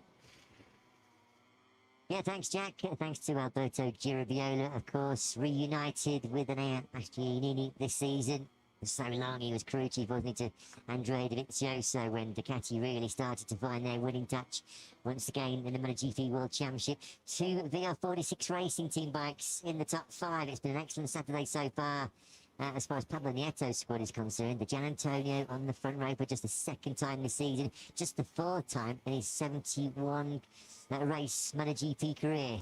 Now then, you did feel, certainly pre-qualifying this morning, that Pedro Acosta is going to be in a real strong battle with Marc Marquez for victory in this sprint, and that still might be the case. Let's get the thoughts of his crew chief, Paul Trapattoni, who joins Jack. Yeah, he does indeed. Great of Paul to join us. I know you'll want to look forward, but how much of a missed opportunity was this morning, Paul? Yeah, I mean, sure. You know, after the weekend we put together, you know, the last few races, he's been super solid. We're doing a good job. We just keep missing out a little bit in the qualifying. You know, clearly we have the pace. Clearly we have the speed. just picking up those moments, and you know, when you push on the limit, you push. But anyway, we're still somewhere handy. If we can get a good start and try to go with the guys, we see what we can do. The only big question mark here is the passing opportunities. It's a little bit tight and tricky. And if you do bomb past somebody, the chance of blocking yourself and blocking everyone else and the other guys getting away is really there. So, got to be a little bit patient, I think. Good luck. Cheers, mate. Thanks. Yeah, thanks to Pedro Acosta's crew chief Paul Trevathan. 3 Japanese bikes inside the top 10 list, led by Fabio Quattaro, but good also to see 2 factory Hondas fighting strongly inside that top 10 in the Q2 this morning. At one point, though, like Tranmere could be about to secure an unlikely front row. He did go up to 3rd place at one point. During the modern 4-stroke era. Jack just informing us, we know there was a new Honda chassis floating around the paddock last weekend in Austria. Marini and Mir obviously like it, 9th and 10th respectively on the grid. They are both using that new frame in this upcoming sprint. Clearly, it has had the desired effect. It feels like Pecco Bagnaia would take anything right now to improve his lot. Of course, they have thrown all sorts at his particular problems. He's been changing brake discs, he's been changing chassis, they've been changing aero, all sorts of different setups, parameters to try and give Pecco Bagnaia that mythical front feeling that he's been missing throughout this season. But surely this is a new low for Paul Pecco in 2025. 15th position on the grid, his worst qualifying for over 3 years, and given that points only go down to 9th place in this Tissot sprint, it feels like it would be a remarkable achievement if Pecco scores anything today. Yeah, can you imagine a scenario pre-season where we were going to be talking about at any stage, any phase of the campaign, Front position from the second split onward. Good luck, Paula. Thanks so much. Yeah, we're glad to hear the thoughts then of Apulia's Paolo Bonora, Fermin Aldeguer. What a last 10 laps he produced last time out in the Grand Prix of Austria. By far the quickest rider out on circuit. He was over 4 seconds back of the battle between Marquez and Marco Bezzecchi at one stage before he really did start to find some serious speed. Speed which ultimately carried him through to a career best Premier Class result so far. 2nd place in Spielberg. Alex Marquez, well, already faint hopes of toppling Marquez for the GP World Championship this year. But you feel almost sprint by sprint, Grand Prix by Grand Prix, those hopes fading faster. Already 142 points adrift. And Mark coming into this weekend's action, 11th ahead of this sprint, 14th in the Grand Prix tomorrow. I think there's already a few people that are starting to believe what looked like a real long shot.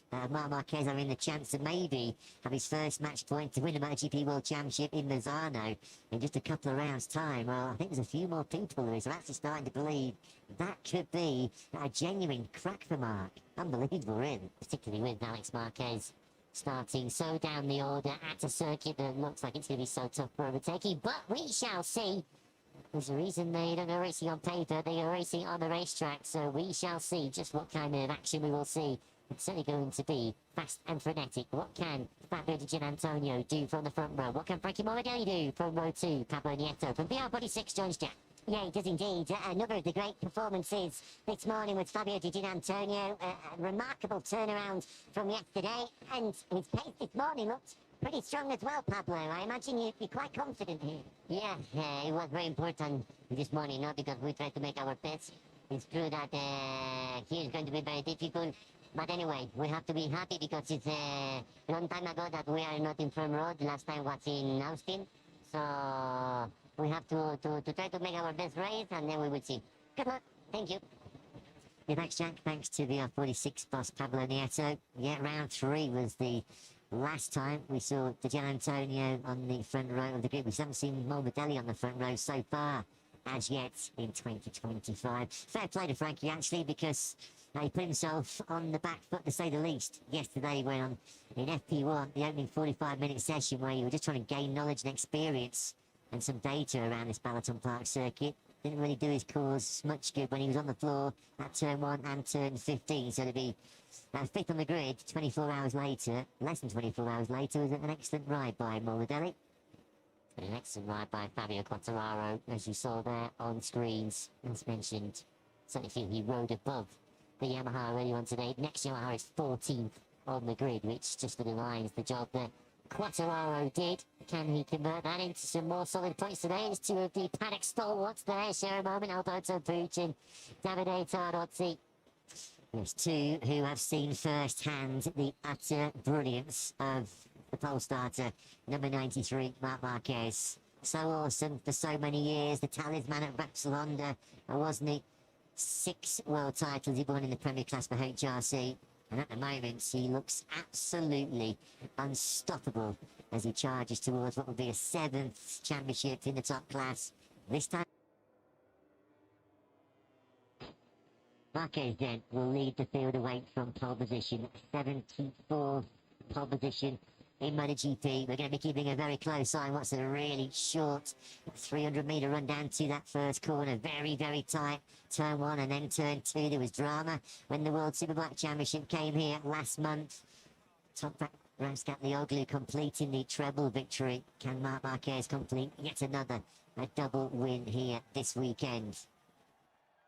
Never say never in MotoGP. We've said that so many times over the years, and the new venue does throw up an element of unpredictability, even if the grid might not necessarily back that up. But Marquez, surely the run is going to end at some point. It's so formidable, nigh on unbeatable on a Saturday afternoon so far this season. The start, though, is going to be, as mentioned, so important. If Marco Bezzecchi or Fabio Di Gianantonio, who share the front row with Marc Marquez, can get ahead of him into turn 1, that is, without question, their best shot. The foil cooling cover on the tank of Marco Bezzecchi on the fairing of Marco Bezzecchi's factory Aprilia. Is there going to be a silver lining for Bez in this sprint? When we last went to a brand new circuit, he won the Grand Prix in India, and he won it in dominant fashion. 8 seconds clear of the pack on that occasion, starting from pole position. Marc Marquez is a serial winner, and we've got the new tracks previously. Austin in 2013, Argentina in 2014, Buram back in 2018. Can he add a Hungarian Grand Prix victory to what is already a very impressive CV? This, the 281st Grand Prix start for the 32-year-old Spaniard. A win tomorrow would push him on to 98 victories, and that will just continue the stories about the possibility of him winning Grand Prix number 100 in Valentino Rossi's backyard, the Misano World Circuit, Marco Simoncelli. Your front row of the grid then. First front row since round 3 in Austin for Fabio Di Gianantonio. Marco Bezzecchi, third front row star in the last 4 Grand Prix for the informer Aprilia star. He's second, but once again leading the field away for the 8th time this season from pole position. It's Marc Marquez and the factory Ducati.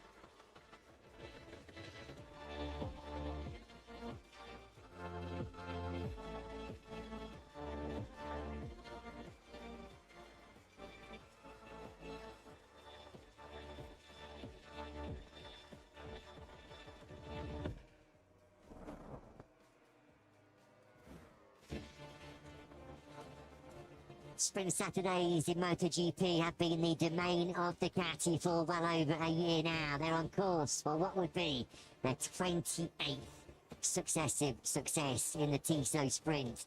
At the start of Sprint Saturdays, on so many occasions already in 2025, has undoubtedly been factory Ducati star Marc Marquez. 13 sprints so far this season.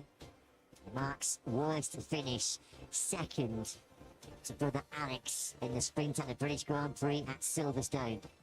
The last 6 sprints in Aragon, in Mugello, in Assen, in Sachsenring, in Brno and in the Red Bull Ring, they have all been won by Marc Marquez. 13 sprints have taken place so far this season. 156 points have been available on Saturday afternoons. Mark has taken all but 3. An astonishing record that he brings into this 13-lap sprint here. And he bender on the factory KTM. He's dropping back on the 33 bike. Quartararo's getting in tight in the first corner. And he's gone down. He has gone down. I think there was contact initially with Marco Bezzecchi and Fabio Di Giannantonio. We said it was a bottleneck. We said it was a pinch point. Quartararo comes off the worst of it. He's out already at this sprint. That's turn 1. Marquez leads. That was coming from a mile off for Quartararo. It never looked like he was going to get stopped from such a tight angle into turn 1. Bezzecchi delayed considerably by that. He's back to 8th place. It's the BR46 to get these chasing Marquez. So escaping all of the drama, just as he hoped he would do. That wasn't number 93.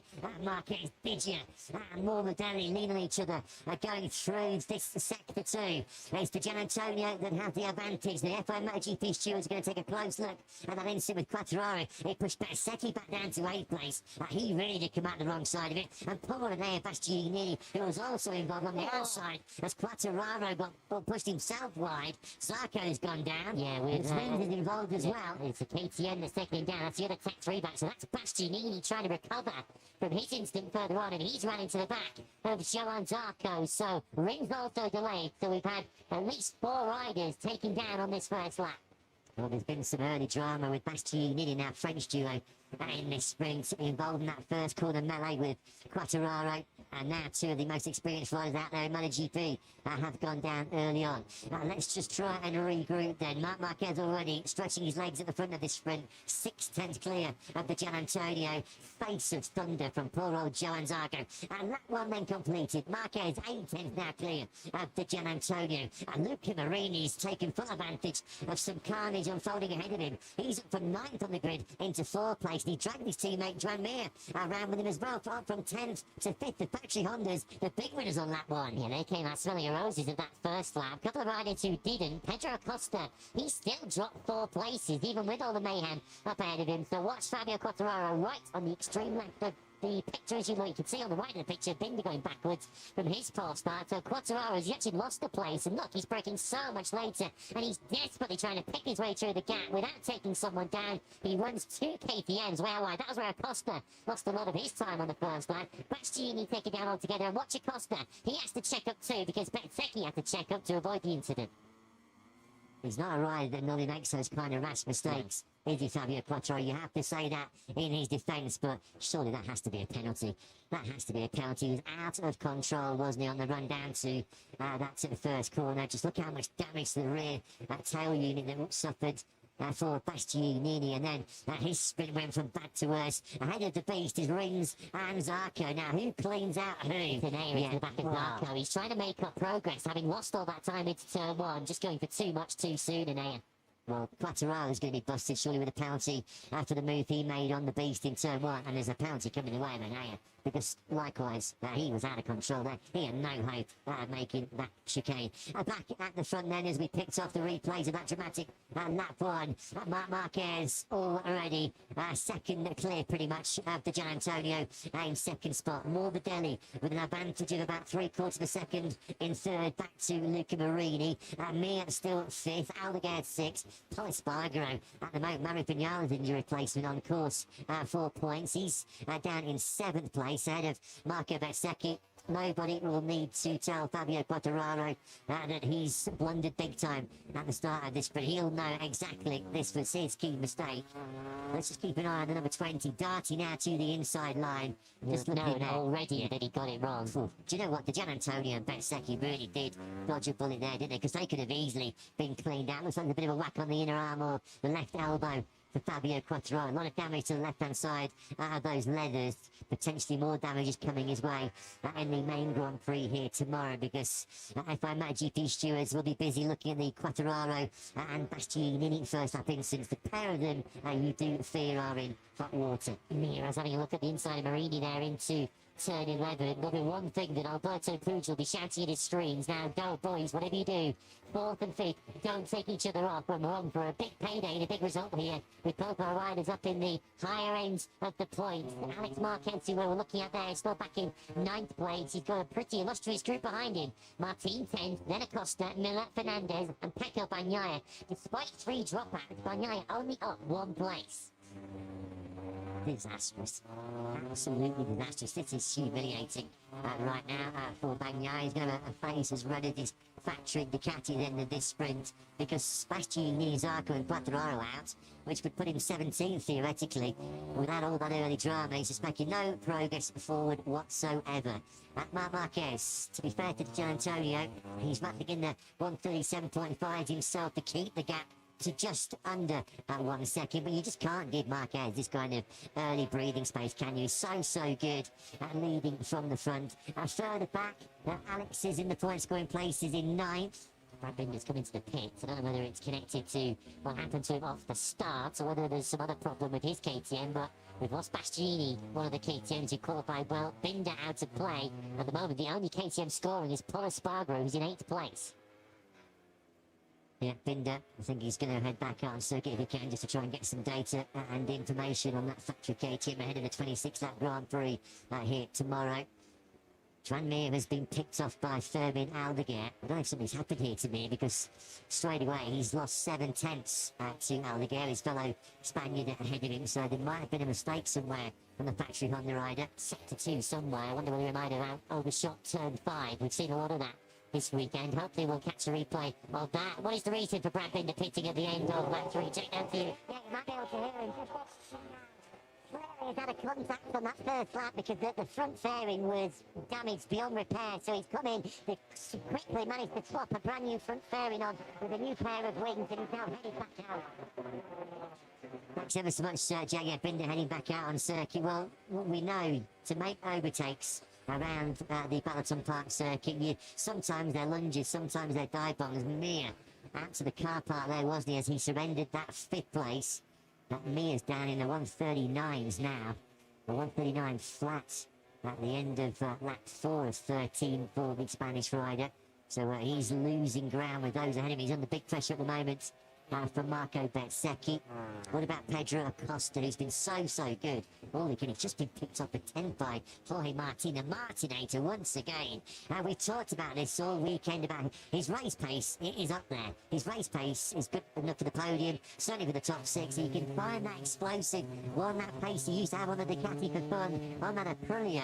Well, watch out, folks, because Jorge Martin's going to be in the game. Here's Alex Marquez, he's trying to get himself into the points, but that's exactly what we've been talking about earlier on in this weekend. You could try and make a move into one of his chicanes, but you're only going to outbreak yourself. And Alex Marquez has to hand back that 8th place to Paul Espargaro. And you can also see the domino effect, the knock-on effect was that Martin almost had to cut the throttle because otherwise he was just going to rear-end Marquez ahead of him. That almost allowed Acosta then to make a move behind Martin. Actually riding on board right now with Acosta, who will be really kicking himself. We're putting a size 7 in his backside himself only tonight, Acosta, because this is not what we expected from him at all. Outside the points, when he's been Marc Marquez's closest rival all weekend. The F1 MotoGP stewards are giving themselves plenty of ample time to investigate the 2 first lap incidents. As Acosta tries to go side by side with Martin on the brakes, they go into turn 1. Oh, he's going to go in hot, though, isn't he? Martin will just hook the inside line. That's brave. It was bold by Acosta, but it didn't quite work out, and it's put him behind Martin again. The steam coming out of Pedro Acosta's ears by the time this sprint is done. This is all not even for a point. This is for 10th place. Yes, he was unlucky off the line into turn 1 with the Quattararo back in the instant, picking him up into turn 1, but that's exactly why you don't qualify on Moto 3. Pecco Bagnaia is just putting his best up in the sprint so far. A 138.433. That is a second, 1 full second slower And then here's Ducati teammate Marc Marquez. Those two are at the complete opposite ends of the performance scale right now, aren't they? Luca Marini, fair play to the Italian. He's just put in his best lap of the sprint so far as well, at 1:37.843. He's in fourth place, about half a second clear of Aldeguer. Unfortunately, Marini, he's sort of slipped back over a second now. Acosta, third crash at the weekend. And here's all unravelling big style for Acosta. He had a heavy high side at turn 2 yesterday afternoon. A real costly high-speed tumble through turn 8 this morning, which cost him potentially a pole position, put him 7th on the grid. And he was trying to make moves through on Jorge Martin. That front tyre, he was just in hot, offline, and Acosta down. He's going to remount that factory KTM. Marc Marquez has just set the fastest lap of the sprint. He's getting on with it. Doesn't need to be running this pace, and because he's now destroying the field once again. A 1:37.315 on that 6th lap of 13. Marquez was half a second quicker than Fabio Di Gianantonio, and that's it, folks. Game over. He's now 1.8 clear of the Italian. That Pedro Acosta crash was a rider who just had enough of following Jorge Martin. He was going to pass him a crash trying. It was the latter. And given how strong his Friday went, that is not the Saturday I thought Pedro Acosta was going to have. No, I don't think any of us could see that one coming. Marini with Aldeguer for company as they try to hunt down Frankie Morbidelli ahead of them. The gap between Morbidelli and Marini is now down to just under 9/10 of a second. We kind of fear for Marini at this stage of the sprint, given how strong late on we know Aldeguer is. Even in the short format of the sprints, his late speed is nothing short of sensational, but this is brilliant by Marini. Some of the recent upgrades, new electronics, new aero, and last weekend in Austria as well, a new chassis, really are. They might just be baby steps, but they are moving HRC in the right direction. This would be brilliant by Marini in 4th spot. Alex Rins has got along that penalty, by the way. One would assume for a shortcut. Yeah, he's taking a shortcut at the final chicane, turns 15 and 16. This is Alex Marquez finally getting the move done on Pol Espargaro. He's had a couple of dress rehearsals for this, but on that occasion, as they head into the first of the chicane, Alex Marquez did get the move done. He's now up into 8th place, up ahead of Pol Espargaro, who still holds that final World Championship point for KTM. 37.633. That lap 7 of 13 from Mark, as opposed to a 38.2 from the Gianantonio in 2nd place. There's only one other rider on circuit right now that is still in the 37s. I guess so, folks. We talked about his prowess being so good on used rubber. It is Aldeguer, who we're looking at right now on the 54 bike. Thought if only Aldeguer could qualify and get something out of a soft tyre. Do you know what? He's one of the only riders at the moment. It looks like he might have something to mark. Well, he's catching Marini, but Marini is in turn catching Frankie Morbidelli. And the last lap, Marini was a quarter of a second quicker. And then Frankie got the gap down to 3/4 of a second. So Marini, I'm sure in his mind, is not thinking about defence. He's thinking of attack and a potential bronze medal at the road. Personal best laps on the last lap for both Alex Marquez and Jorge Martin. Third play to Martin down to 1:38.130. Track commits for him then. Coming in for Marc Marquez. Just something to occupy his mind. There's more replays of the start. We're on board with Fabio Di Gianantonio. He launched away from 3rd on the grid. You're going to get a blue flash now down the right-hand side of your screen. There it goes. Fabio Quartararo. We were just talking to with each other in the commentary box here. Marquez by much. He didn't. I mean, it was close. He could have cleaned out 3 or 4 there, couldn't he? The Gianantonio and Bezzecchi were particularly fortunate. Bastianini not so. He got pushed out wide. He's not a hot-headed rider, is he, Fabio Quartararo? That is a very uncharacteristic mistake by Fabio. I'm sure he's going to be very apologetic to those riders who he compromised their sprints right here. Luca Marini's just on a 37.7. His personal best lap of the sprint. He's taken another quarter of a second out of Frankie Morbidelli. He's not bothered about Aldeguer, although Aldeguer is right on his rear tyre. Marini's thinking about a podium here, and this battle could involve 3 or 4 riders yet, because Marini, Aldeguer and Mir all in the 37s and all quicker than Frankie Morbidelli. He does have 4 sprint podiums, Luca Marini. That, of course, was when he was on the VR46 Ducati. None since Qatar 2023. by far one of his best performances so far on that factory Honda. You can see it was chattering his brains out there as he squeezed a handful of breakers. We're in this second sector. Aldeguer's just going to be patient here because we know by margins in terms of the braking zone, so you've got to be millimetre perfect to make the passes clean. So he's just got to bide his time because at the moment, as he runs all over at the rear time, Marini, it seems like he's got the better pace, but Marini, he's a big fella to try and make a move on, isn't he? Not going to be easy to back. APM now scoring nothing in this sprint, unbelievably. Paul Spargo has just been passed for ninth by Jorge Martin, the world champion, is now into the points. So Paul Spargo 10th, then it's Ralph Fernandez, Miller, and Pecco Bagnaia still nailed down in 13th place, only promoted, of course, by that crash of Pedro Acosta. Podium pace, Martin, you bet he has. He is just dynamite at the moment, is the Martinator down into the low 139s. Alex Marquez also, to be fair, currently is running a real hot pace, faster than his brother Mark and the Gian Antonio, the top two on that previous lap. Mark with a commanding 2.2 second buffer over Digia. He's got breathing space of 1.2 seconds, then back to Morbidelli, who certainly can't breathe and relax in that third place because Marini still just 8 tenths further back. He's got his work cut out trying to hold back this incessant charge from Aldeguer. Morbidelli has responded though on that last lap and has been able to eke that advantage out a little bit more over the Marini Aldeguer chasing group. Mears still doing 37s. Fastest rider on track at the moment actually is the other Aprilia. The Aprilia is coming on strong late in the sprint. Bezzecchi 7th doing 37.7s. He's now closing in on the back of the second of the factory Hondas. Lap 10 of 13. Pecco Bagnaia is 12.5 seconds behind his teammate Marc Marquez. He's going from bad to worse. Not that we thought it could do as far as Bagnaia was concerned, but it is Ralph Fernandez on the track out of Aprilia, the latest rider to get a track limits warning. Marco Bezzecchi, well, he had to pick up, didn't he, to avoid the charging Quattararo on the brakes into that first corner. That really did sort of curtail any hopes he had of fighting for the podium. At the moment, Bez in 7th place. He's running a pretty strong pace as well right now. He's just on a 137.754. So once again, just having a quick look actually on that last lap. Yeah, Bez was the fastest rider out on circuit with Alex Marquez not too far behind him in 8th. Big result coming here for VR46 Ducati potentially. 2nd and 3rd for Fabio Di Gianantonio and Frankie Morbidelli. They scored no points at all. Well, 5 points for Frankie Morbidelli, but no top 10 for them. On the Sunday in Austria, it's been, I guess, a little bit of a lean spell for VR46. Missed out on a big result, famously, of course, in Germany when Di Gianantonio crashed out of what would have been a very strong 2nd place in the end. So they won't want to let this podium, double podium, slip so late on in the sprint.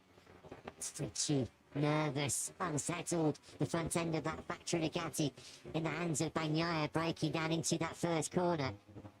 Oliveira and Iagura sensing that they might be able to claim the scalp of Bagnaia late on in this sprint. This is the battle for 13th place.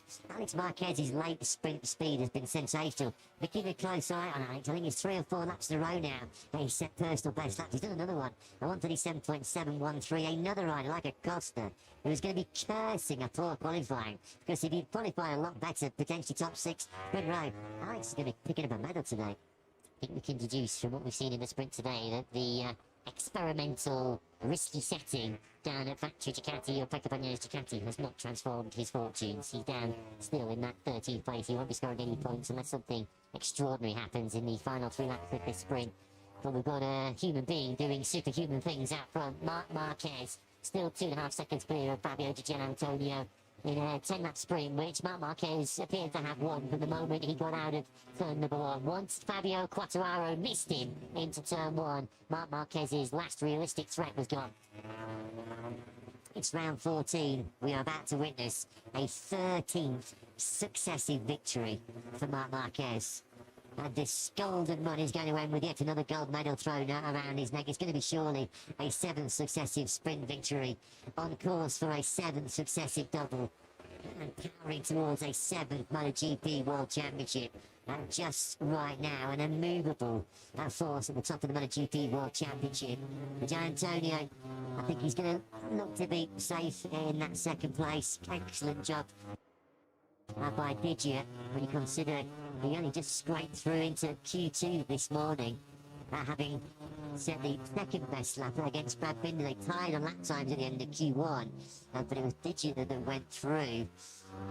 By skin of his teeth, he really is taking advantage of it, to be fair, because after getting through from Q1, he's on the front row, and now it looks like he's going to pick up some silverware. Credit to Morbidelli too, he has well and truly responded to the potential threat from his VR46 stablemate Luca Marini. Morbidelli dropped back down to the 137s now on the second of the VR46 Ducatis, and he's well and truly put Luca Marini in his box, I guess, and Marini now firmly is focused on preserving that fourth place and keeping Aldeguer and me behind him. I've got to say, a full credit, a huge credit to Marini here, because it looked like, to all intents and purposes, that Aldeguer was going to make quite light work of the Honda when he got onto his rear tyre, but Marini has resisted quite brilliantly.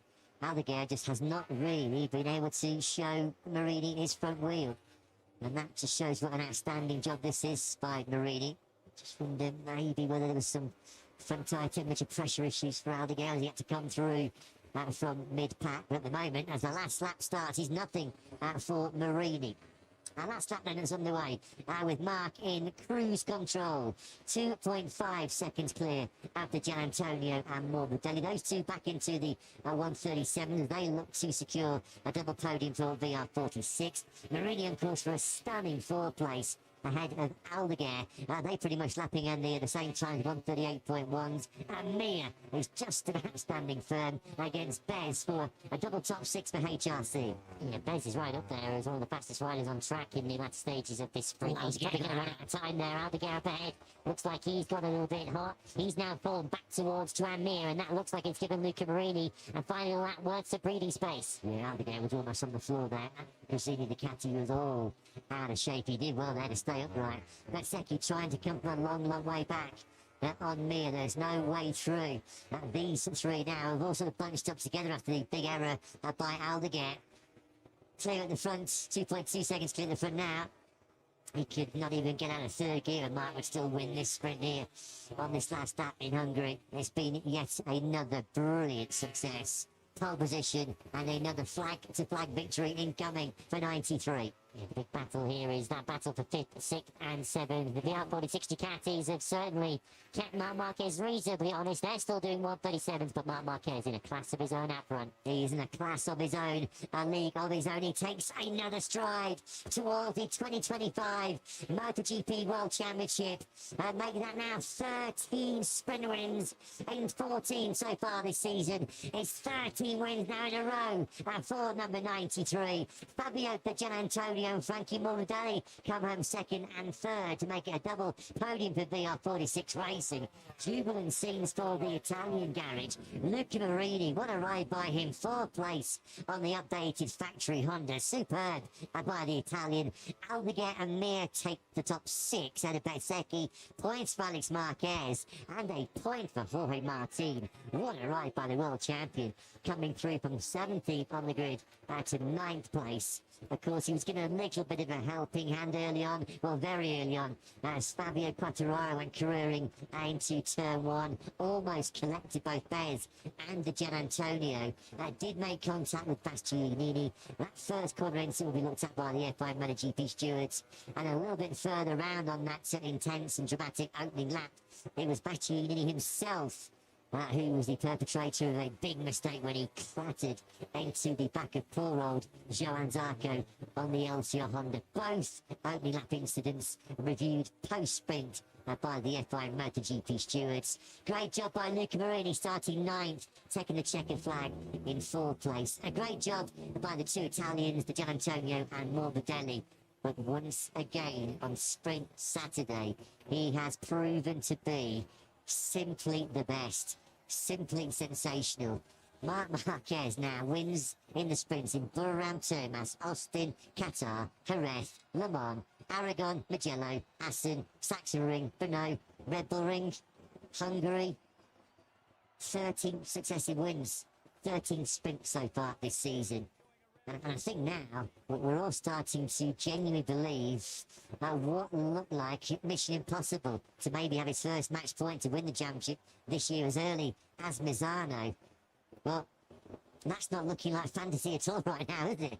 Well, Marc Marquez is not going to slow down. It's for the others to catch him up. And today, no one could catch him up. His World Championship lead is now to an incredible 152 points. But a double podium today for VR46. How's Pablo Nieto feeling? He's for Jack. Yeah, what an incredible result, Pablo. What a turnaround we said on the grid. Did you? Outside of the top 10 yesterday, Frankie was on the floor twice yesterday, and now both guys on the podium. What a job by the team. Yeah, very good. We are very, very happy. We said that the first lap was very, very important. First quarter it was crazy, and we was a little bit lucky, but this is races, no? Then we have our path. We have to do it a very difficult race because also Marini was very fast and the girl was coming. So amazing. Good Saturday. Congratulations. Thank you. Yeah, I put that down as a very good Saturday for Pertamina Enduro VR46 Racing. And Fabio Di Gianantonio, just his second sprint podium of the season. Frankie Morbidelli's going to get a medal for just his second sprint podium of the season as well. He's getting weighed down with medals in 2025, is Marc Marquez, because he has done it again. He's done the business at Balaton Park. Simply untouchable. Just, how many times have we said this so far this season? He's just too good. He is just too good. Davide Tardozzi and Gigi Dell'Igna are all smiles down in Parc Ferme. Trust us, folks. Inside the other half of that factory, the Ducati garage, there's going to be no smiles at all. Just more frustration, more anger, and more questions as far as Pecco Bagnaia is concerned. The Italian limping home in a fortuitous 13th place. 13th when you consider that both all Bastianini, Quartararo and Zarco were out of contention. So Gemma Pinto then, Marc Marquez is the better half there, who's now being greeted by Davide Tardozzi. I'm sure she'd rather have the face of Marc Marquez blowing her kisses, but Marc Marquez, I don't think will complain with that too much. Pecco Bagnaia does at least raise a wave and a smile. His time will come again, but at the moment, Pecco Bagnaia, I think the only question he's asking at the moment is, what time's my flight back to Italy? Yeah, he's gulping from the monster bottle. He's got monster problems right now. Brilliant day. What a Saturday it's been for the factory Honda team. Luca Mini, we saw him getting a congratulations quite rightly from the boss Alberto Puig when he made his way to the back of the garage. Joan Mir, 6th place for him as well. Of course, he was 6th in the Grand Prix last weekend in Spielberg, just his second top 6 on a Sunday on a factory Honda. It looks like, doesn't it? HRC, with Romano Aldeziano calling the shots in terms of the technical department, they are starting to make some solid forward progress. A solid, well, a more than solid, a super Saturday as far as Pertamina Enduro VR46 are concerned. A double podium for Fabio Di Gianantonio and Frankie Morbidelli. Digi needed that one to steady the ship. He's had 3 successive no scores in Grand Prix on the Ducati DNFs in Sachsenring when he was 2nd, 16th in a very underwhelming Brno in the Grand Prix, and a DNF last time out in Austria. So that is certainly going to get some confidence back for Di Gianantonio. One rider, one team, one factory that's certainly not lacking confidence at all. Is that group on your screens right now? Marc Marquez, brilliant. Best sprint result with Honda. No wonder he's got a big smile on his face. Excellent. 9th, he started the sprint. 4th at the checkered flag. Hard work pays big rewards sometimes, Lewis. He's had to dig deep at times. He's been under pressure. Questions about whether he's the right fit for the factory Honda. Could he develop a bike? Well, I think we're getting our answer. And just think of how injured he was around 3 or 4 months ago. Less than that, Luca Marini was seriously injured in a crash at Suzuka. Frankie Morbidelli then, one half of a double sprint podium for VR46. Let's get Frankie's thoughts now with Jack. Frankie, what a brilliant result for yourself, a brilliant result for the team. Yesterday morning started off in the worst possible way, but what a turnaround that is to end up on the podium. Just how proud of you to have turned it around like that. I'm really happy because today we had a really solid Saturday. We got back the rhythm from the injury, so I'm happy. It's a good Saturday for me, for the crew, for the team, for the whole team. Also did an amazing race. We were there behind Mark. We could see him. Really good. Let's see what we can do tomorrow. A great ride. Well done. Thank you. sprint podiums have been few and far between as far as Frankie Morbidelli is concerned. He had to work hard for that one, just his third in the Loop Sprint era. And it's been a tough weekend, so it's an excellent result.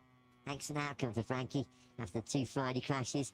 And as he just pointed out as well, of course, it wasn't that long ago where he had that shocking crash, that high-speed crash in the wet Sachsenring sprint, which forced him out of Brno. Alex Marquez loses more ground in this World Championship chase. It's felt for a long time like it's a futile pursuit of brother Mark in terms of the championship. It's becoming pretty much mission impossible right now, isn't it? It's a thankless task trying to compete with Mark in his current golden run of form. Alex takes the checker flag in 8th place. Not bad, but considering he started 11, he's got more work to do tomorrow from 14th place. Fabio Di Gianantonio, though, leads home a double podium for VR46 Racing, second in the sprint, and he's with Jack. Fabio from outside of the top 10 yesterday to onto the front row, now with a silver medal around your neck, and what a day for the team. Plus, just tell us your point of view from the opening corner as well. It looked really close with the other Fabio. Yeah, well, as always when we arrive in a new track, especially when the first corner is pretty slow, like here, or maybe other experienced track that we have in the calendar, we know that it's pretty crucial, and today has been chaotic. Luckily for me was more or less okay. But yeah, I just want to thank all the team. I think we've done an incredible job for both bikes. It's amazing to have both bikes on the podium today. Me and Frankie here having not too first time in the last weekend, so be back on the podium together here was super important and super grateful and happy for the team. Great job, well done. Yeah, thank you. Yeah, great job. A third sprint podium for Frankie Morbidelli, and likewise for his teammate Fabio Di Gianantonio. That's a great shot. I'm sure Valentino Rossi's watching his riders back at home, and he'll certainly make for pleasant viewing as they celebrate a double podium. Setting himself up to celebrate, though, yet another double victory in this unbelievable 2025 World Championship is Marc Marquez, pole position, his 13th sprint win in 14 so far this year. We had a little bit of a joke with Frankie Morbidelli and Fabio Di Gianantonio, but it's no joke right now, is it, for the chasing Pacquiao GP as he wins yet another sprint. Marc Marquez, your winner here in Balaton with Jack. Mark, huge congratulations. Sprint victory number 12 plus 1, and that one looked pretty straightforward, but it all came down to that opening corner. Could you hear what was going on behind? Yeah, no, just I heard somebody super close in the first corner, but from that point, just I tried to take my rhythm. First lap already I was riding in a very good way, and then yeah, just tried to keep a constant pace. I saw that it was enough to open a gap. So yeah, happy. So now we need to analyze everything to understand the rear tire from for tomorrow. But a part of that, we did a big step this morning. We were working super hard yesterday, and today I felt much better. Brilliant ride. Well done. Thank you. Thank you.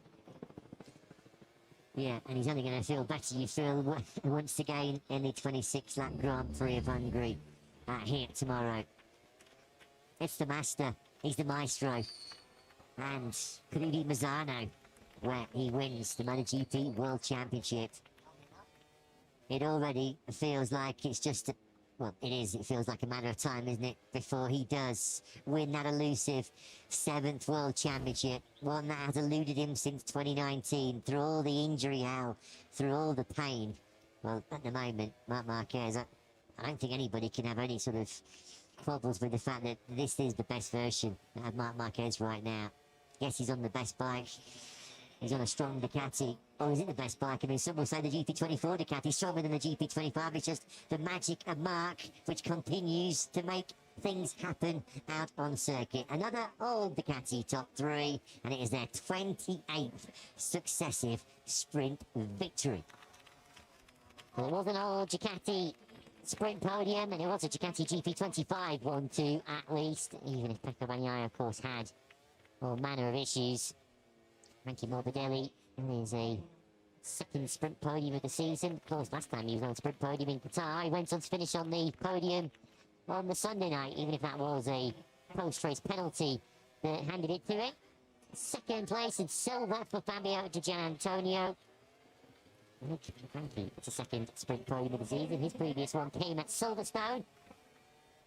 But for Marc Marquez, well, the numbers don't really do justice. He is winning sprints, he is winning races for fun in 2025. He's halfway to a 7th consecutive double.